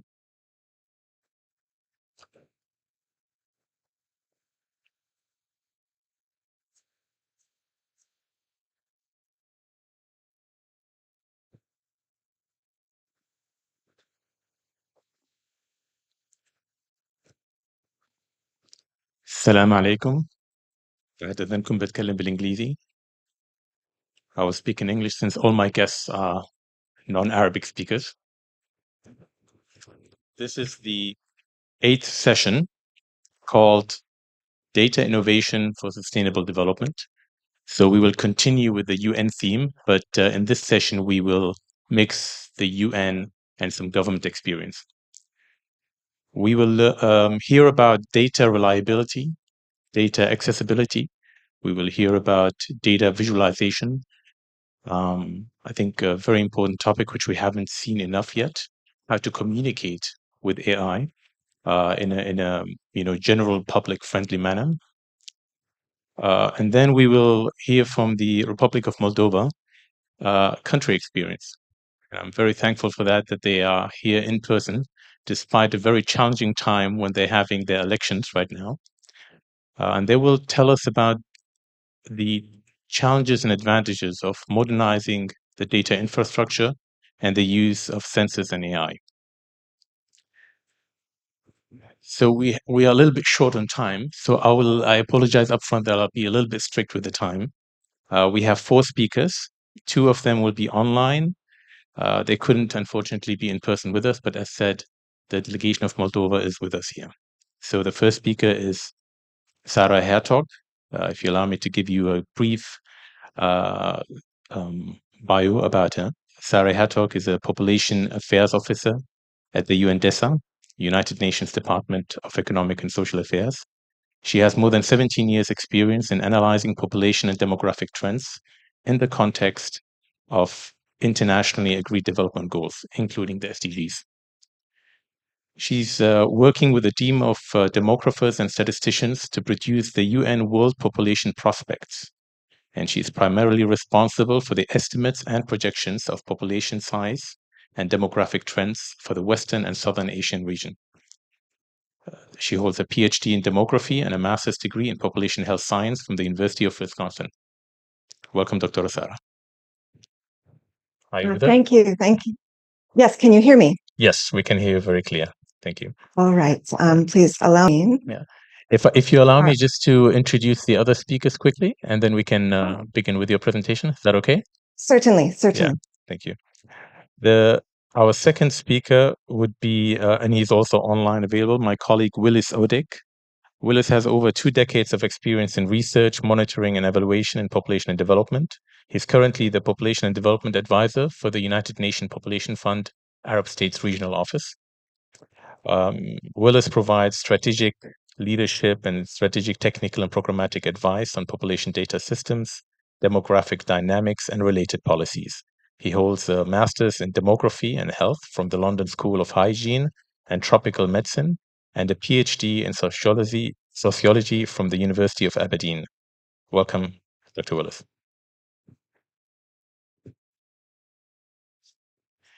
And I have also the pleasure to introduce in person Mr. Oleg Kara, the General Director of the National Bureau of Statistics, who will present the digital transformation of Moldova's national statistics. Mr. Oleg played a key role in coordinating the digitalized 2024 census, driving innovation and ensuring a seamless transition to modern technologies within the national statistical framework. Welcome, Mr. Oleg. And last but not least, I welcome Mr. Artyom Kocho.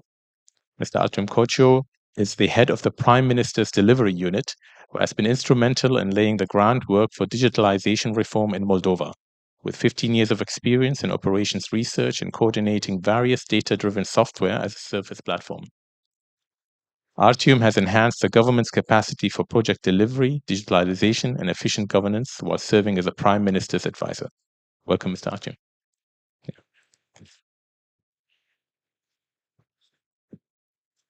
So with that, Dr. Sarah will present now on us, and I think Dr. Henry touched base on that. But Dr. Sarah will explore more in regard to data reliability, coverage, timeliness, and accessibility. She'll speak about the reliable population estimates and their dependence on accurate demographic data. As within her work in the UN World Population Prospects 2024, she deals with a vast range of data, including 1,910 censuses, vital statistics from 169 countries, 3,189 surveys, and yet data gaps remain a challenge. So from that aspect, she will highlight the importance of data reliability, coverage, timeliness, and accessibility in order to be able to monitor the SDGs. Dr. Thara, over to you. Thank you. Thank you very much for that kind introduction. Are you able to see my screen? Yes, great. Thank you.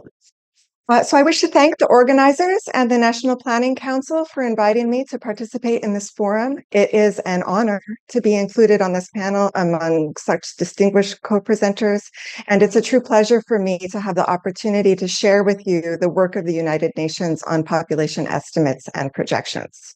As Mr. Sala described, I am one of the demographers in the UN Population Division who works to produce our flagship dataset called the World Population Prospects.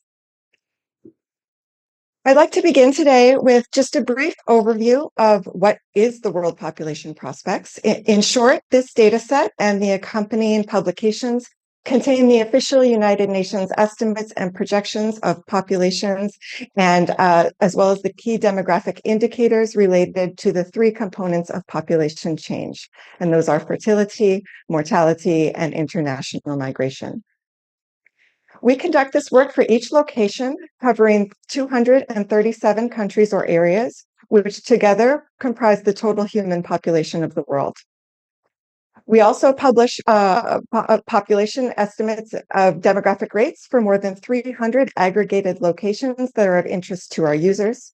These aggregates refer to geographic regions, locations grouped based on economic factors like income or political groupings, among other considerations. The World Population Prospects is revised and republished every 2 years, with the latest revision having been released just a few months ago in July of 2024. The UN's work on population estimates and projections dates back to the middle of the 20th century, but its importance has grown, especially in recent decades, when the World Population Prospects has provided the critical data needed for the calculation of many development indicators, including around 1/4 of the indicators used to monitor progress towards the achievement of the Sustainable Development Goals. Now, especially over the last 10 years or so, more and more countries have started to produce their own population projections. And this is a welcome development and highlights the true utility of projections for effective, forward-looking planning and policymaking. The World Population Prospects complements national efforts on population estimates and projections with a few key strengths and advantages. First, the World Population Prospects is built on one single common methodological framework for all countries. And this ensures consistency and comparability of estimates and projections within and across regions and globally. Second, the regular biennial revisions of the World Population Prospects incorporate new information while also allowing a reassessment of past trends and improved projections. Third, the short-term projections offer nowcasts that give a picture of current population sizes and structures, even when the most recent population census was taken years or even decades in the past. Fourth, the longer-term projections in the World Population Prospects facilitate the foresight needed to anticipate demographic changes and take those trends into consideration in development planning. And last, I want to stress that the estimates and projections in the World Population Prospects do not replace national statistics on population. Rather, the WPP, as we call it, provides a complementary data series built on a common methodology applied systematically and consistently across all countries. Now, as this is a data forum, I'd like to walk you through some of the key analytical steps that our demographers undertake in producing the WPP so that you can understand how the estimates and projections relate to the underlying empirical data. As a first step, we compile all of the available empirical data representing each demographic component. So for fertility, for example, we are collecting information on the number of births by age of mother from vital registration, direct measures of age-specific fertility from censuses and household surveys, and also indirect measures based on estimates of the number of children alive by age or other indicators. For mortality, too, we collect information on deaths by age and sex from vital registration when it is available, and we also gather any information on age and sex-specific mortality from censuses and surveys. Data on migration are much more sparse compared to fertility and mortality, but here too we try to gather as much information from official statistics, administrative, and other sources. Once we have gathered all the available empirical evidence for a given indicator for a country, we examine it for validity and consistency, opting to exclude any sources or observations that are deemed of poor quality. From there, a third major step is to apply statistical models to derive empirically informed, consistent time series of estimates for each indicator. And finally, we review the model results for plausibility and revise if needed by making further adjustments to the empirical data that are selected to inform them. For the 2024 revision of the World Population Prospects, we assembled population and demographic rates based on empirical observations for the period 1950 to 2024 for each of the 237 countries or areas. In this revision, we incorporated information on total population or population by age and sex from nearly 2,000 unique censuses. We also drew heavily on household surveys, such as those that are part of the Demographic and Health Survey and World Fertility Survey programs. For the 169 countries or areas, we were able to also incorporate information on births or deaths from vital registration systems.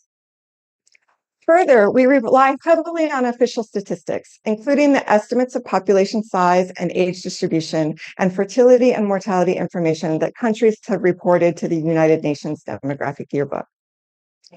And then we also draw on the empirical data published in global and regional databases, such as the Human Mortality Database and Eurostat databases.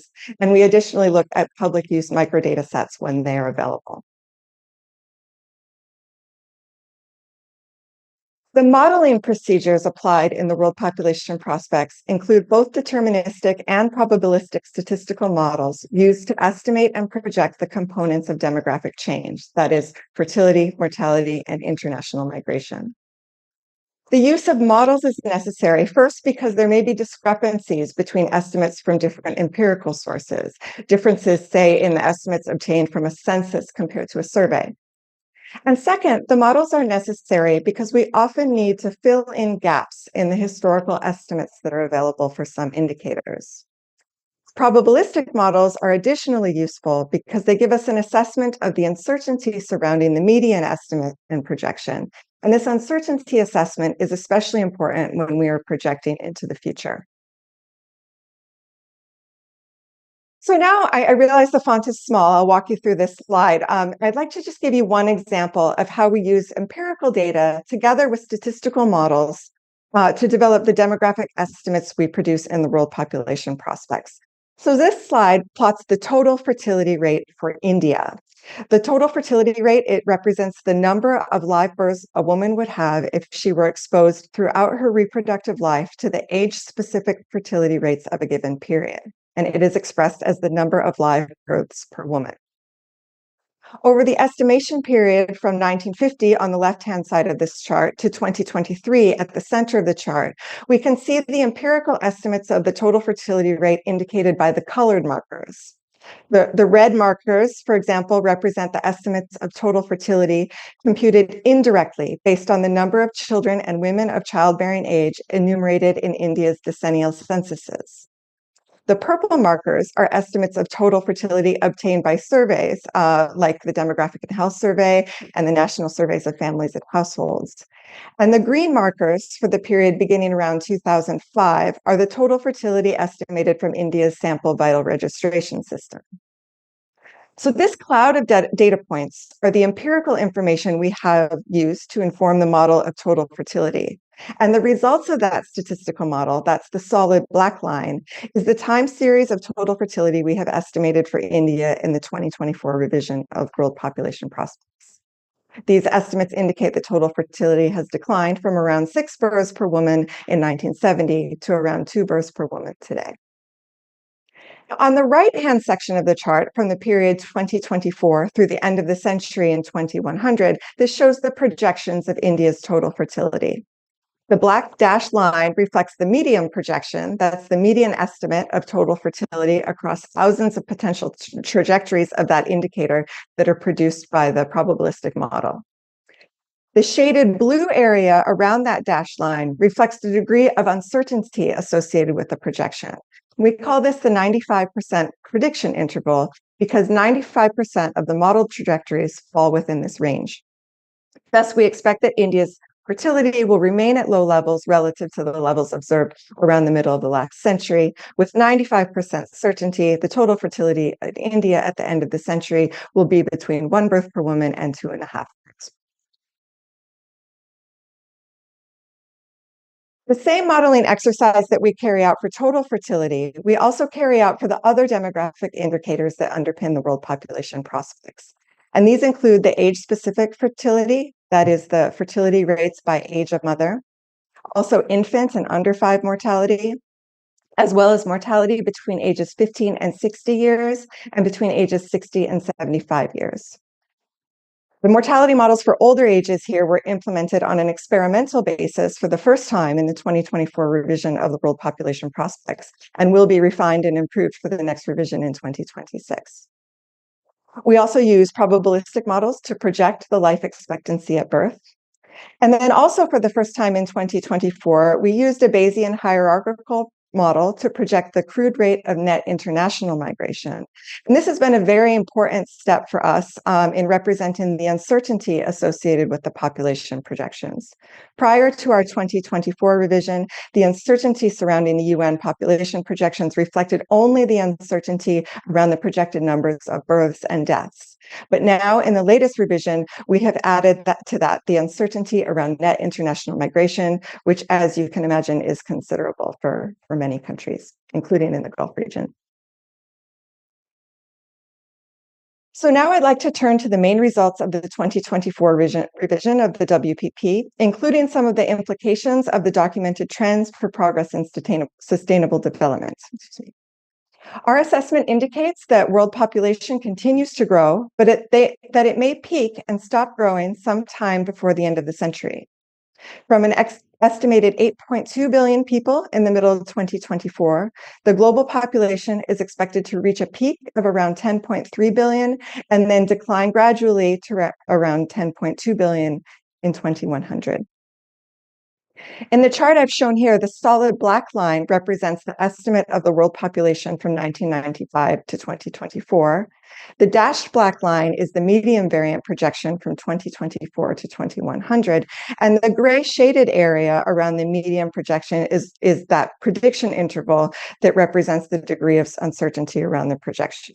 In this case, it is the 95% prediction interval, indicating that, again, 95% of the possible trajectories of global population fall within this shaded area. So the uncertainty indicates that while continued growth of the world's population through the end of the century is certainly possible, the majority of the plausible trajectories are consistent with a peak in the global population and thus an end to world population growth before the year 2100. The country-level results of the World Population Prospect describe a diverse demographic outlook. With our more recent revision, we decided to describe the heterogeneity in population trajectory somewhat differently than we have done in the past. We decided to look at when each country's population is expected to peak in size according to the medium variant projection. So the countries shown in orange on this map are those that have already peaked in total population before 2024. And these countries, which are mostly located in Europe and Eastern Asia, are today experiencing a decline in their population sizes. In green, we see the countries that are still growing, but where the population size is expected to peak sometime during the next 30 years. That's before the year 2054. Many countries of Latin America are in this group, as well as some in Europe and Asia. And the last group in purple are the... If you could please conclude in 2 minutes. Yes, will Thank do. you. Yes. So the last group in purple are the countries that are expected to continue growing beyond the next 30 years. Some of these countries are projected to peak in size before the end of the century, while others are likely to continue growing for many more decades to come. So all of sub-Saharan Africa is in this group, as well as Northern America and parts of Europe, Latin America, and Asia. So I'd just like to conclude that by emphasizing that by anticipating the coming demographic trends, we can enact policies that ensure continued progress and development and leave no one behind. So this involves designing policies that recognize the different trajectories of future population. In countries with populations that have already peaked in size, those countries may be able to take advantage of population stabilization to reduce inequalities. But at the same time, rapid aging and population decline may pose additional challenges, requiring innovative policy responses to address potential macroeconomic, labor market, and social protection issues. In countries with populations that are likely to grow through 2054 or beyond, rapid growth is likely to increase the scale of investments and efforts required to eradicate poverty and hunger and malnutrition and ensure universal access to healthcare and education. I'll stop there. Thank you very much for your kind attention. And I hope you do find the WPP dataset and related resources useful. I've put the link to our website here, and I hope you will explore the materials. We have data visualizations, data sets, and reports there for your interest. Thank you very much. Thank you, Dr. Sara, for showing us the different statistical models to ensure leave no one behind, and also speaking about the challenges that we face in regard to data linked with policies.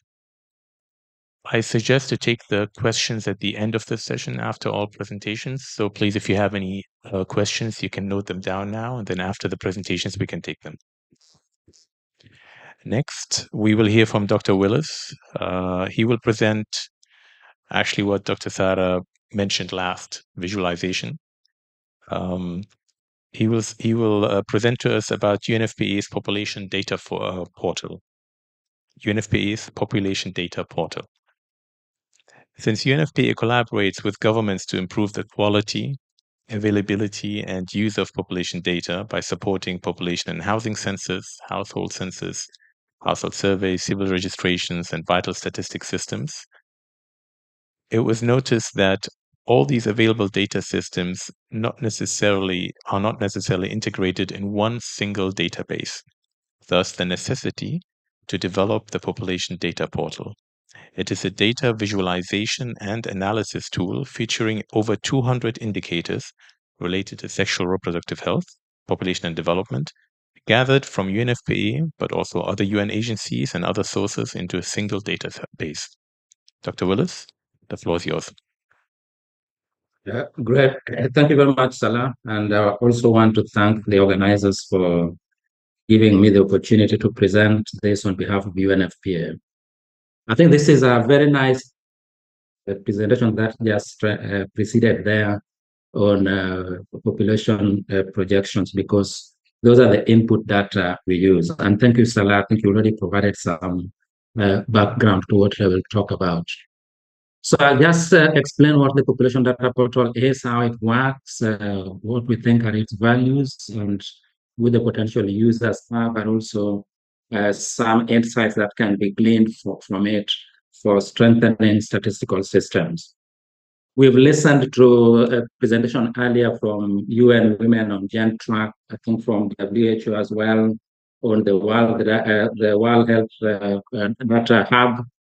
But the population data portal is a bit unique. And so let me just start by explaining that since UNFPA works to advance sexual and reproductive health and generate evidence on population change and its implications for sustainable development, there's a huge demand for data to measure progress along those lines. And that was the primary motivation for developing the population data portal.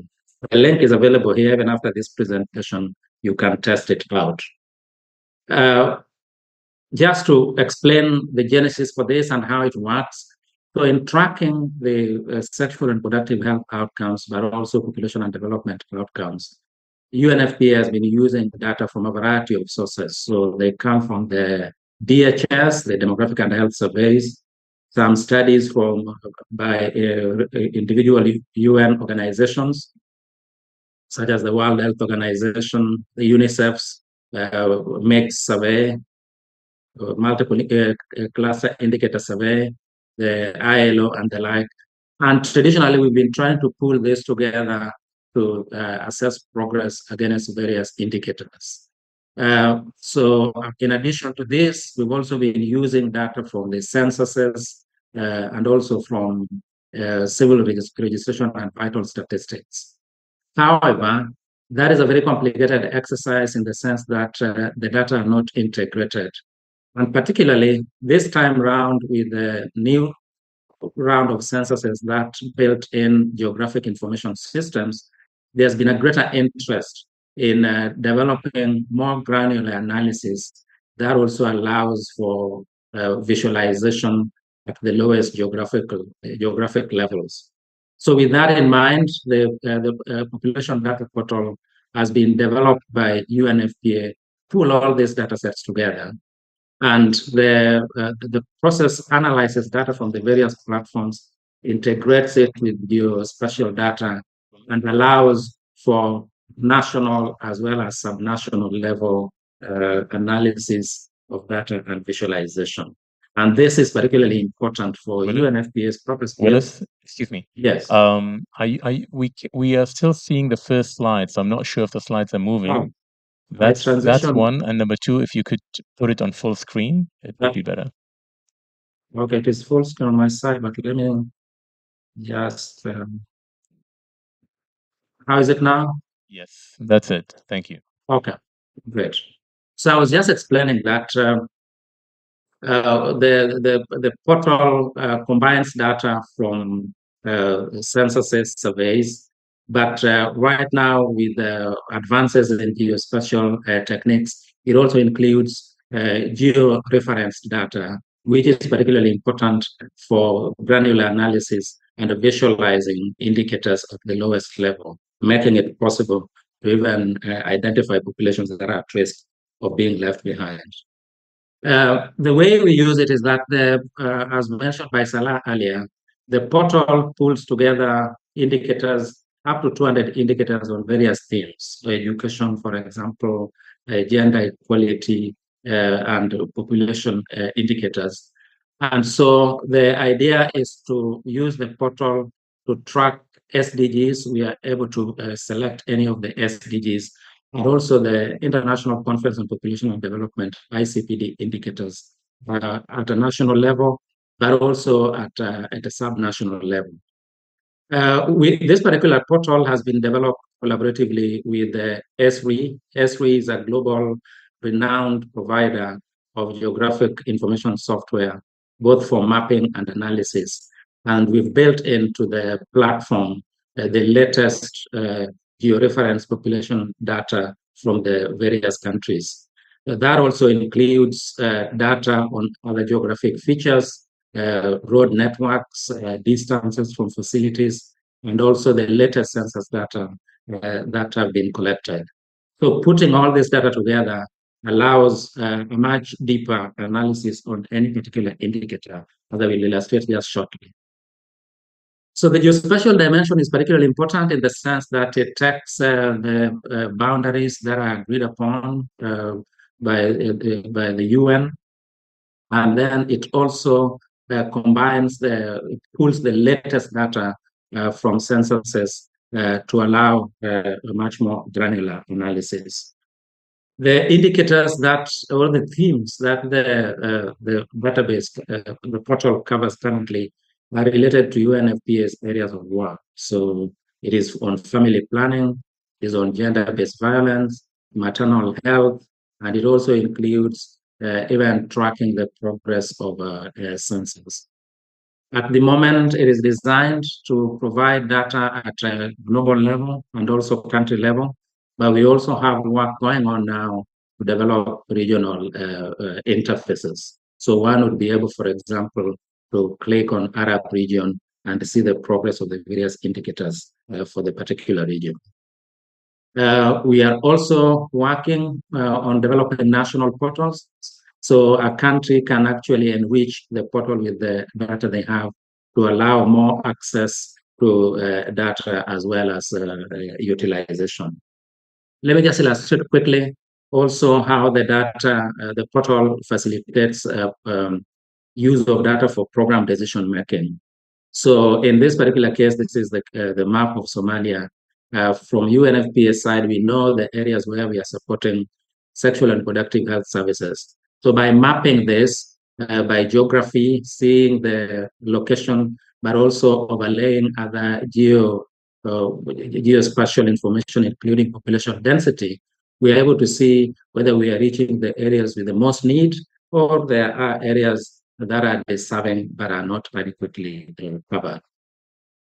The portal, again, because of the integration of geospatial data, has also been very instrumental, particularly in tracking the impact of humanitarian crisis, including flooding and similar activities. In this particular case, we have showing here a flooding that affected a country, Malawi, in 2022.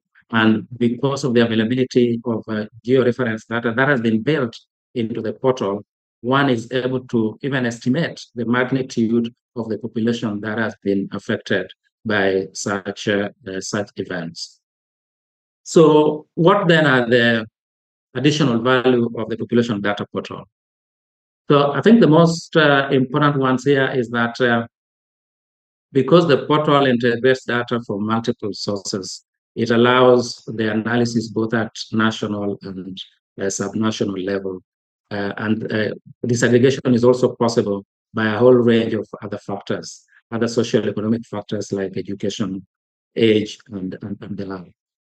The portal has the advantage of pulling data from multiple sources together in a way that has not been possible in the past. And so that enhances both access to available data, but also just improves the extent of the usage of such data. Now, because it is based on the UN boundary data, particularly for national and subnational disaggregation, it is consistent with many other reports that are produced by the UN. But I think the other important value is the fact that even after analyzing the data, one is able to save and export this data to other formats for further analysis and even for research purposes. So some of the potential users and users of this portal need to clarify again that it is accessible to the public, so it is a public good. But donors and national policymakers can use this particular portal, for example, to monitor the progress of their programs and whether it is reaching all the corners of the country. Program managers also, as I illustrated with the case from Somalia, can identify priority areas or population groups that need to be reached with particular services. Because of the potential for exporting data to other formats, the portal also offers an opportunity for researchers to use it for further analysis and even to identify priorities for other research. And of course, it can also be used by civil society organizations to hold governments accountable on the SDGs and other national targets. Now, we present this not as a UNFPA flagship alone, but to demonstrate how it can also be used to modernize statistical systems.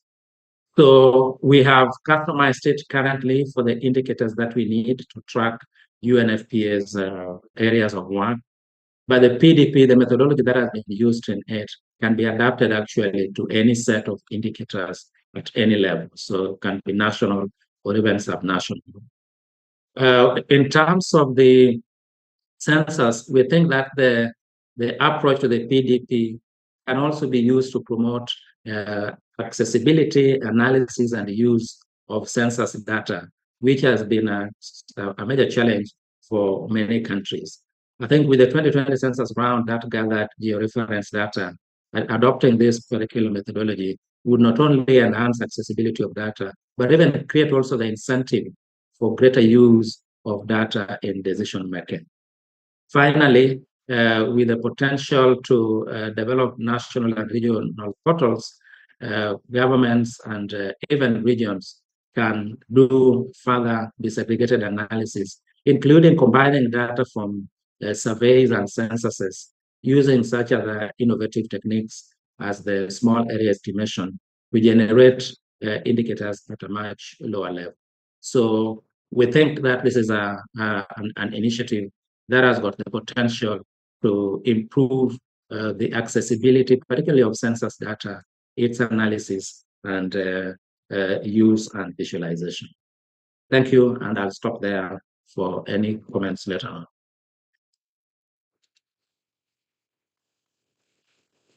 Thank you very much, Willis. And I really like this One UN approach where you receive various platforms now. So you saw from UN Women, the platform that really provides you AI and data visualization. You saw from UN DESA, and now also from UNFPA. Each one, I think together we can provide really a good information base for evidence-based policy making as such. Specifically here, Willis, I liked the data gathering on national and subnational level. The fact that we can use various sources as such in order to feed into the system. So thank you very much for that. In the previous session, Ms. Navneet mentioned the importance of countries, including Qatar, to exchange knowledge and also learn from each other. So in this spirit, we have now here the Moldova team represented now by Mr. Olex. His presentation is Advancing Moldova's Data Ecosystem, Digital Transition, EU Harmonization, and Administrative Data Integration. So he will show us that how Moldova aligned with the EU regulations, how it integrated administrative data, and how it modernized its data collection, including as well how they updated their legal frameworks as such to ensure personal data storage. Thank you very much, Mr. Moderator. I also would like to thank the National Planning Council for the invitation to participate in the forum and for this excellent opportunity, for the honor to present Moldova's experience in digitalization and integration related to official statistics. The National Statistical System of the Republic of Moldova consists of the National Bureau of Statistics as the coordinator of the production and main producer of official statistics, as well as the coordinator of production of SDG indicators and coordination of dissemination of this data. Also, the system does include the National Bank of Moldova and other producers. Of course, the ecosystem does include the multiple data suppliers, and we try to develop our statistical system in line with users' demands. In order to cope with the increasing users' demand for more relevant, accessible, coherent, and timely data, recently we developed the strategy for the development of national statistical system up to 2030 and a mid-term program in order to implement this strategy. There are four main objectives that are key, are pillar for the implementation of these documents. First of all, this is institutional development of all the authorities that are part of the national statistical system, data governance and integration, efficient data production based on innovations. And the fourth is promoting statistical education and culture to support increasing data demand for better understanding and use of statistics as the final goal of data production and dissemination. For making use of alternative data sources, new technologies and methods, first of all, we paid a lot of attention to improve the national statistical legislation, but also other legislation linked to statistics law in order to operationalize, to make possible the actual access to data, not only the declaration that statistics has the access to the data, but to have this actual access to individual data from relevant data sources. Partnership and cooperation with data holders is key in our activity. It's important to explain to them the statistical needs and that we need individual data. We need data to be standardized. We need interoperability. And finally, data holders also will benefit because based on the data used by us, we will share our, let's say, impression, our feedback in order to improve the quality of this data. The security and data protection is another key element for these, let's say, in these relations. On the one side, to ensure the legal provisions, but also to build trust in the National Bureau of Statistics as a trustful partner that ensure the data protection and security. Extended access to alternative data sources, both administrative data sources, but also privately held data, is growing. And in this aspect, the evaluation of administrative data sources and privately held data is key in order to understand what are the shortages and what are the, let's say, in which way to use this data. Of course, speaking about the modernization of the system in order to make possible the use of modern technologies. So use of GIS technology is another dimension of our activity. Of course, the activities related to the development of experimental statistics. So for the first time in 2024, we included in the annual program for statistical work that is key for data production. We included the section on experimental statistics. We discussed a lot of things, important things were discussed about artificial intelligence, about other technologies and methods in order to improve the quality of statistics, availability and timeliness of the statistics. But it's important to ensure the reliability of statistics, the comparability, coherence of statistics. And this is not possible without testing these methods and without the ensuring that these methods will provide quality data.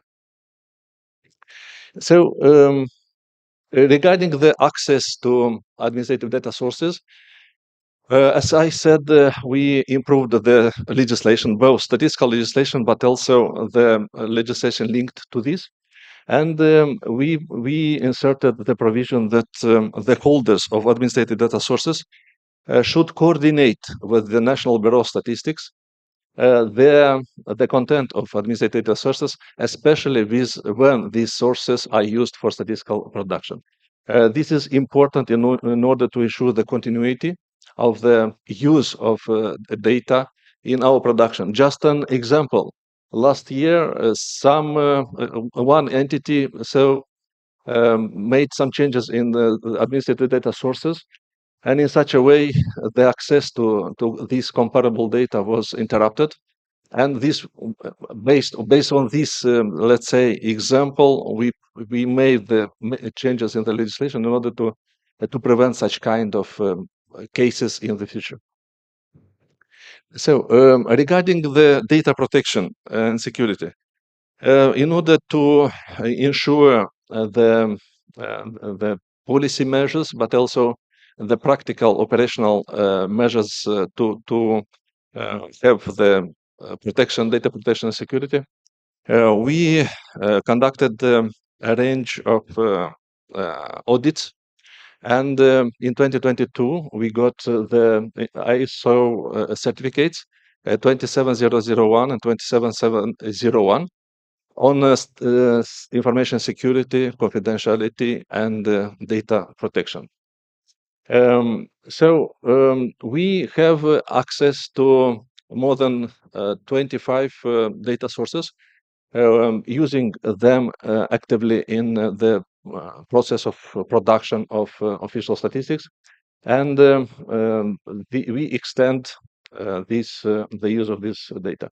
So we use the opportunities provided by governmental infrastructure, for data storage and data transmission.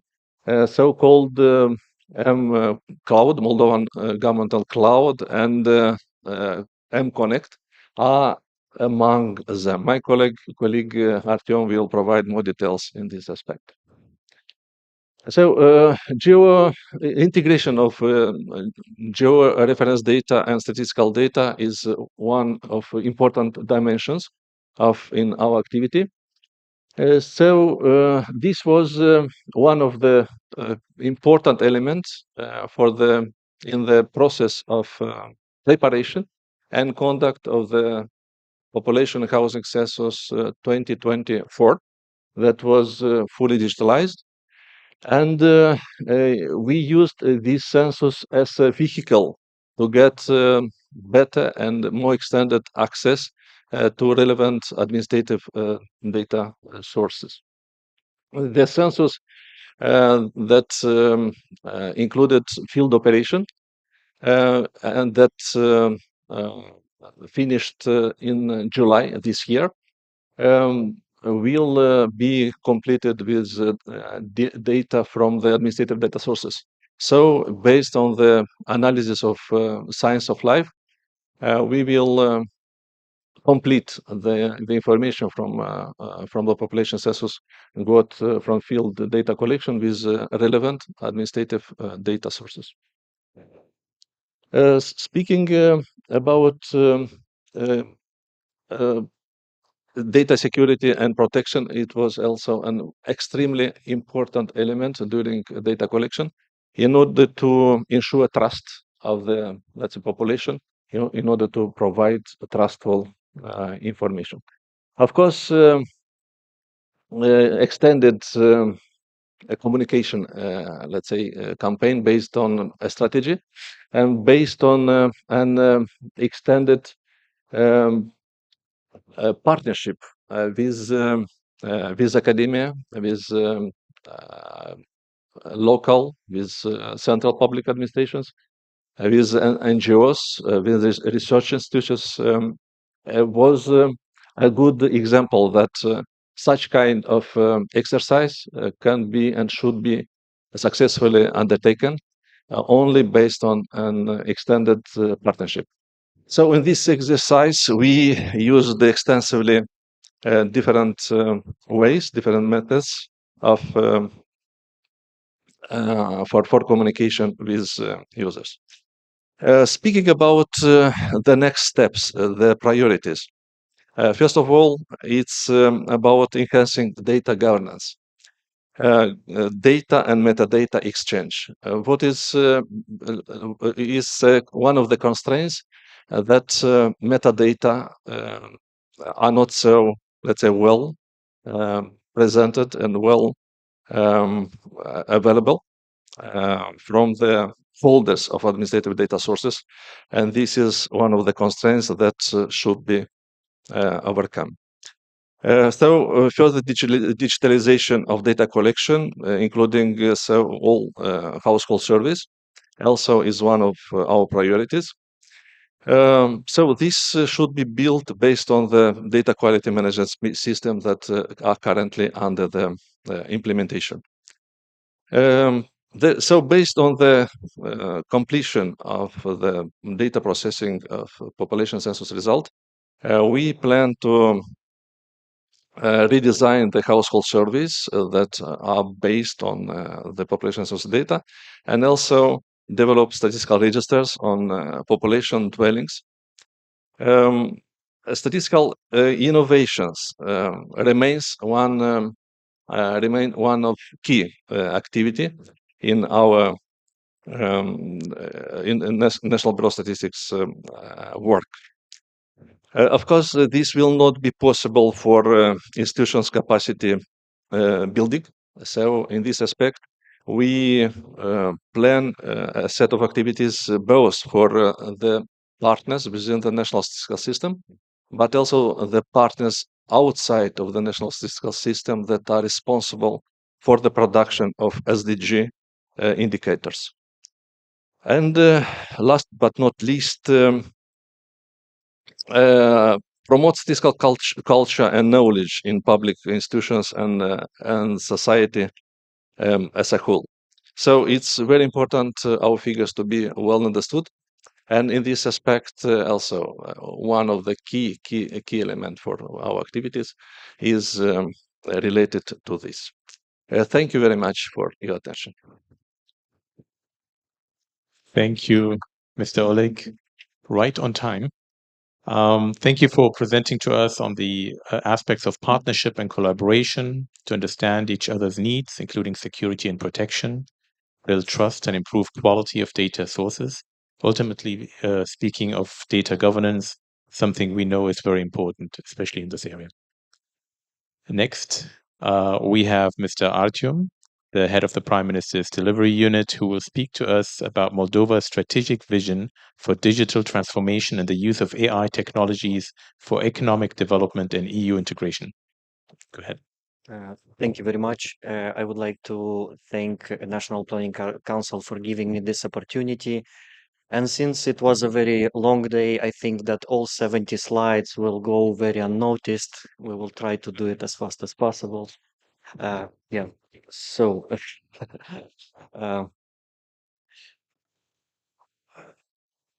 well, we just passed two slides, yeah. Is it working? Can somebody help me, please? Yeah, so as it was noticed that we are the team of the next verse. Oh, thank you.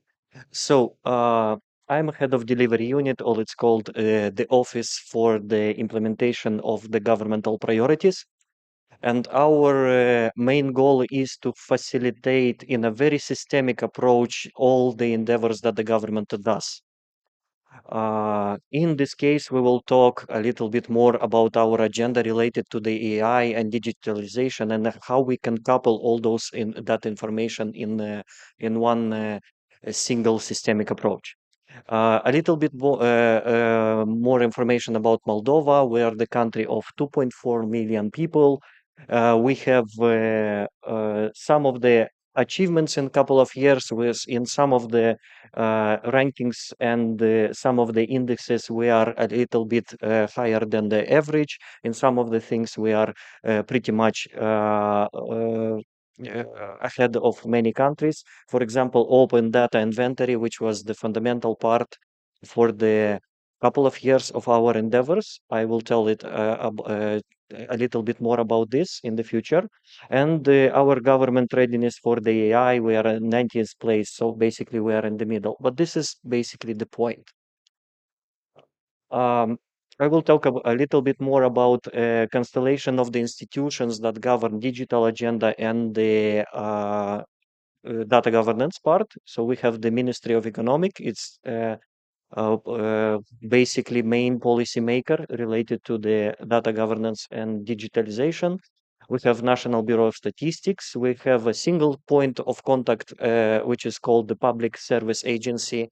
They provide all the processes and all the services with the public. We have National Cybersecurity Agency, basically speaks for itself. We have council, Interministerial Council for Digitalization, in order to have things in a very coordinated manner. And I would like to point your attention on those two entities that are below, which is e-governance agency and Center for Information Technology and Cybersecurity. Basically, the e-governance agency is the quality assurance agency that any software that is being developed within the government goes through very meticulous processes of the interconnection and quality assurance from the cybersecurity part. And the Center for Information Technology and Cybersecurity is basically those guys that are hosting all the governmental software and providing the national cloud. So we have basically people that are producing software or facilitating the production of software, and we have those guys that are hosting that software in a very structured manner. Regarding our achievements within the couple of years, we had a digital transformation strategy signed. We had a couple of treaties. What I would like to emphasize is basically in this year we created a white paper on the AI part, and we also had a very remarkable milestone within the government is creating the governmental mobile app, first app from the government where people would be able to interact with the government in more centralized and efficient manner. It has a digital wallet that is being developed, signatures and identification also there. If we are speaking about the AI, I always give this very maybe strange analogy about, the Stone Age did not end up because we ran out of stones, So, but yet we didn't give up using those stones. So basically, what I would like to tell you further on about how we are repurposing the notion of digitalization within the government. So we gathered around a group of people, and there was a development of a white paper. So in the white paper for the AI, we had the main goal of us of creating a very robust ecosystem that would provide necessary and very high value, high adding value information for the humans. So we have to have a robust data from one side, and we have to bring the AI and data analytics as close as possible to the decision makers. That goes through all the goals that we have. Basically, we need to coordinate the development of the AI skills. We need to have an interconnected system, and we also have to have the proper policy making for that AI to be used. When we began in a practical way analyzing it, we saw we took a couple of steps back, and we were trying to think about those stones, about how we do digitalize, how systems in the government are working and being created, because those systems practically creating the data that we are making our decisions. So we had this kind of structure. Typical data system that was developed, it took us for about from 2 till 5 years when we will have a digital system implemented and accessed. We had a procurement phase, which was going up to 18 months, and we had a development where we had business analysis embedded in this part. We had a design system. We were wasting a lot of time to design. We had a business logic, which was basically the most important thing that generates data for us, but it was not separated as such. And we also had a bespoke report. So every data system that we were creating were doing separate reporting system. And then we were migrating this data. At that point, there was like the idea. So the purpose of that software within next 3 to 5 years already might have gone. And everybody was saying, this is the outdated system and we have to use it another one. So what we did in this case, we separated this in 3 areas. Basically, the first area is separation of business analysis from the development. If we don't have any business processes documented and re-engineered, we are not beginning to digitalize systems. So we had the situation with the SEs, and when we are going with the to be with the business processes. After that, when we are going into development, we are beginning to do procurements based on the minimal viable product. So basically, you can see the first part is there, MVP. Then we are developing, then we are doing the data migration, and we are doing continuous delivery. And after that, when we understand what is the basic necessities are being implemented, we are creating and we are having procurement of parallelized new modules development, because we're getting a very positive feedback from the people that already using it. And also we are right now developing a governmental design system. What does it mean? Basically, all the systems that we are having right now have a certain standard of how the buttons should look, how the graphical systems should look, what is the, we are including there also Moldova's identity in those interfaces. And basically this information was helping us very fast to reduce the time of development up in cost and time up till 15% on this side, because we are doing standardized design approaches. And also people were getting a better adoption of those systems since they were knowing their user experience from the previous places of work. And this next layer is the analysis part. So we are separated this, and we are working right now at the at the creation of data warehousing system, from where we will be able to have faster data retrieval and have the better understanding what is happening with this data. Comes another layer, which is called semantic catalog. Semantic catalog can be found online. Basically, each citizen from Republic of Moldova can understand how this huge integrated database of all the systems within our country works. And there is a description of each field in that database and how they are related between each other. Basically, semantic catalog has been working like for a couple of years. And this was a very interesting thing, that when we began doing this, we successfully adopted the principle about write the data once and use it where you want to use it. So basically, if we are talking about driver's license, if I'm giving my ID, the fields are pre-filled with my name and surname and my, I don't know, marital status and so other things. So basically, we are consuming it from different places. And this helps us, this can be facilitated with the thing that is called mConnect. Within this mConnect system, we are connecting all the systems. So there is a bylaw about there is no any governmental system that is not going, should not have the API for the mConnect. Otherwise, that system just will not be accepted in the cloud. And the final layer is bringing the data analytics further to the clients, to the consumer, and having standardized AI and data analytics solutions, like the one of the colleagues said. It might be Tableau, it might be Power BI, it might be any other solution. And basically, having these things standardized might help with the adoption of all the data that we are consuming. Proof of concept, we had this approach within one of the most important processes that we have in our country. It's basically the process of legislation. When we started developing this approach, it took us 1 week to do the prototype.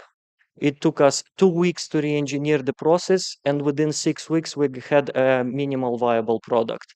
After that, we had, and within next 3 months, we had an adoption of 1,200 users within 70 entities. And basically, when we were creating any reform or any governmental decision, we could see the Kanban board. You can practically see it on one of the screenshots.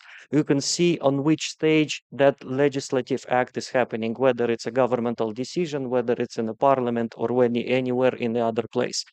And that increased our development of the policies by 43%, but more on that, we began to generate very, very exquisite and very bespoke data that was not yet available before.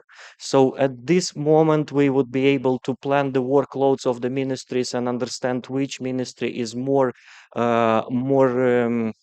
loaded and how we can enforce it within where are the bottlenecks. We will be able to understand the future reform predictions, and practically we will have some of the deep performance analytics. And we also can identify champions and best practices to use within the other ministries. So what are the next steps? We are creating the optimized infrastructure for data analytics, the one that I showed you. We are continuing to optimize the semantic catalog. We are creating, and we are in the process of doing the data warehouse and creation of analytical AI centers of excellence. Basically, we should teach people how to use this kind of analytics. So join us, and this concludes my slide number 70. Thank you very much.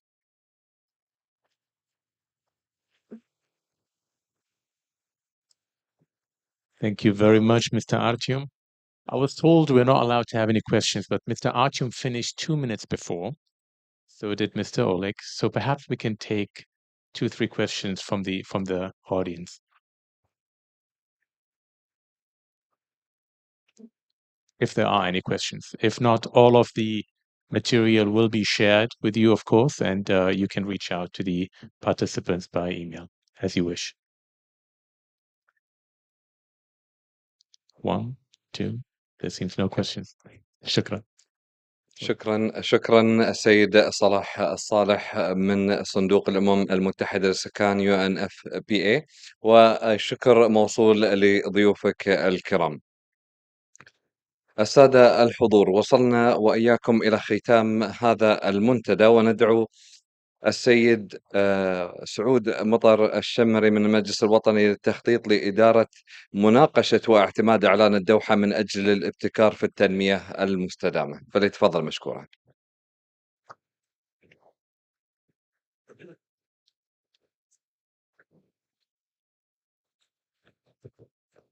بسم الله الرحمن الرحيم. وصلنا للجلسة الأخيرة، وهي حقيقة الجلسة التاسعة، وإن شاء الله تكون أخف جلسة إن شاء الله، وهي خلاصة لما دار خلال أحداث المنتدى خلال اليومين، وأيضا قبل ذلك من خلال الإيميلات والمراسلات مع عديد الجهات. طبعا الإخوان تستعرضون الإعلان. أي نعم.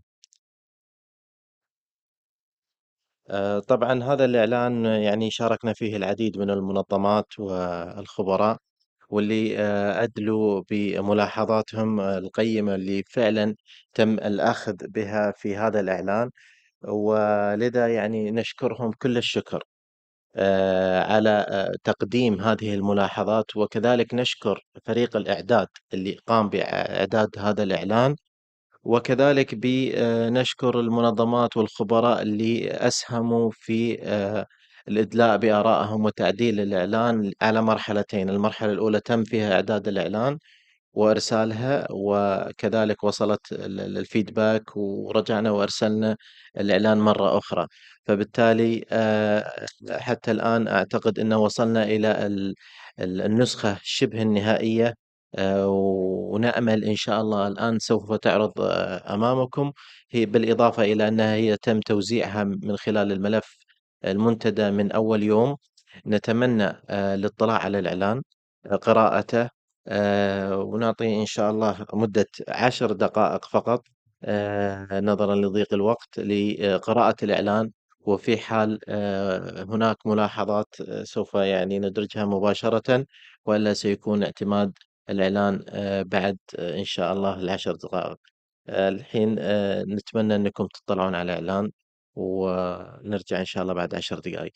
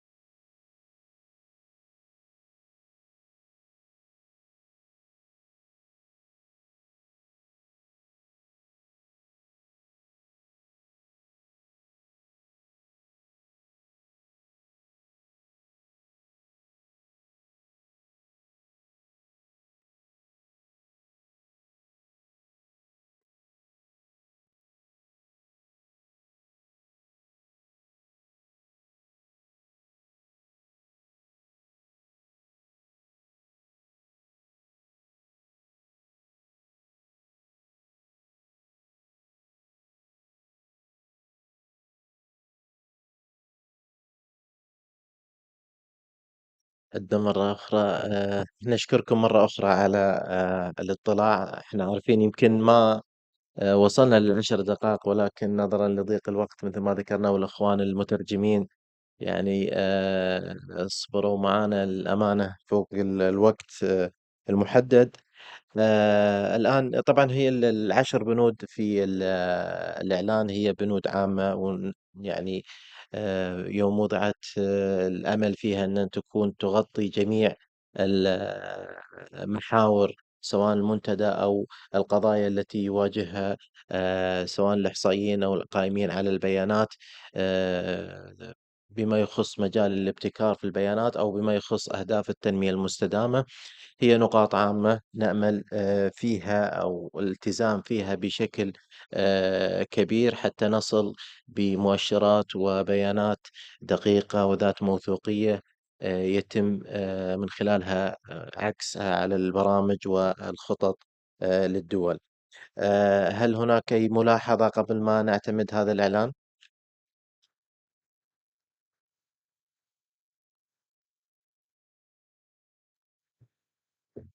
إذا نقول إنه اعتمد الإعلان بإذن الله. ونأمل إن شاء الله مثل ما ذكرنا أن هذه البنود تكون بنود فعالة وتدخل في عمليات الاستراتيجيات الخاصة بالدول. في النهاية يعني يمثل المنتدى الدوحة الثاني للبيانات بداية عصر جديد من الابتكار القائم على البيانات لدعم التنمية المستدامة، ونحن ملتزمون باستخدام قوة البيانات والإحصاءات والذكاء الاصطناعي والتعلم الآلي لمواجهة التحديات العالمية ودفع عجلة التقدم نحو مستقبل مستدام ومنصف ومرن.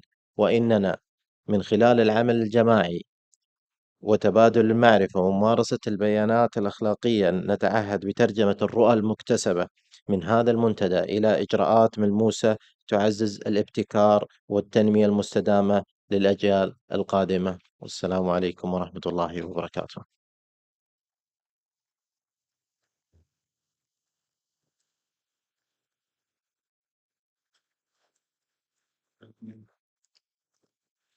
وهكذا وصلنا وإياكم إلى ختام منتدى الدوحة للبيانات من أجل الابتكار في التنمية المستدامة. نود أن نتوجه بخالص الشكر إلى كل من لبى هذه الدعوة وكان حاضرا خلال اليومين الماضيين. كل الشكر على وجودكم وتبادل المعلومات والخبرات خلال هذا اليومين. ووصلنا وإياكم إلى الختام ونود أن ندعوكم إلى الغداء. كل الشكر لكم والسلام عليكم ورحمة الله تعالى وبركاته.